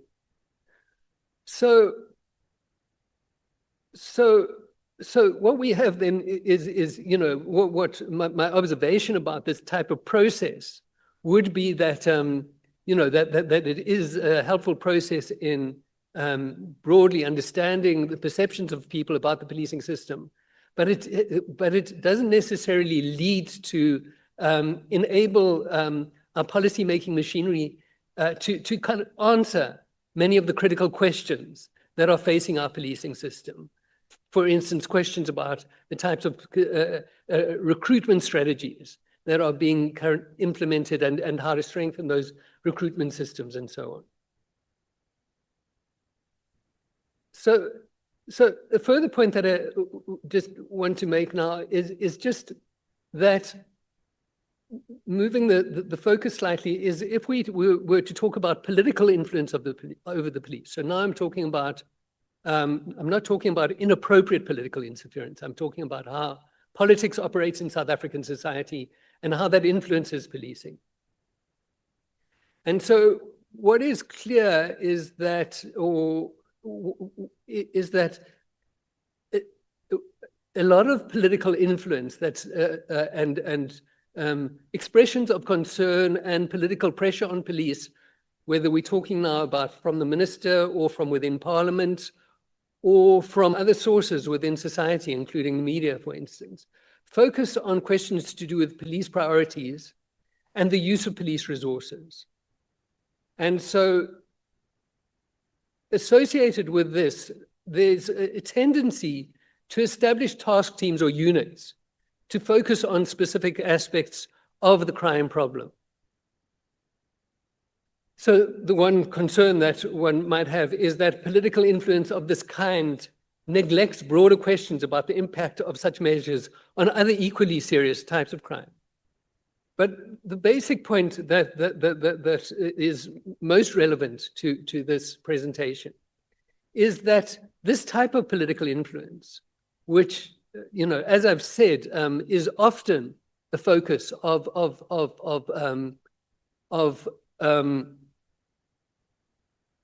expressions of political concern regarding policing in South Africa, is simultaneously operational and of a policy nature, insofar as it focuses on questions about priorities. It could be seen as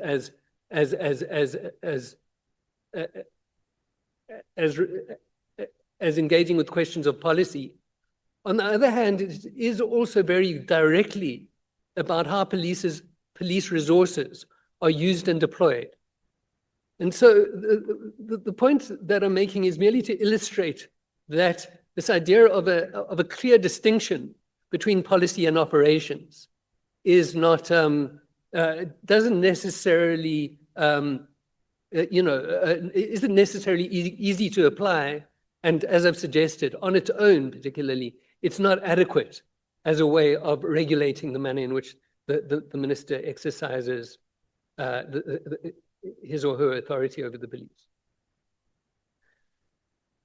So I just also then want to make a few points about inappropriate political influence. So the one point is, and this comes from studies of policing in African countries and also notably in Australia. The first point that comes up is that political leaders often appoint police leaders who are politically aligned with them. And so, and related to that, there's a tendency on the part of police leadership generally to comply with the directives that they receive from their political masters. So what's, for instance, been observed in Australia is that it's frequently only when there's been a change in political power and a new political party has come into office and a new minister is appointed, that these disputes between the minister and the chief of police emerge as a controversy in the public domain. The further point that just is also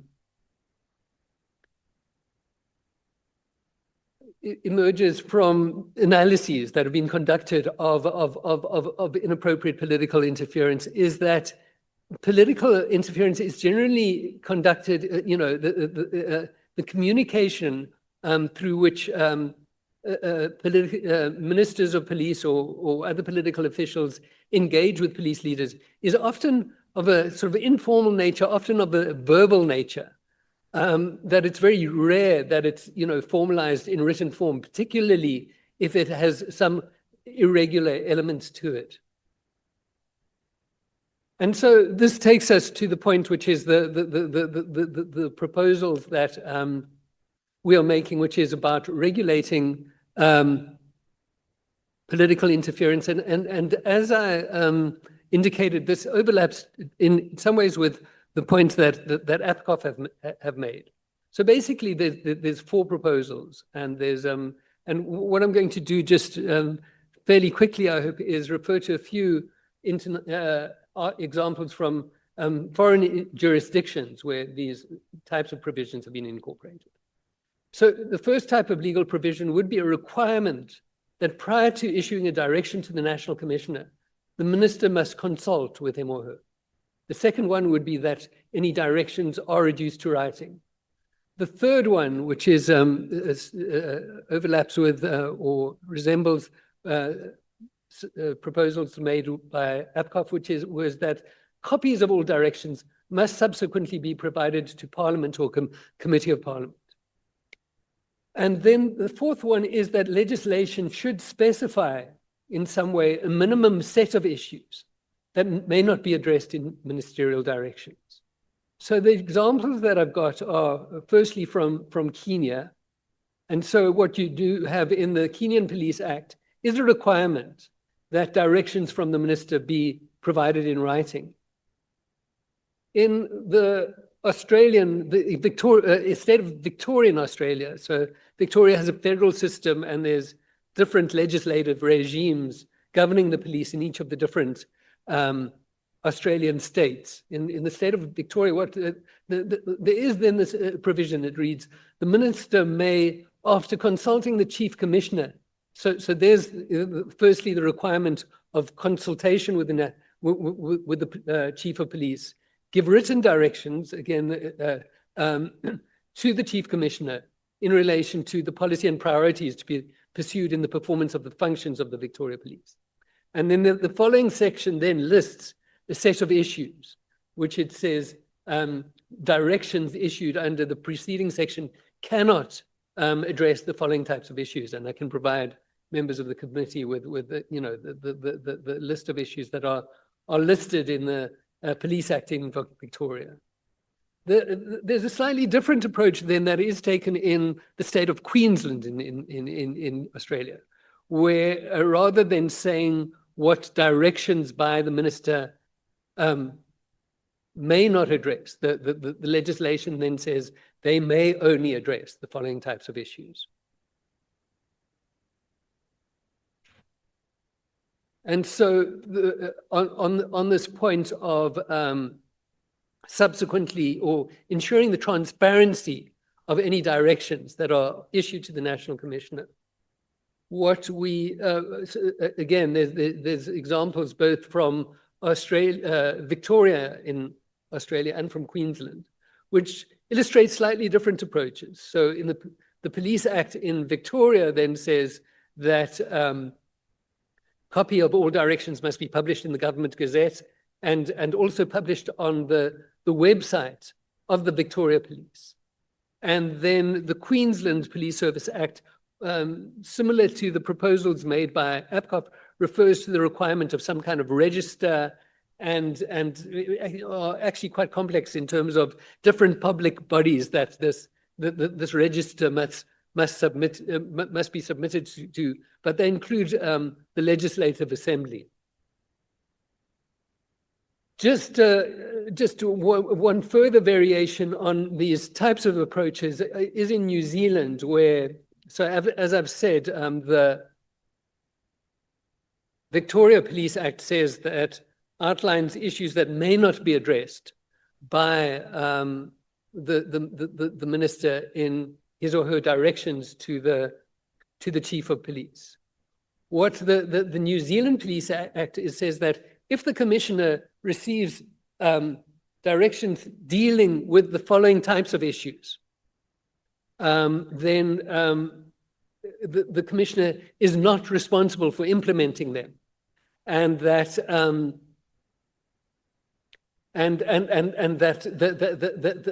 the commissioner must act independently in relation to these issues. And these include any action, the investigation of specific people, or action against specific groups of people, and also generally these lists of issues then include also things like decisions about, for instance, appointments or promotions of individual employees, and also disciplinary matters within the police. So just by way of conclusion then, some of the points we've, that our presentation speaks to is that policy making is embedded in the Constitution as a responsibility of the minister, that up to this point, a political system has not sustained a responsive capacity for policy development. That also we would caution against almost a heavy-handed approach to dealing with the issues, the issue of the risk of inappropriate political interference, insofar as one does not want to prevent the minister from exercising appropriate executive functions in relation to the police.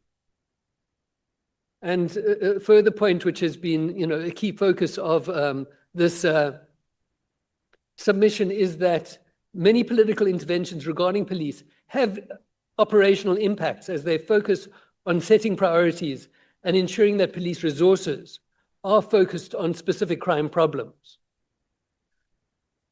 And so then what we suggest is that rather than limiting the minister to policy, emphasis should be on requiring consultation with the National Commissioner, written directions, ensuring transparency, and then also delineating a minimum core set of issues that should not, around which the minister has no authority over the police. And there's just one final word, which is because I've, in this presentation and in our submission, we focus on the relationship between the minister and the National Commissioner. But there's a further point, which is just that, and I think it has been, I'm not quite sure which honorable member of the committee made this point a bit earlier, but that in many ways, political influence of the police, including inappropriate influence, emanates from diverse sources. It might emanate from provincial legislatures. It might emanate from, for instance, local government, for instance, related to questions of public order, policing, and so on. And so, there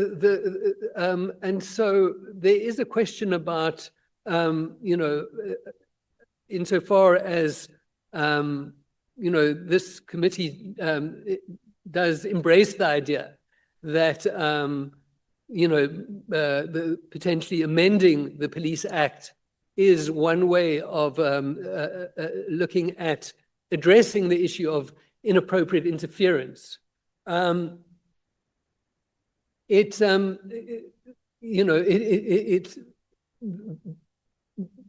The point would be that the problem of inappropriate interference goes beyond, merely a question of the powers and authority of the minister.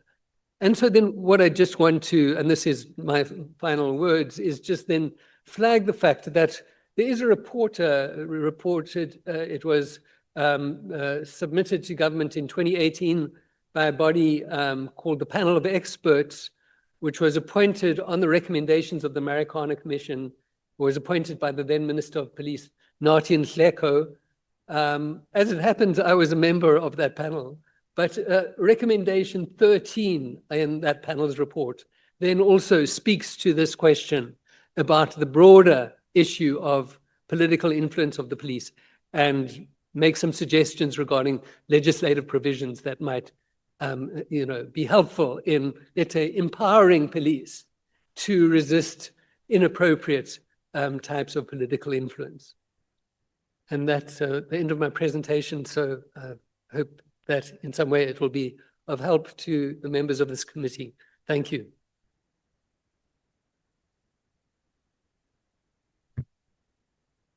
Thank you so much, Mr. Robert David Bruce from Institute for Security Studies. Honorable members, are you ready for rotation? I'm not allocating you the time that I have allocated you in the previous session, because I have noticed that my benevolence is being abused. Honorable James, you requested to leave. What time? About 10 minutes, 10, 15 minutes, just waiting. Is there anything you want to say before you leave? No, I don't have any questions. Thank you, Chair. In case you may want to go, you are released.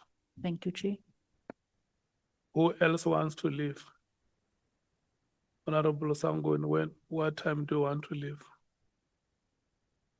At 1800 hours, Chair. Is there anything you want to say before you want to leave?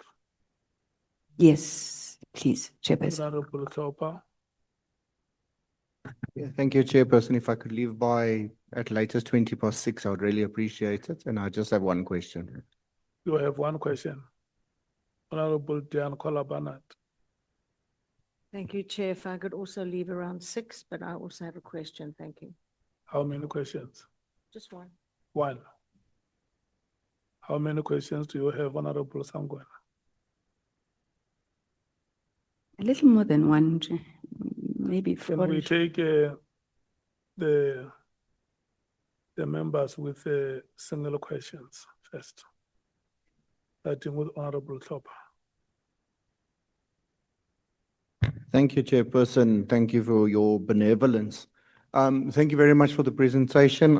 I just have that one question. You made the point that ministers sometimes make promises to the communities and which are more operational, promises of money to certain communities and so forth. In your opinion, is this grandstanding, political interference, electioneering? Is it a mixture of all of it? Or is it actually just a genuine desire of the minister for strategic direction, but that strategic direction is then getting lost? I just want to understand your point that you made there. Thank you, sir.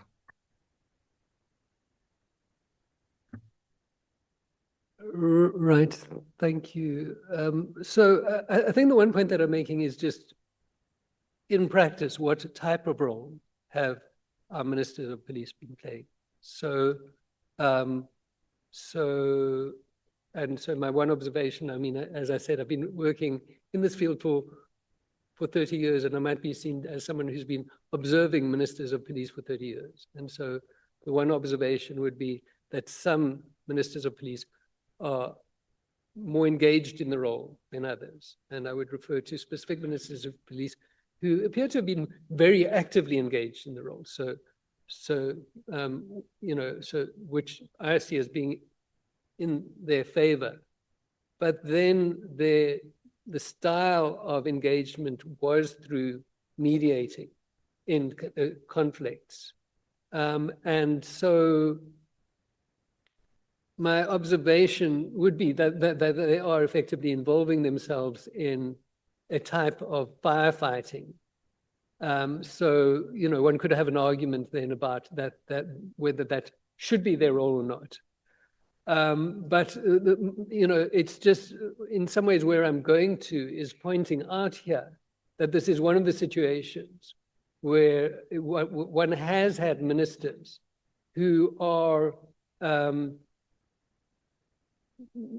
playing a role which has involves making operational commitments on the part of the police. Whether, to what degree it involves consultation with, for instance, the National Commissioner or police leadership is never entirely clear. But, so what it, on the one hand, illustrates is that ministers aren't really carrying this role of of doing policing policy, but also that, you know, it illustrates this point. You see, I'm not sure, you know, when people have raised this question as to whether this is something that a minister should or shouldn't do, you know, it's not clear to me that it's something that they shouldn't be doing. But all I'm saying is that, you know, it illustrates a point where they are effectively becoming engaged in an operational side of policing.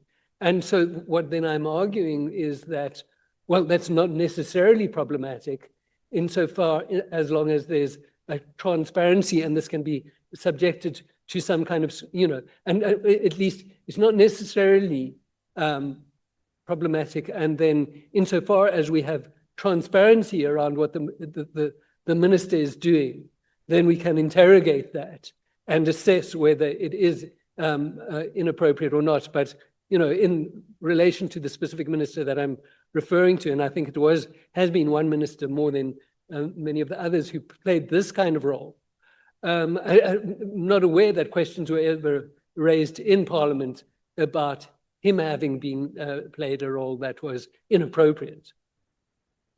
Did I clarify that for you?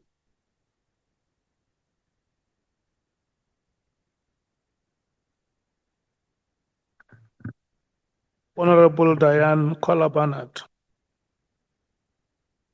Thank you very much, Chair. Mr. Bruce, hello to you. I'm very interested in your point 16 on page 7. Much of what launched this entire episode, the 2 investigations, etc., was based on whether or not the minister had the right legally to shut down the PKTT. That is one of the core elements, and that's from which came so much more. And that's possibly the entire rationale for what has come out. So you say here that the powers of the minister extend beyond the authority to issue national policing policy, but also has the authority referred to in section 207(2) to issue direction. And you say there's a reasonable interpretation of that section, that directions are distinct from policy. So it's quite different.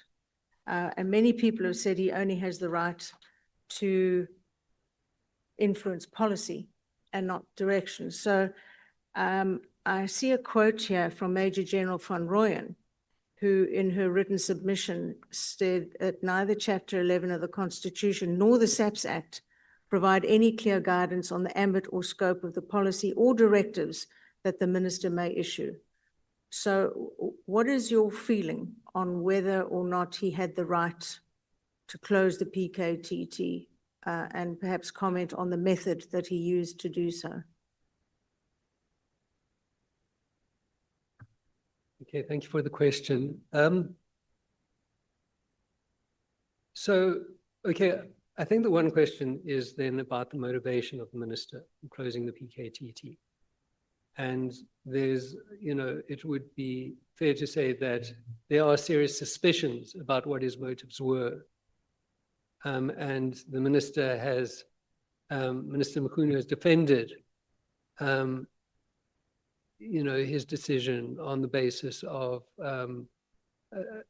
well, I'm not going to try and explain it in any depth, but on the basis of reconstituting supposedly decisions that had been taken about reconstituting the detective capacity of the SAPS, and it's the manner in which its specialized functions were structured. So, you see, I think that, you see, the point that I'm making is that the directive that he did issue then, which was to close down a unit, to me, it's of, you know, of the same, I think the word is sui generis, of the same family, of the same, as many political directives which are issued for specialized units of one kind or another to be established. So if we look at the establishment of the PKTT, that was, that was something that took place under political direction. And so, to me, establishing task teams and closing them down is something that, is equivalent. And so insofar as ministers seem to be authorized, or the executive seems to be authorized to play a role in the establishment of task teams, it seems also to me then that similarly it is within its powers to play a role in the dissolution of task teams. That does not mean that underhand motives may not play a role in such decisions. So the further point then, you see that I think that some of the answers to this question is not that the minister violated any formal provision that I'm aware of. There might be protocols of government that, for instance, you see, I mean, people have raised questions about the interministerial committee. And, so there's a question about, were there protocols relating to interministerial committees that were still binding on the minister? I can't answer that question for you, but it's not clear to me that there were. And so, I would say that, my question is that there is not, a clear breach. My understanding is that the minister did not clearly breach any provision that I know about. And so, but I would, then look to measures such as of the kind that are suggested by ourselves in adhoc as a way of, so for instance, it seems fair to say that even if there wasn't a violation of any existing provision, that the process that he followed was lacking in some kind of way. And so,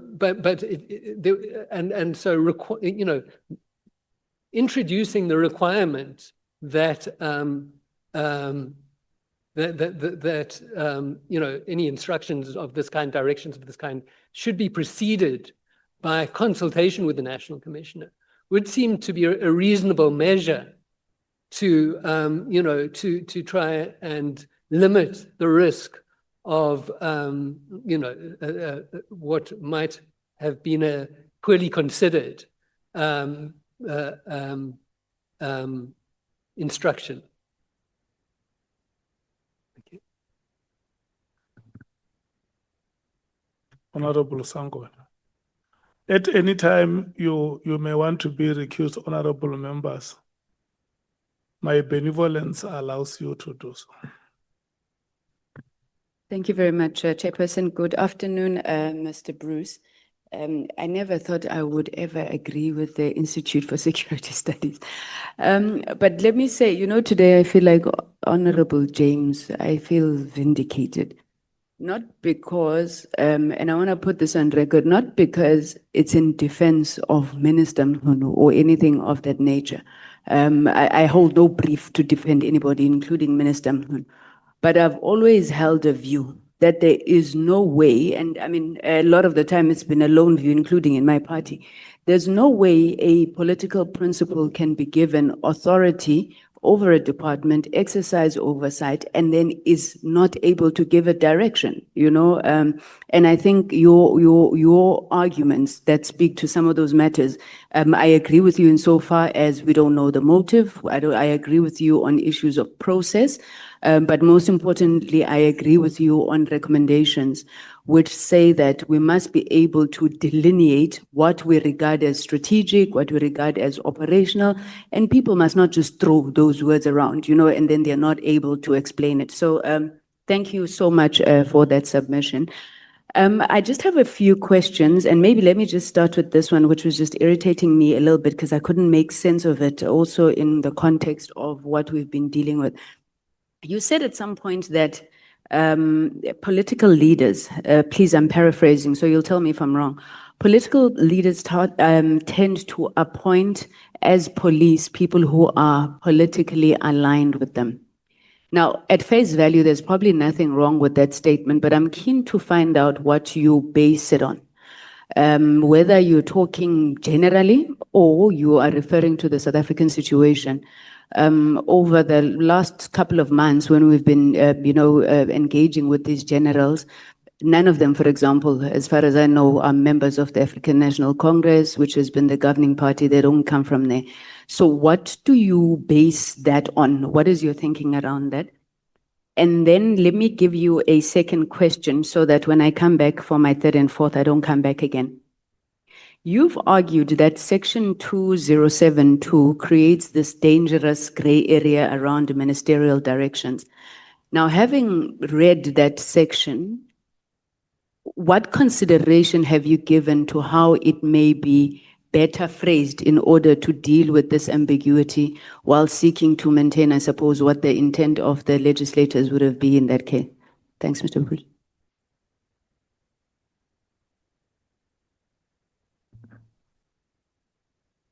Thank you.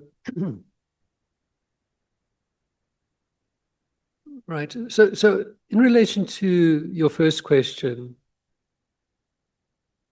what I would say, so it's about the assertion that political leaders tend to appoint police leaders who are politically aligned with them. And I wonder if that is entirely correct, but let's say that tends to appoint police leaders who are likely to be willing to do their bidding.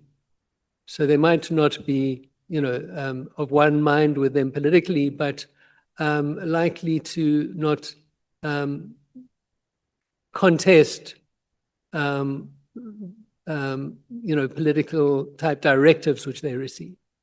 And, insofar as I have managed to read about the experience with policing in many African countries, I think that the experience is consistently that, police leadership is generally compliant with the executive. And so this, because I believe it was you who referred to the question about inappropriate influence being to some degree anecdotal. And I think that resonates, I think, with the point which I'm making, which emerged from something that I was reading about policing in Australia, which is that you have a pattern where a certain political party is in power, and then the police leaders are generally happy to follow the directions that they receive from the political leaders that they've been appointed by. It's when there's a change in power in those countries, there's a new political party governing that state, and there's now political kind of differences of some kind, not necessarily clear what they are, between the police leadership and the political party in power, that you then have these kind of disputes taking place, where the police leadership starts expressing dissatisfaction with some of the directions or instructions that they're receiving. So it's, the absence of, and if we look at this issue in South Africa, does the fact that, in fact, the man whose allegations have been given rise to the creation of this committee is, in my understanding, is that he is extremely exceptional as a police leader in South Africa, insofar as he is virtually the only one, if not the only one, who's been willing to resist political directives. And so it's as a result Sorry, of... Mr. Bruce. I'm also speaking for my colleagues. Let's try and keep the Okay, sure. show because we're running out of time. Thanks, sir. And the second one was on section 2072. Right. Well, you see, I mean, you phrase that this is a dangerous gray area. You see, I'm not sure that it is a dangerous gray area. That wouldn't be my formulation. My formulation is purely that the minister, the Constitution does say these two things, and that up to this point, there hasn't really been engagement with what these provisions mean. So my understanding is that it's, you know, it is, you know, from my understanding of how democracy works and should work, it is not necessarily appropriate to confine the minister's authority to one of making policy. That's my impression, subject to someone persuading me otherwise. And so I think my understanding is that it is not necessarily a bad thing that the minister has the authority to issue policy and to issue directions. What it does do is create the potential for that authority to be used in an inappropriate manner. And so the approach that we're taking in our submission is to try and ensure that Parliament is able to scrutinize the manner in which the minister exercises power. And it might also be seen that the National Commissioner would be given greater power to be empowered to resist inappropriate interference. Okay. So, I mean, as I indicated that the recommendations that are made here, I believe, are pragmatic. I mean, you're saying directions to be given in writing, made publicly available, specify what matters must be addressed in directions, minimum core issues, require minister to consult the commissioner. Just two quick and last questions on the recommendations itself. Now, if we were to adopt this minimum core model, I think it was New Zealand that you mentioned. In your view, which are the policing functions that you think that constitutionally should be insulated, from this political interference, so to speak? What would those look like? So what would be the core minimum areas? And then finally, I don't have a problem with the notion of a minister consulting the National Commissioner, but it doesn't mean that the minister cannot issue a directive after he has consulted. Maybe the phrasing would be after consulting the National Commissioner. And similarly, I mean, we've got that example in the communication sector now with the minister and ICASA. Similarly, the commissioner can voice their disagreement with the direction. Minister acts, he issues the directive in writing, and a national commissioner, if they believe that an issue is ultra-virus, it's illegal, they can refuse to implement the instruction. And basically, that's what you are recommending. Would that be a correct understanding? So, for instance, I think that this New Zealand example, where the legislative says that insofar as directions deal with the following, the National Commissioner is not required to comply with them and must act independently. I think that that's a good approach to it. On the question of what those issues should be, there are obvious ones. The obvious ones are specific investigations against specific people. And I think a lot of people would include the conduct of specific public order operations, things like that. There's ones that tend to come up, which are, for instance, decisions regarding individual employees of the police department, including matters of discipline. But, I would say that, so for instance, but in Victoria, they've got a list of about 7 or 8 of these things. So, I mean, I think, there would have to be judgment exercised about what to include and exclude from that kind of thing. Thank you very much, Mr. Bruce. I don't have any further questions. Thank you, Chair. Thank you so much, Honorable Nomvalo.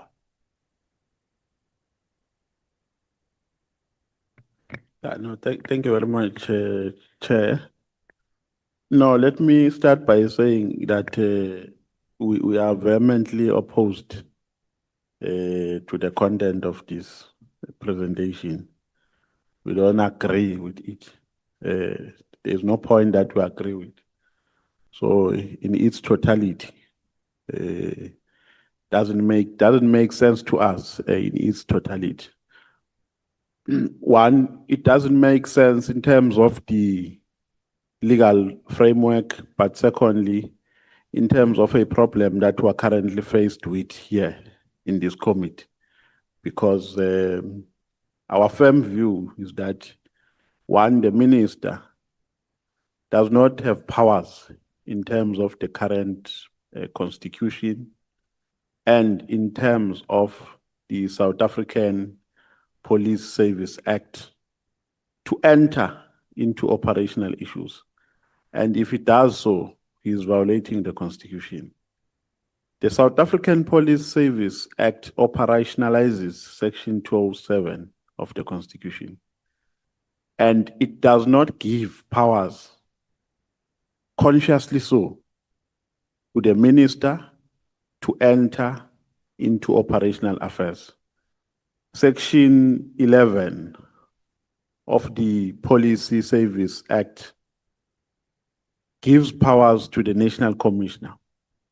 And I think the reason behind this is that in most instances, in fact, in all instances, people who are appointed as national commissioners are people who are career policemen, people who have experience in the police. They were constables, detectives, brigadiers, and so on and so forth. That is why they are given powers, because a police institution is not an institution that you can gamble with. It's a very critical institution in governance. And to have a person who's the national commissioner, you require skills and expertise. And the minister is a politician, and there's no requirement for you to be a minister of police. If I love Honorable Skhosana and I'm the president, and if I want him to protect me for my future shenanigans, I can simply appoint him because I know that he's my puppet. He will take all instructions that I'm giving to him. Whereas a commissioner is a well-qualified person in terms of experience, who understands better how to run an institution or a department called SAPS. So I think there is no issue here with the current legal framework. There's absolutely no issue. And if anything, the current legal framework was violated on the 30th of December 2024, when we were busy at home celebrating New Year. So to suggest that more powers must be given to the minister and the minister must be protected and so on and so forth is to want to exacerbate the situation. That is my comment. We don't agree with what you have said, and we think that your proposition can exacerbate the current quagmires that we are faced with. Number two, you have also spoken about a tendency to establish task teams. And my reading of your tone is that you seem to be against that. My understanding, my simple understanding, I've never been a police, but with the little experience that I have with regards to the running of the affairs in the police, is that a task team is appointed for a specific purpose and to address a particular problem. And that has worked Because a unit is a unit that is established to deal with general issues of crime. And then when there is a specific problem which is rife, or when there is a specific scourge which is growing uninterrupted, and the police can't in their current form address that issue, there is a need to establish a task team. And practically, that has worked for the people of South Africa. It has worked in KZN. Before I'm speaking now as a citizen of KZN. Before 2018, there was no task team in KZN, and people were dying like flies. And evidence is tendered here that there was a collaboration of criminals and people who are in the police. Because what criminals do, they identify role players in the current setup of the police and want to capture them and use them for their criminal activities.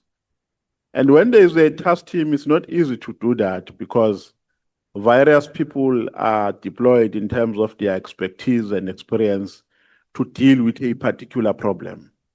So, in terms of the practical records, task teams have worked for the people of South Africa.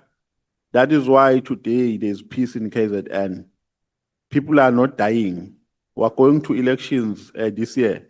If you know KZN very well, by now many people would have died if that task team was not established. So to suggest that a task team or to label it as a tendency to establish a task team, I think is a bit inconsistent and undesirable. It's peculiar. We don't agree with that because a permanent unit continues to focus in its competency, whereas a task team is established for a specific purpose. And when they have completely arrested that problem, then they get established. Now, another point that I wanted to raise is that I don't think there is a problem with the minister giving a direction, but there are requirements that must be met with that. One, a directive can only be given in terms of what is legally permissible. Two, a directive can be given through a comprehensive consultation with relevant people who have powers to make a determination in that directive. You can't, because you have powers, it's not an open-ended right or prerogative or discretion that you have as a minister. Because one day, if I have an open-ended right, I would wake up and say, Shongwe, you can pee here. And then I claim that I have a responsibility or a right rather, a constitutional right to give a directive. Now, a directive can be implemented in terms of the legislation, and the legislation gives powers to the minister, to the national commissioner, not to the minister. So the minister doesn't have powers to intervene on operational issues. There is nowhere, there is no law that gives a minister powers currently. Maybe they are yet to be made, but currently in the legislation and in the constitution only says, section 207, subsection 2 says, the commissioner has a responsibility to control and manage services in the police service in consultation or in accordance with the directives of the minister. But it doesn't end there. it goes also to the Act which gives, and the Act gives only the National Commissioner powers, Section 11, only the National Commissioner powers to deal with operational issues. And the Act drills it down because it explains specifically and it specifies roles of the National Commissioner to say he can do A, B, C, D, and 3. So there is a difference between issuing a directive and actioning something. A directive, in my understanding, if I can give a practical example, can be given in this way. If I have a right to issue a directive and Skosana has a right to manage this house, I can give a directive to Skosana to say, by 6 o'clock, I think, or firstly, I would consult with Skosana because he knows the house better than I, because he manages it on a daily basis, and ask him if it is appropriate for him to change that door. And if he says, as a person who has experience and as a person who manages this house, I think it is appropriate to change that door. And then I can say, you can, having made all such considerations, you can change the door. And not come with a date to Skosana. That is dictatorship from a general perspective. It's dictatorship and it's ultra virus. I can't come to Skosana and say, Skosana, tomorrow at 10 o'clock, who manages this house? At 10 o'clock, that door must have been changed. What kind of a directive is that? That's dictatorship. I can't give that instruction to a person who has statutory responsibilities which have been explained thorough in a legislation, and just give an instruction to say do A, B, C, and D, whereas I am not in charge of day-to-day responsibilities of doing what he does. So I don't have any question on your presentation. I'm crushing it from point 1 to the last point. We don't agree with it. Doesn't make sense to us. It appears to be more defensive than anything. It appears as a mouthpiece of Senzo Mkhunu. That is, it has been presented to paint a particular picture or to establish a particular defense. So there's no question. I was just engaging. Thank you very much. It's a comment. Okay, thank you very much for the comments and taken note of the points that you've made.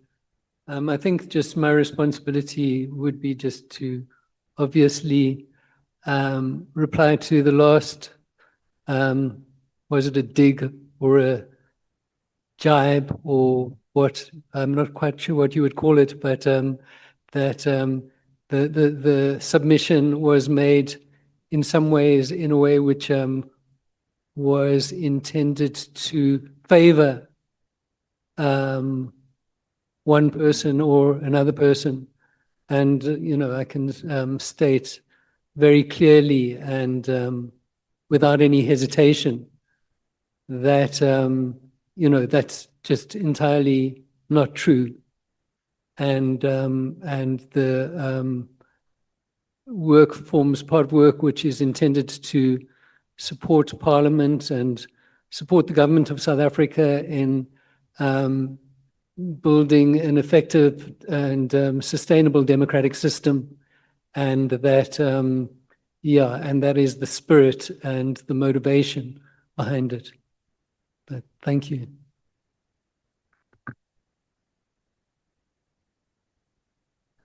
I'm not sure whether I should be a chair myself now. I think I'll chair this meeting because the chair has just left.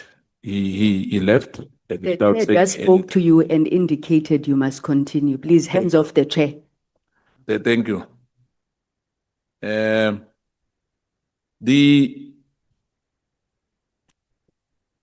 Good afternoon, Mr. Bruce. Good afternoon. Good afternoon. One, this security studies, this Institute of Security Studies is the one which was being led by then George Fivers, am I right? Or it's another one? The security study, or is it Jack Siller? I think it says. Established by Yaki Siliers. Okay. Who's funding it?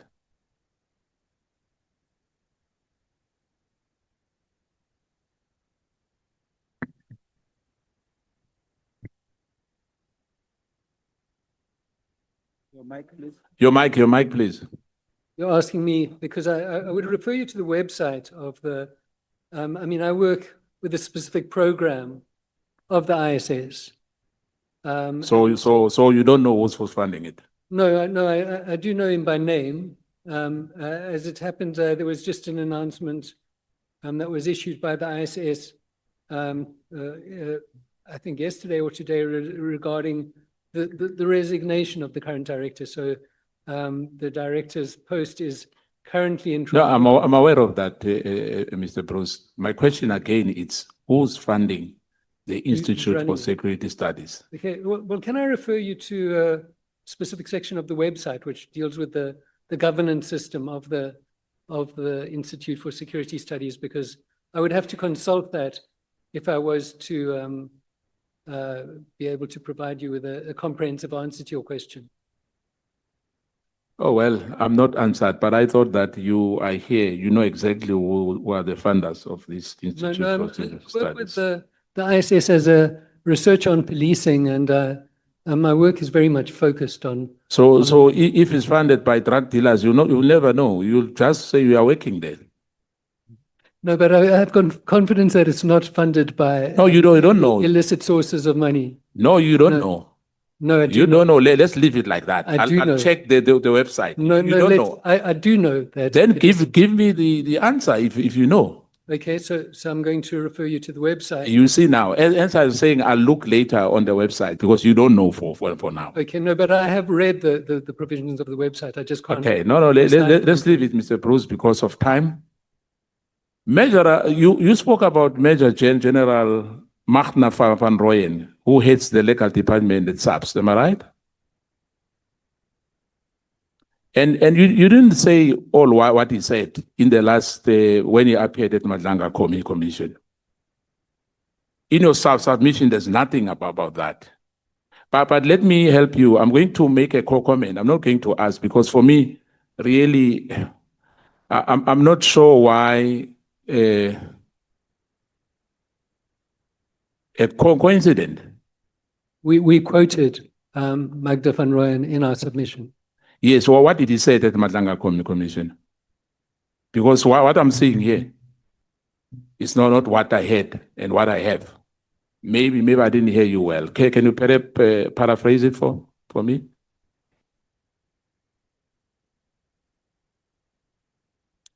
Mike, please say. The quote is that neither Chapter 11 of the Constitution nor the SAPS Act provide any clear guidance on the ambit or scope of the policy or directives that the minister may issue. So Major General van Rooyen was referring to, particularly to Section 207(2) of the Constitution, as far as I understand, but also to 206(1) and 2, which authorize the minister to, on the one hand, issue national policing policy, and on the other hand, issue directives to the police. And her observation was that there's broadly a lack of clarity as to what the scope of these powers is. Let me just contextualize it for you and with my comment now. Major General Petronel Mkhwanazi van Rooyen Subs-head of legal service, testified that the police minister, Senzo Mkhunu, acted outside the authority and the legal mandate by ordering the political killing of a task team to be disbanded. She was very clear on that. I'm not sure how did you miss that in your submission. She argued it was an operational matter, not a political decision, and that the action severely hindered the investigation, suppressed cases, and ignored proper legal process. Do you remember that? Key points from her testimony at the Madlanga Commission of Inquiry. Overreaching of power. Van Rooyen stated clearly that the minister lacked the authority to disband the specialized unit, which are operational functions. Now, she testified that the rapid disbanding of the case at base PKTT had a negative consequences for the police work. And I think my colleague, Honorable Nomvalo, was arguing on that to say he has nothing to ask, because as far as Umkhonto Wesizwe we are concerned, what is submitted here was a tick box exercise, in our view. And I'm saying this to you, Mr. Bruce. Someone who reads this will say that we are defending something here, because hence I'm saying to you, in your submission, what I've read to you, you haven't said anything about that. And Magna, the legal head, was very, very clear on that. I'm not going to quote sections you've been, the section 2077, I serve in the police portfolio committee, by the way. The section which you being emphasizing on here might be misleading, and I'm saying this to you with due respect. Magna said it all. We don't have to revisit that. By the way, he's the head of legal service in that department, and highly qualified for that matter. He's a PhD holder. And I read about the issue of New Zealand, you know, Queensland, what they do, in Kenya, what they do. You know, our history in this country, as you know, if you've been here for a very long time, because some of Europeans arrived not earlier, you know, some are born here, some they've got dual citizenship, some, you know, but our historical background, it's of such a nature that it's not easy to forget what happened in the past. Hence, my colleague gave you an example of KwaZulu-Natal, that the PKTT work wonders. If it was not the PKTT, hence we are saying it was really premature to have disbanded that PKTT. And others, which are, some of them are not disbanded. In particular, we're worried about this PKTT. Hence, we are sitting here today at the adhoc committee. This could have been prevented, you know, if there was no interference at all. We will find ourselves in here. So we know we've got dynamics as compared to these other countries. Other countries, they might not have what we have here. There's a lot of issues in this country which we need to be attended to. And we think that in terms of the constitution which earlier when Advocate Hoffman was here, the Roman Dutch law, as far as we are concerned as well, we still have to, as lawmakers, you know, you need a majority to amend this constitution. We are not happy. There's a lot of gaps which have to be closed in this so-called the best constitution, which is misleading, by the way, you know, but that's politically, that's not for you. But indeed, there's a lot to be done. But in terms of what I was saying to you, that I'm making a comment, I think you left what I've said deliberately about what Mkhwanazi said about the issue of interference, you know, and the issue of the PKTT. I thank you, Chair. Thank you so much, Mr. Bruce. Thank you. Any comment? Yeah, well, just a couple of points. One thing is that obviously you and Honorable Nomvalo have raised a question about the utility of task teams. You know, I don't agree with you that it's clear or straightforward that they have played a particularly useful role. I think that we're living in a country that has got a murder rate of something like 25,000 people a year, has enormously high levels of violent crime. KwaZulu-Natal itself also has very high levels of violent crime. The PKTT itself has, you know, I have looked at discussions of the effectiveness of the PKTT. And, you know, I think that's a complex question. I think that it's never straightforward to evaluate investigative units. Now, are you saying Mkhwanazi is wrong? Because I don't want to waste some people's time. Okay. Are you saying Mkhwanazi is wrong? Yeah, I would also just say that okay. I wasn't sure, I wasn't clear. You know, I was, you know, I had read the report that you were, I think the same one that you were reading from. Yes. And had been through parts of her testimony, but I didn't see any clear reference to an explicit provision that had been violated by the minister. And as I indicated in my response to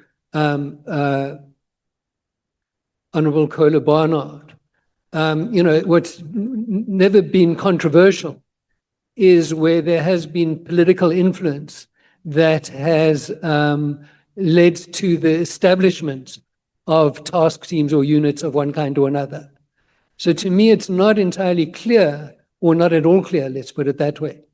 What is the difference if there's political influence, political directive calling for a unit to be shut down? In what way is that more or less operational than directions or directives for unit or task teams to be established? So to me, I remain unconvinced. I don't know what the evidence is that there was any clear provision that that the minister violated. There might be protocols, informal or formal protocols that I'm not aware of that have been violated. But I'm, you know, as I said, I'm not aware of them. But you know, as far as I can know of, purely looking at the Constitution and the SAPS Act, there isn't a clear violation that I'm aware of on the part of the minister. Whether his actions were well considered, whether he was exercising good political or judgment, whether he was exercising his authority in a responsible way is another question.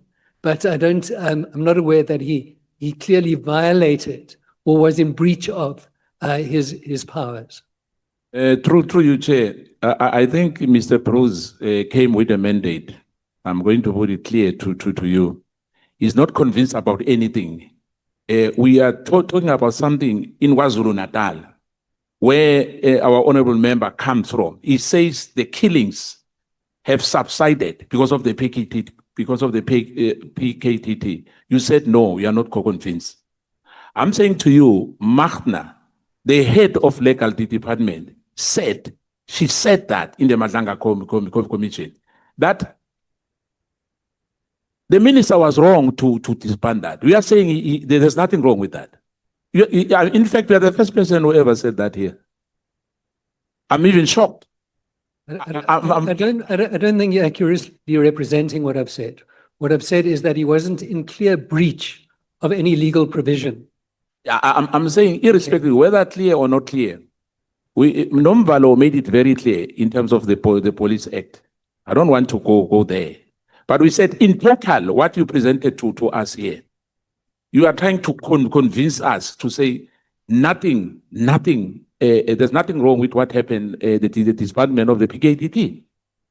And that the PKTT has worked wonders. We are not convinced of anything. That's not what I said. What are you saying really? Because the submission is here. What you submitted to us here, and we are still arguing to say there's nothing wrong, there's nothing clear about it, and we are saying to you, there's a difference. The people of KwaZulu-Natal are better off today. And we are talking about the lives of our people there. People were being killed in that province. And we are saying it was wrong for the minister to disband the PKTT. You said, no, there's nothing wrong with that. And I'm saying to you, I'm putting But I didn't say that. So why are you saying that I've said that? Because I did not say there was nothing wrong with it. I said it was not in breach of a legal provision. Yeah, so in other ways, if there's no breach, there's nothing wrong. Whether people are dying or not dying. I said it might have been a poorly considered or ill-judged decision. No. No, we are playing with words here. Okay, I'm saying to you, Mr. Bruce. With words. I'm not playing with words. I'm responding to your assertions. Mr. Bruce, the time of Mr. Skosana had expired, so yeah, thank you. He was asking you questions on borrowed time from the chair. Can we afford Honorable Cameron? Chair, I actually don't have many questions rather than a comment on the submission process. We're not here to oppose people that come and submit something. We listen to their opinion. We invited them. They are our guests. If we don't like what they say, that's fair enough. We can debate that later on when it comes to the report. Mr. Bruce is not a witness. He is an absolute expert in his field. If anyone did their own research, they would know that. And I think it would be fair to say that we need to give him a fair chance to speak. And once that is done, the committee can deliberate further whether we agree or not. Thank you, Chair. Honorable Matthews.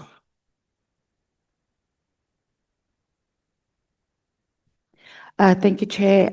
Mr. Bruce, good afternoon. I don't have many questions. I just wanted... Chair, my hand is up. Honorable Matthews. Okay. Yeah, but Chair, are you going to recognize me?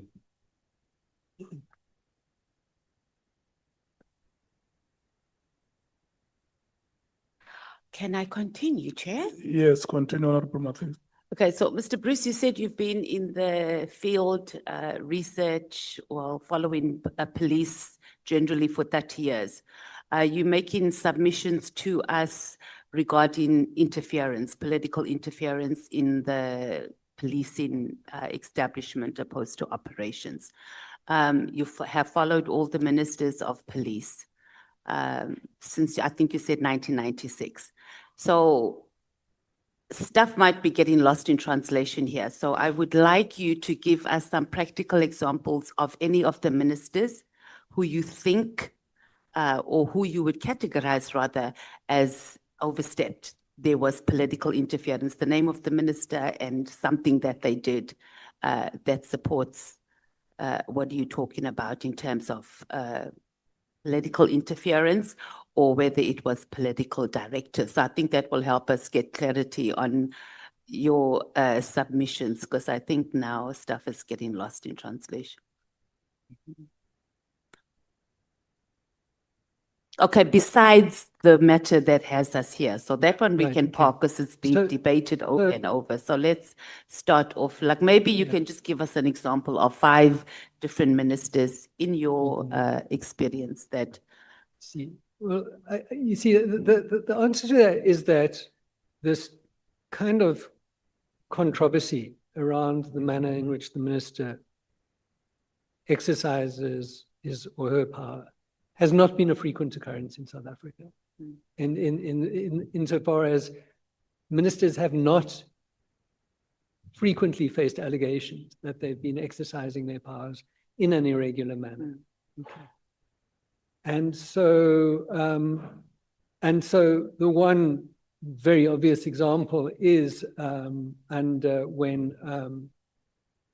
Lieutenant General Mkhwanazi was the acting national commissioner, and what emerged there. And so it, illustrates this point that would appear to me, it kind of appears to illustrate the point that police leaders generally comply with political authority and generally, are reluctant to resist their political bosses.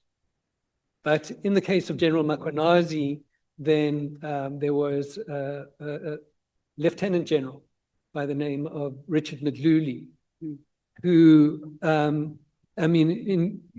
cumulatively was on the one hand facing very serious charges, including charges of murder, and also in relation to other issues of corruption. And the police had taken action to suspend Lieutenant General Mdluli and subject him to a disciplinary process. And what Lieutenant General Mkhwanazi said was that he had been placed under pressure, and he gave evidence about this before this committee, as far as I understand, where Minister Mthethwa, the late Minister Mthethwa, then wished him to withdraw the disciplinary charges against Richard Mdluli. So that's the one example. The one very interesting example. So then... Okay, so let's go back. So I want you to be able to distinguish. So the issue of the interference with the acting national commissioner, and I think it was with the minister, Nathi Mthethwa, the late Nathi Mthethwa. Yeah. And you're saying Lieutenant General. So that is an example of political interference that was resisted, or that you considering that political directives. That's what we're trying to, I want to understand. I'm just trying to understand, what are you submitting? What is acceptable and what is not? In terms of what are you saying is good for the country? Well, you see, that's a very clear example where there was someone who, what we know in the public domain is that for specific reasons, Lieutenant General Mdluli, who was had been appointed through an irregular process politically appointed as the head of the Crime Intelligence Division. Okay, and he enjoyed political favor as far as is understood, because he was seen as someone who supported the political interests that were in power at that time. And so then pressure was brought upon Lieutenant General Mkhwanazi to withdraw these charges against him. So it illustrates a case of political influence being used to protect a specific person who, by all accounts, should have been subjected to disciplinary procedure, should have been dismissed from the police. And effectively, as a result of this political pressure, this man remained on the payroll of the SAPS for another 6 years after. So, there's clear examples. There is the question about the political killing. So what are the other clearer examples? So we've got that one. Let's talk. So you're saying the issue with Lieutenant General Mdluli does not fall into the same category in terms of interference and directives from a minister as the issue with the political killings task team. That's what I'm trying to. Yeah. What makes it different? Because it's a directive. Sorry. Why? What makes it different? Whether it's a legitimate interest or not. So who decides that it's a legitimate interest or not? Well, that can be a difficult question. But in the case of relating to Lieutenant General Mdluli, it seems fairly straightforward that the police should have taken disciplinary action against him and dismissed him from the SAPS. Okay. And then the political killings task team? Well, you see, the one observation that I've made is this point that insofar as there is political engagement, the basic point, one of my most basic points is this point that insofar as there is political engagement with the police, it very frequently focuses on questions to do with what are priorities, what are not priorities. It focuses on questions of priority. And so if one looks at the economic infrastructure task teams, if one looks at the political killings task team, if one looks at other types of task teams that have been established, Mr. Bruce, I think we're getting off under political influence. So to me, it's not clear what is the difference between a directive for a task team to be shut down and another political directive. To me, they seem to be equivalent. And so if the one is acceptable, then it seems to me that, by implication, the other type of directive is, is also, it's not self-evidently something that the minister shouldn't be doing. So you don't think the directive in the first place to establish it was a problem either? It isn't seen as a problem, and I'm not saying that it is a problem. No, but you making presentations here, so we're asking you on how you would characterize it, and you can justify it. No, you see, I have a reservation about this, because you see, for instance, there's 27,000, there's 25,000 murders in the country. Political killings task team is concerned with, I don't know, I mean, the total caseload over about 6 years was something like 612 cases. I'm not quite sure how many of those were murders, but that's one small fraction of the overall problem of violent crime. So, Okay, but we're going off here. My question, Mr. Bruce, was perhaps the initial instruction to establish it, because it was given by the president to deal, the president of the ANC was the president of the country at that time, because the ANC members and some other political parties were killing each other. Was that probably the problem? You see, I mean, because it's given an operational in issue. 2013, I wrote an article motivating for task teams or dedicated units to be established to address political. But I'm not talking about, we're not talking about the why, right? We are talking about the instruction, right? Not the why, etc. The actual instruction for the president to say, tell them, go and establish, and then the minister to say, the instruction to the acting minister that they must make those corruption charges of the Lieutenant General Mkhwanazi to go. I'm talking about the instruction. Is it political interference or not? Forget the part of the the backstory of it. We're talking about the instruction. When is it a directive, or and directive that is interfering with operations? Because that's what you need to tell us here.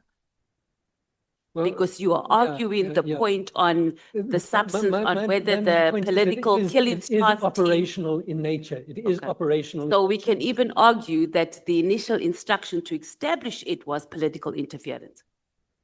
That's you see, well, it was political influence, certainly. Oh, that's different. Okay. It's not, I wouldn't say it was inappropriate interference.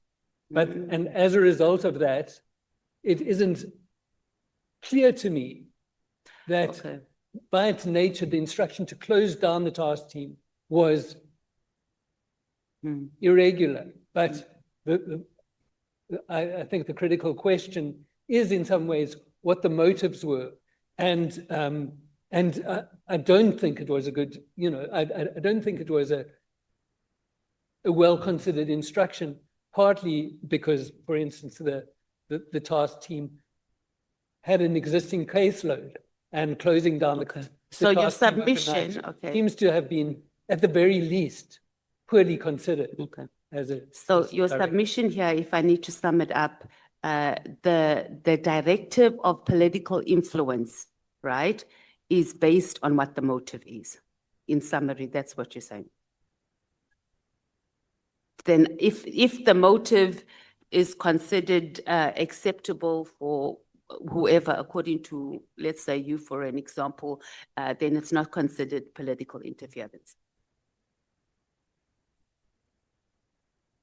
Well, you see, I mean, I think it's also then clear that it would be appropriate. There's elements of this issue that are much clearer. So for instance, for directives to be given regarding the investigation or prosecution, the investigation of a specific individual, or how the police should deal with a specific case, anything like that. It's I about think that would be merits. clearly irregular. Okay, and would clearly be, would clearly cross the line. But if we're just talking, sorry, I thought this was on silent. It is, I don't know what's going on.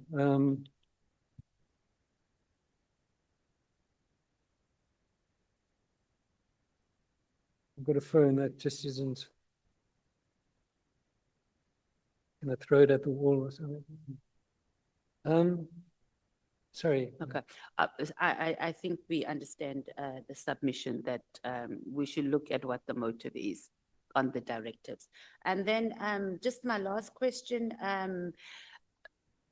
well, maybe you're not going to be able to answer it as you were not sure about, or you weren't able to tell us about your funders and whether there's been any investigation into the people who actually funded the organization. But as far as you know, does the ISS get lobbied by political parties to present particular positions? Or are they aligned with a particular political party? No, as far as my understanding is that the ISS has a kind of open approach where it would offer advice to any political party, but it wouldn't, insofar lobbied by. No, I don't think that the ISS does. So that. you're immune to being lobbied by a political party for a particular position. Well, I mean, my understanding is that what the ISS tries to do is be open to role players in the policing field in South Africa, for one thing, and that those would include political parties. So the ISS is certainly open to engaging with all political parties. How many political parties, to your knowledge, has the ICC engaged with? ISS. It is, yeah? ISS. Do you know? I can't answer that. So maybe if you can speak to those who would know, and we can get a submission on political parties that you'll have engaged on, or engaged in, or engaged with, rather, just so that would be able to. Yeah, in my experience, it's primarily been the governing party and the official opposition. But yeah. Okay.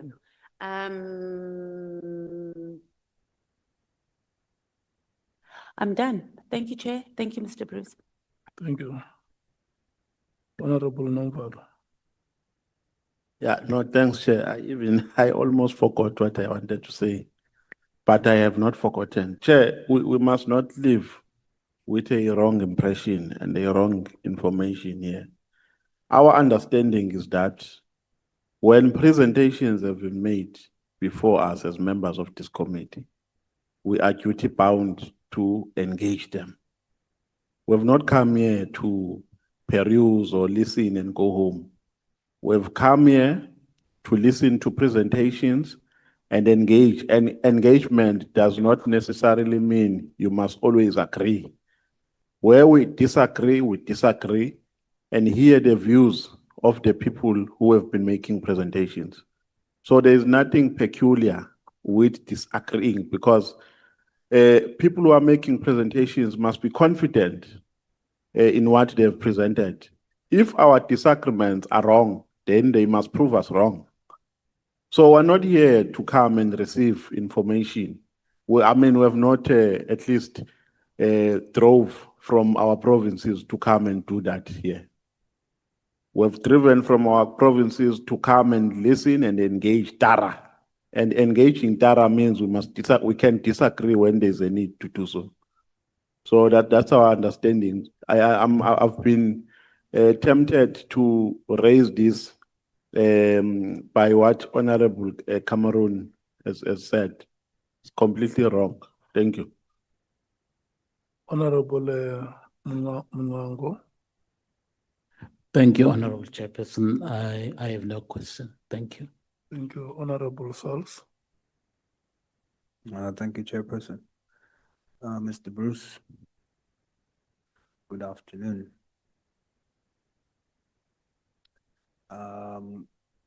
Your submission cites a large gray area between policy and operations. Is it your expert finding that the current SEPS Act is too vague to prevent political interference?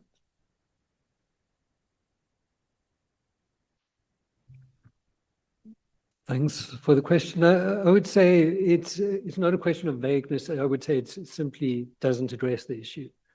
So you know, in my experience, what seems to me to be a positive source of reference for engaging with this issue is this experience, you know, which happens in so far as I've, you know, read about the issue. It's been something that's come up. It's for one reason or another in these states of Australia and has been addressed by legislation in, you know, these states in Australia and New Zealand, and it seems to me to be, you know, a kind of sensible kind of approach that's taken in many of these jurisdictions. So I'm still just being mild when I say vague. You are saying it totally doesn't address. That's right. Yes. All right. In your expert opinion, the SEPS Act in its current form, are you saying that it is a problem because it doesn't address or protect clearly against political interference? You're saying the act is the problem. It doesn't matter which minister is there. The act is the problem. So that no matter who comes, no matter who occupies the office, as we sit here now, if the act is in its current form, the current minister that's there, if he does the same thing, then the act has not adequately addressed it, and so also anybody else that comes. Is that your submission? Well, you see, I mean, again, it's this point that my impression is that police leaders are often disposed to comply with political authority. The willingness to resist political authority is often not there. And so whether it's irregular or not, their orientation is to see it as something that they must do. And I think one could say that this is illustrated in this case by the manner in which, for instance, the National Commissioner responded.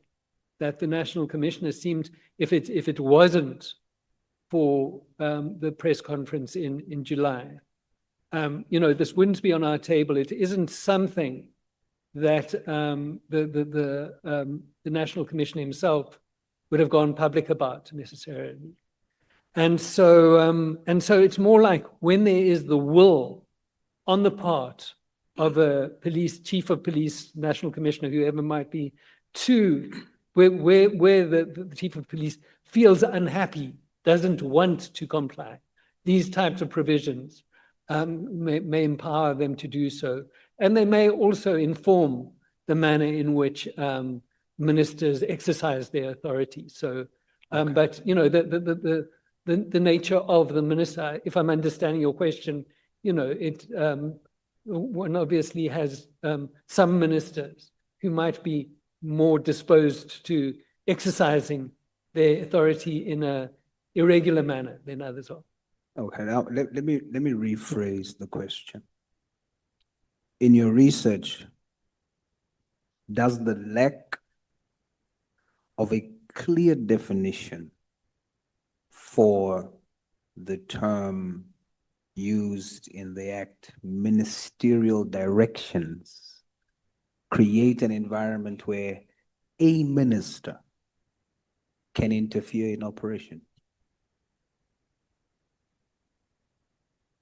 I would say yes, that's correct. All right. You cite New Zealand and Kenya, how does the lack of a written record for ministerial directions impact the constitutional principles of accountability and transparency?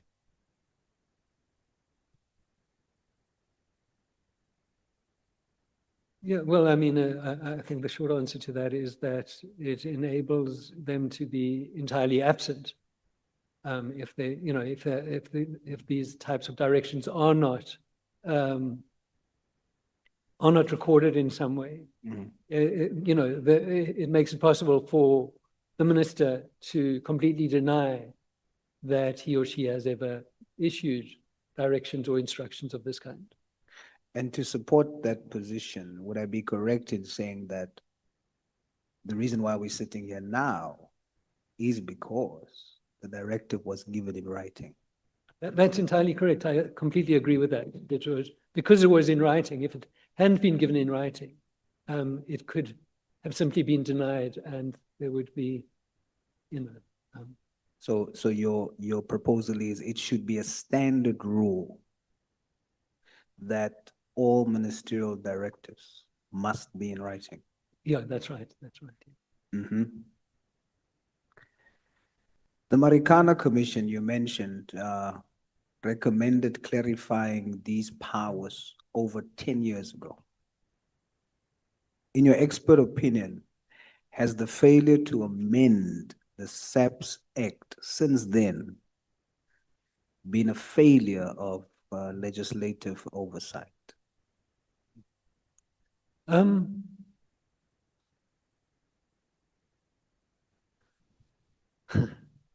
You know, I'm not keen to point fingers about people having failed. What I would say is that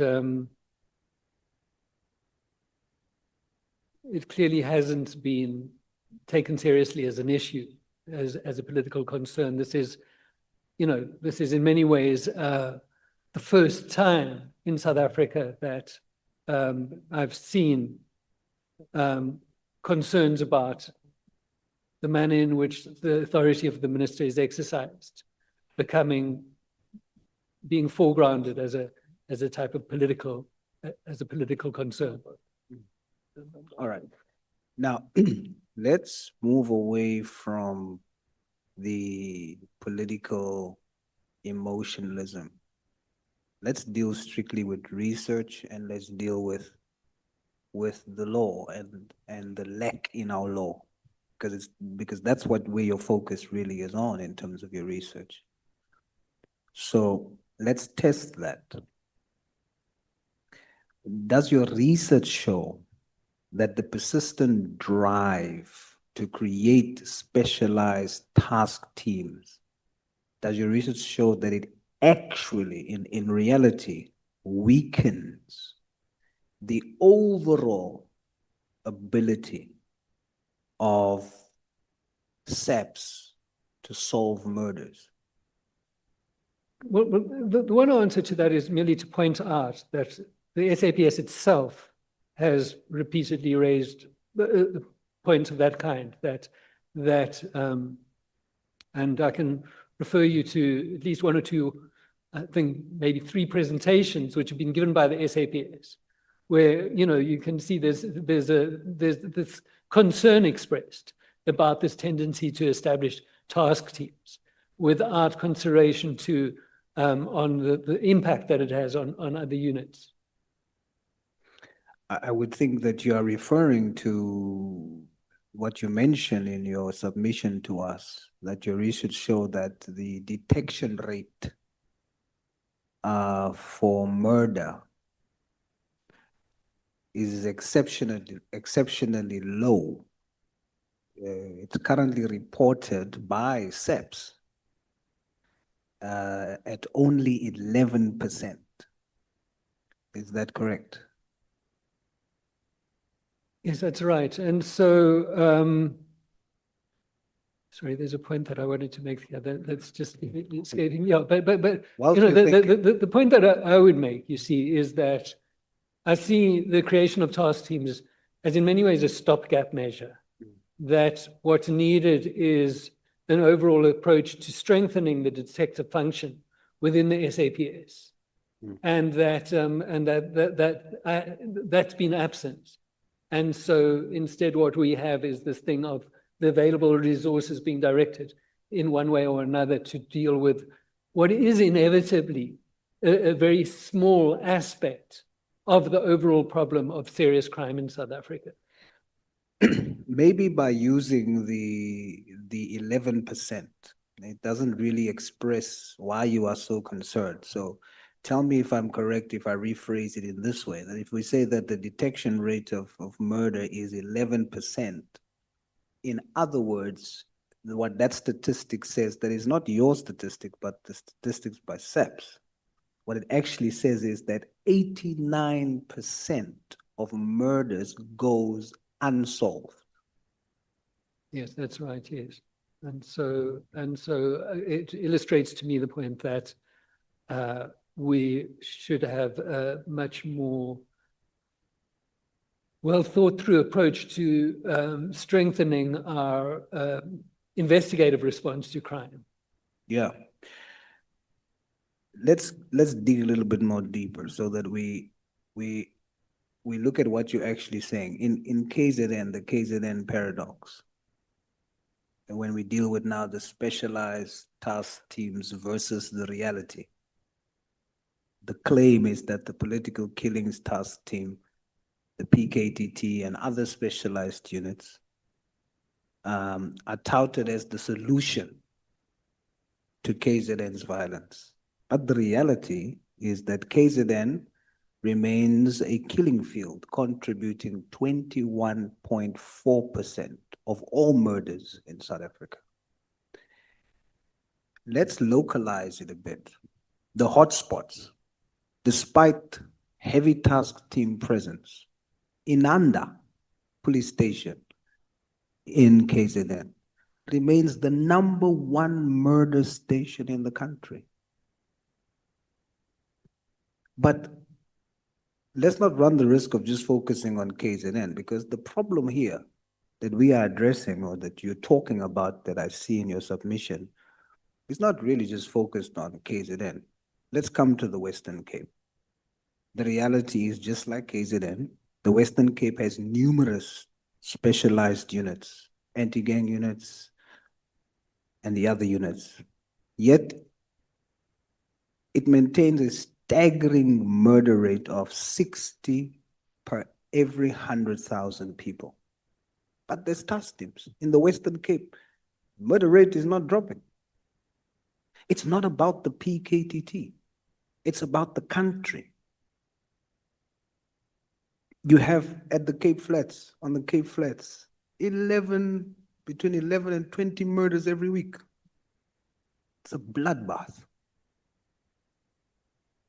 And then you have the Eastern Cape. The Eastern Cape, according to our official stats, the Eastern Cape has the highest murder rate in South Africa. 69 out of every 100,000 people. But there's no attention given there. Why not? If the issue is really dealing with murder. So what I hear you saying is that resources are captured for elite specialized task teams, leaving the average detective at a local station overwhelmed with work and underfunded. You are saying, correct me if I'm wrong, but why take so much money and we put it into specialized units of between 30 and 60 people, where every station in our country, the detectives are struggling, no money to solve the actual murder rates that is increasing within our country.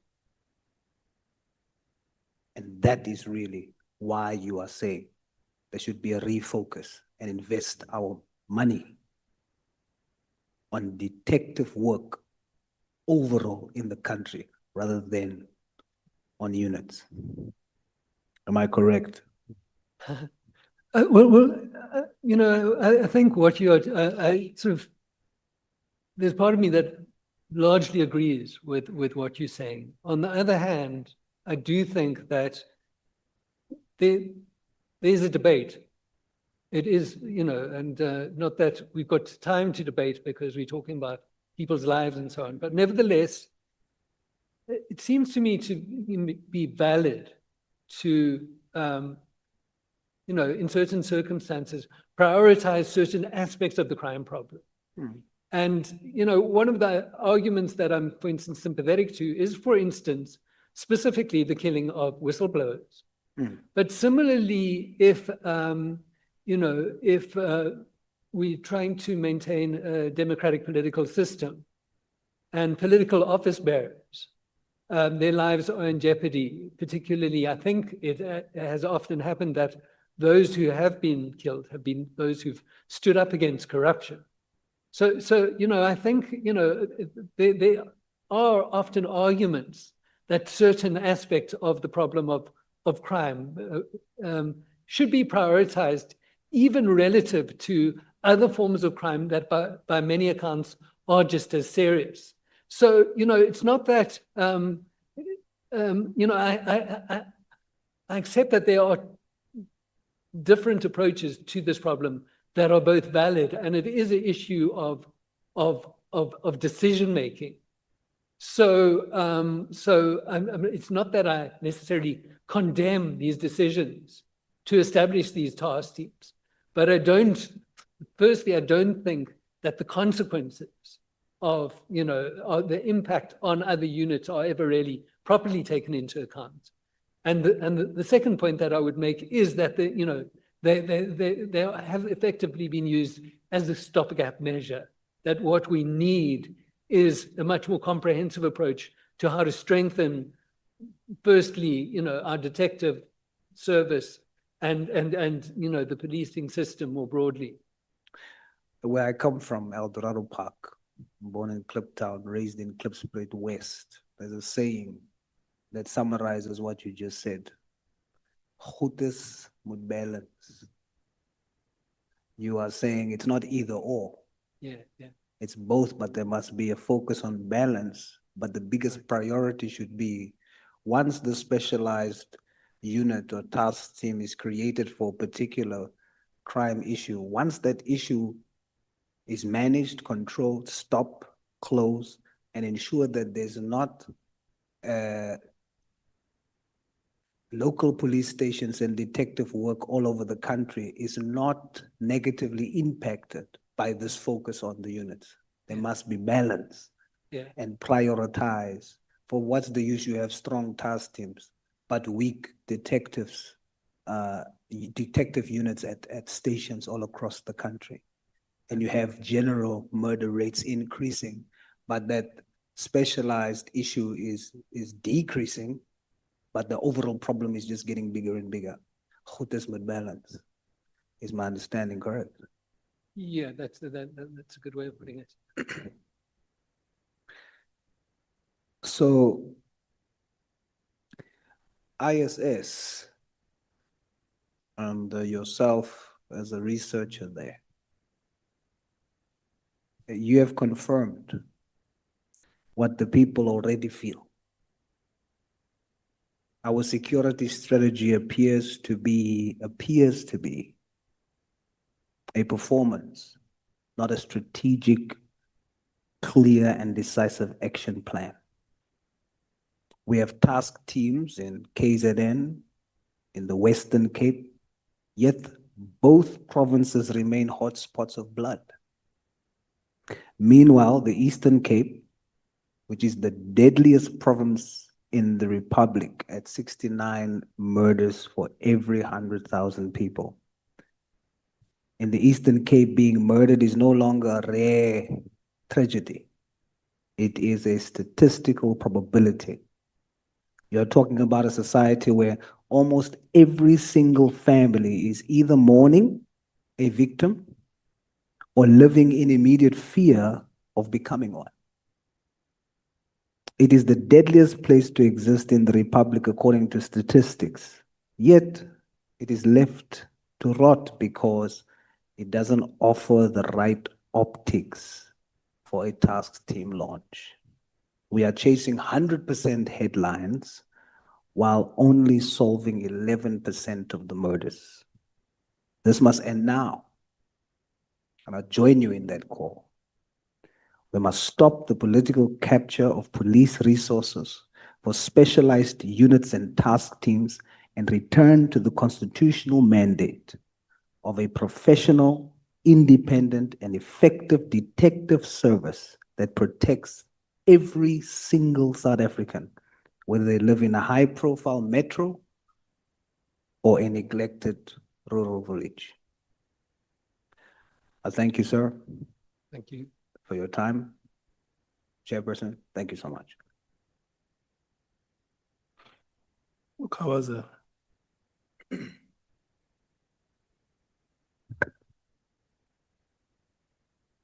Wait.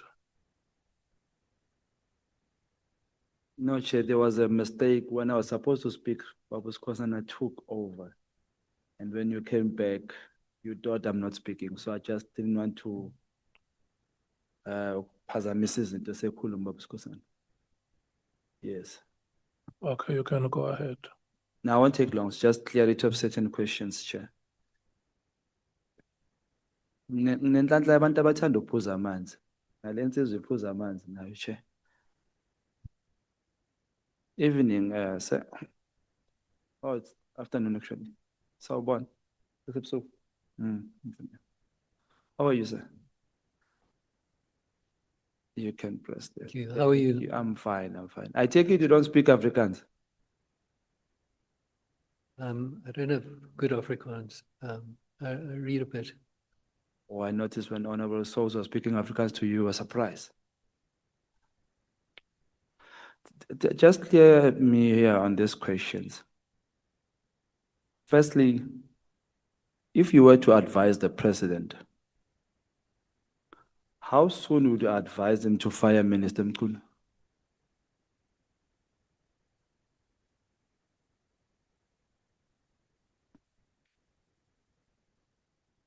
It's a question. Yeah.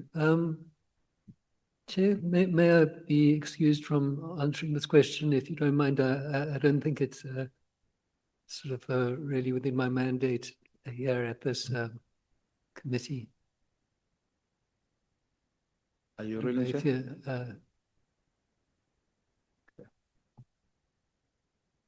You can proceed. Okay. No, the reason I'm asking this is that, you see, Mr.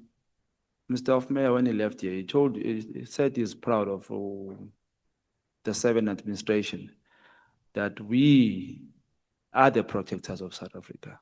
So as you come here with your proposal, which we appreciate, and also thank you for your time that you put on your proposal, we must really scrutinize what you are telling us here.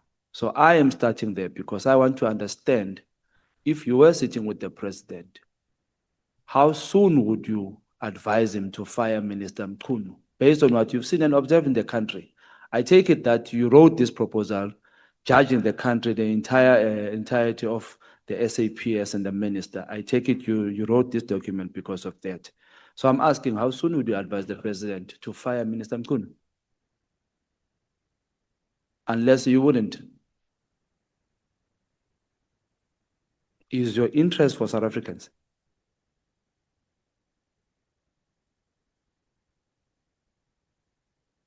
Sorry, I'm just, I'm not in a position of advising the president. If you were? And I'm not clear whether Minister Mkhwanazi is currently the minister or not. I'm just, it's a bit unclear to me as to exactly what the current position is. What are the chances that your proposal is not fully researched? Because I noticed that most of your staff here speaks of international relationships. We should learn from other countries, Australia and all that. So are you well vested in South Africa? So are you, I'm not quite sure where your questions are going to. Do you want to? I'm just trying to establish. I'm a researcher. I've worked here for 30 years. Yes. What do you mean by fully researched, if I can ask you that? Because, you know, the level of information that's available out there is enormous, and I never engage with all of it. Okay. So try and, you know, work in a responsible way and, you know, do my best, but I'm not, I could never be claimed to be the best. You know, on top of everything that's been written or published about any particular topic. Okay. The thing is, you said that the minister might have not breached. So I'm thinking you are well vested of the topic you are talking about, which is the minister. So you should know whether he's fired, or he's suspended, or he's still acting, or whatever he's doing. I take it you should be knowledgeable on that note, on that subject. Okay, that's okay. If you do take that's. Now I'm asking. I accept that. Okay. Do you know the current status of Minister Mkhwanazi regarding his employment? You know, my understanding when I've tried to clarify it is that I've got various different answers. So not entirely clear what the current status is. You're okay. Therefore, how did you come to think that he has not breached anything in terms of this PKTT disbanding?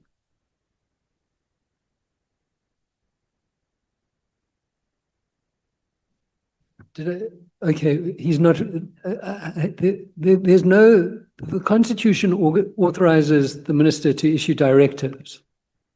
As pointed out by Major General Van Rooyen, neither the Constitution itself nor legislation provide clarity as to what the ambit of that power is. So, you know, what I understand Major General Van Rooyen to be saying is that there isn't explicitly any provision which enables us to understand what the scope, you know, what is and what isn't a lawful directive by the minister.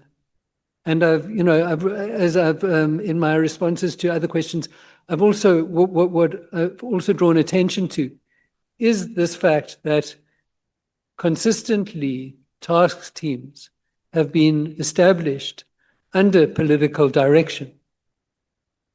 So to me, it seems to me to be, you know, whether one's providing political direction for a task team to be established or for a task team to be shut down, that seems to me to be a similar type of thing. It's not clear to me that those are qualitatively different types of instructions. So therefore, you know, insofar as the one is generally regarded as acceptable, it seems to me that the other, it's not clear to me why the other is necessarily unacceptable, and so it's not clear to me that the minister is violating any provision. There's another, you know, there are other arguments about, for instance, the process that he followed, the motivation that he provided, etc.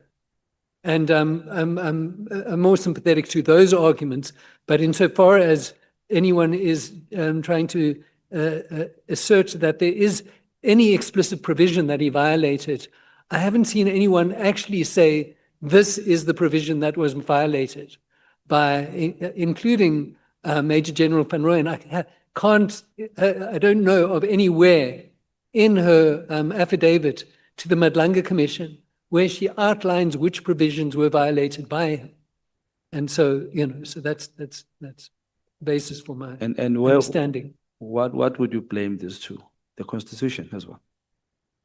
This clarity. Well, you know, my understanding is it's something that can be addressed in legislation, that they, but, you know, so I don't blame it, but you know, I think, you know, so for instance, the Marikana Commission in their report called for the, you know, this issue to be clarified.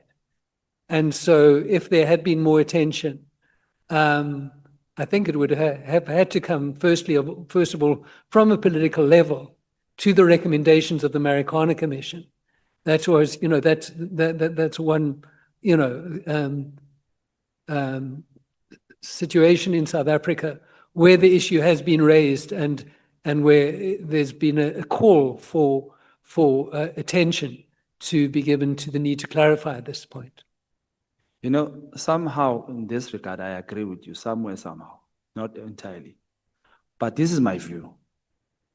I think this Roman Dutch law that we are using in South Africa is failing us.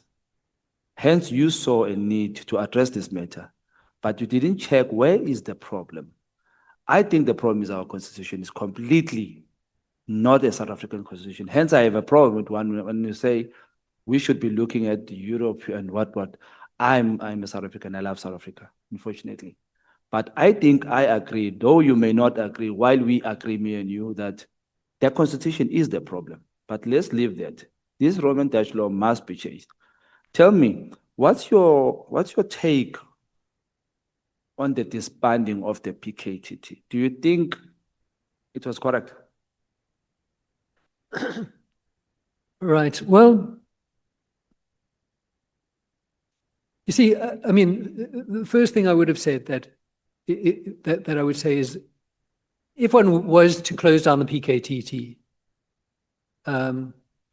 one should have followed, the idea of closing it down effectively overnight by the end of the month seems to have been a poorly judged instruction.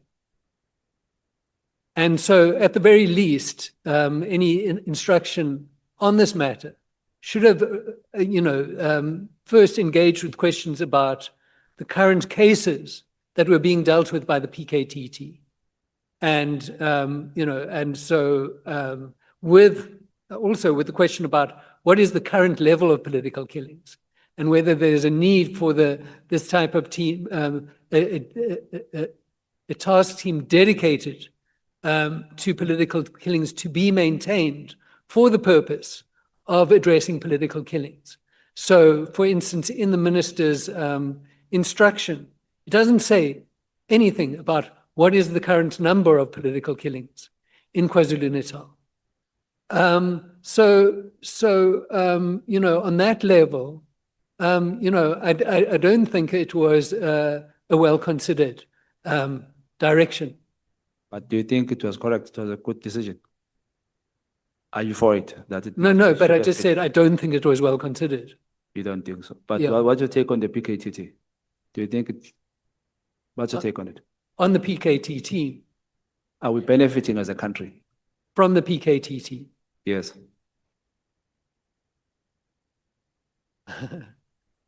You see, I mean, I would say that's a complicated question, to which I don't have a simple answer. But I would refer back to the questions and the exchange that I had with Honorable Saul. Yes. Yeah, okay. And Did you hear Honorable Saul when I was speaking about the money and the money spent on PKTT?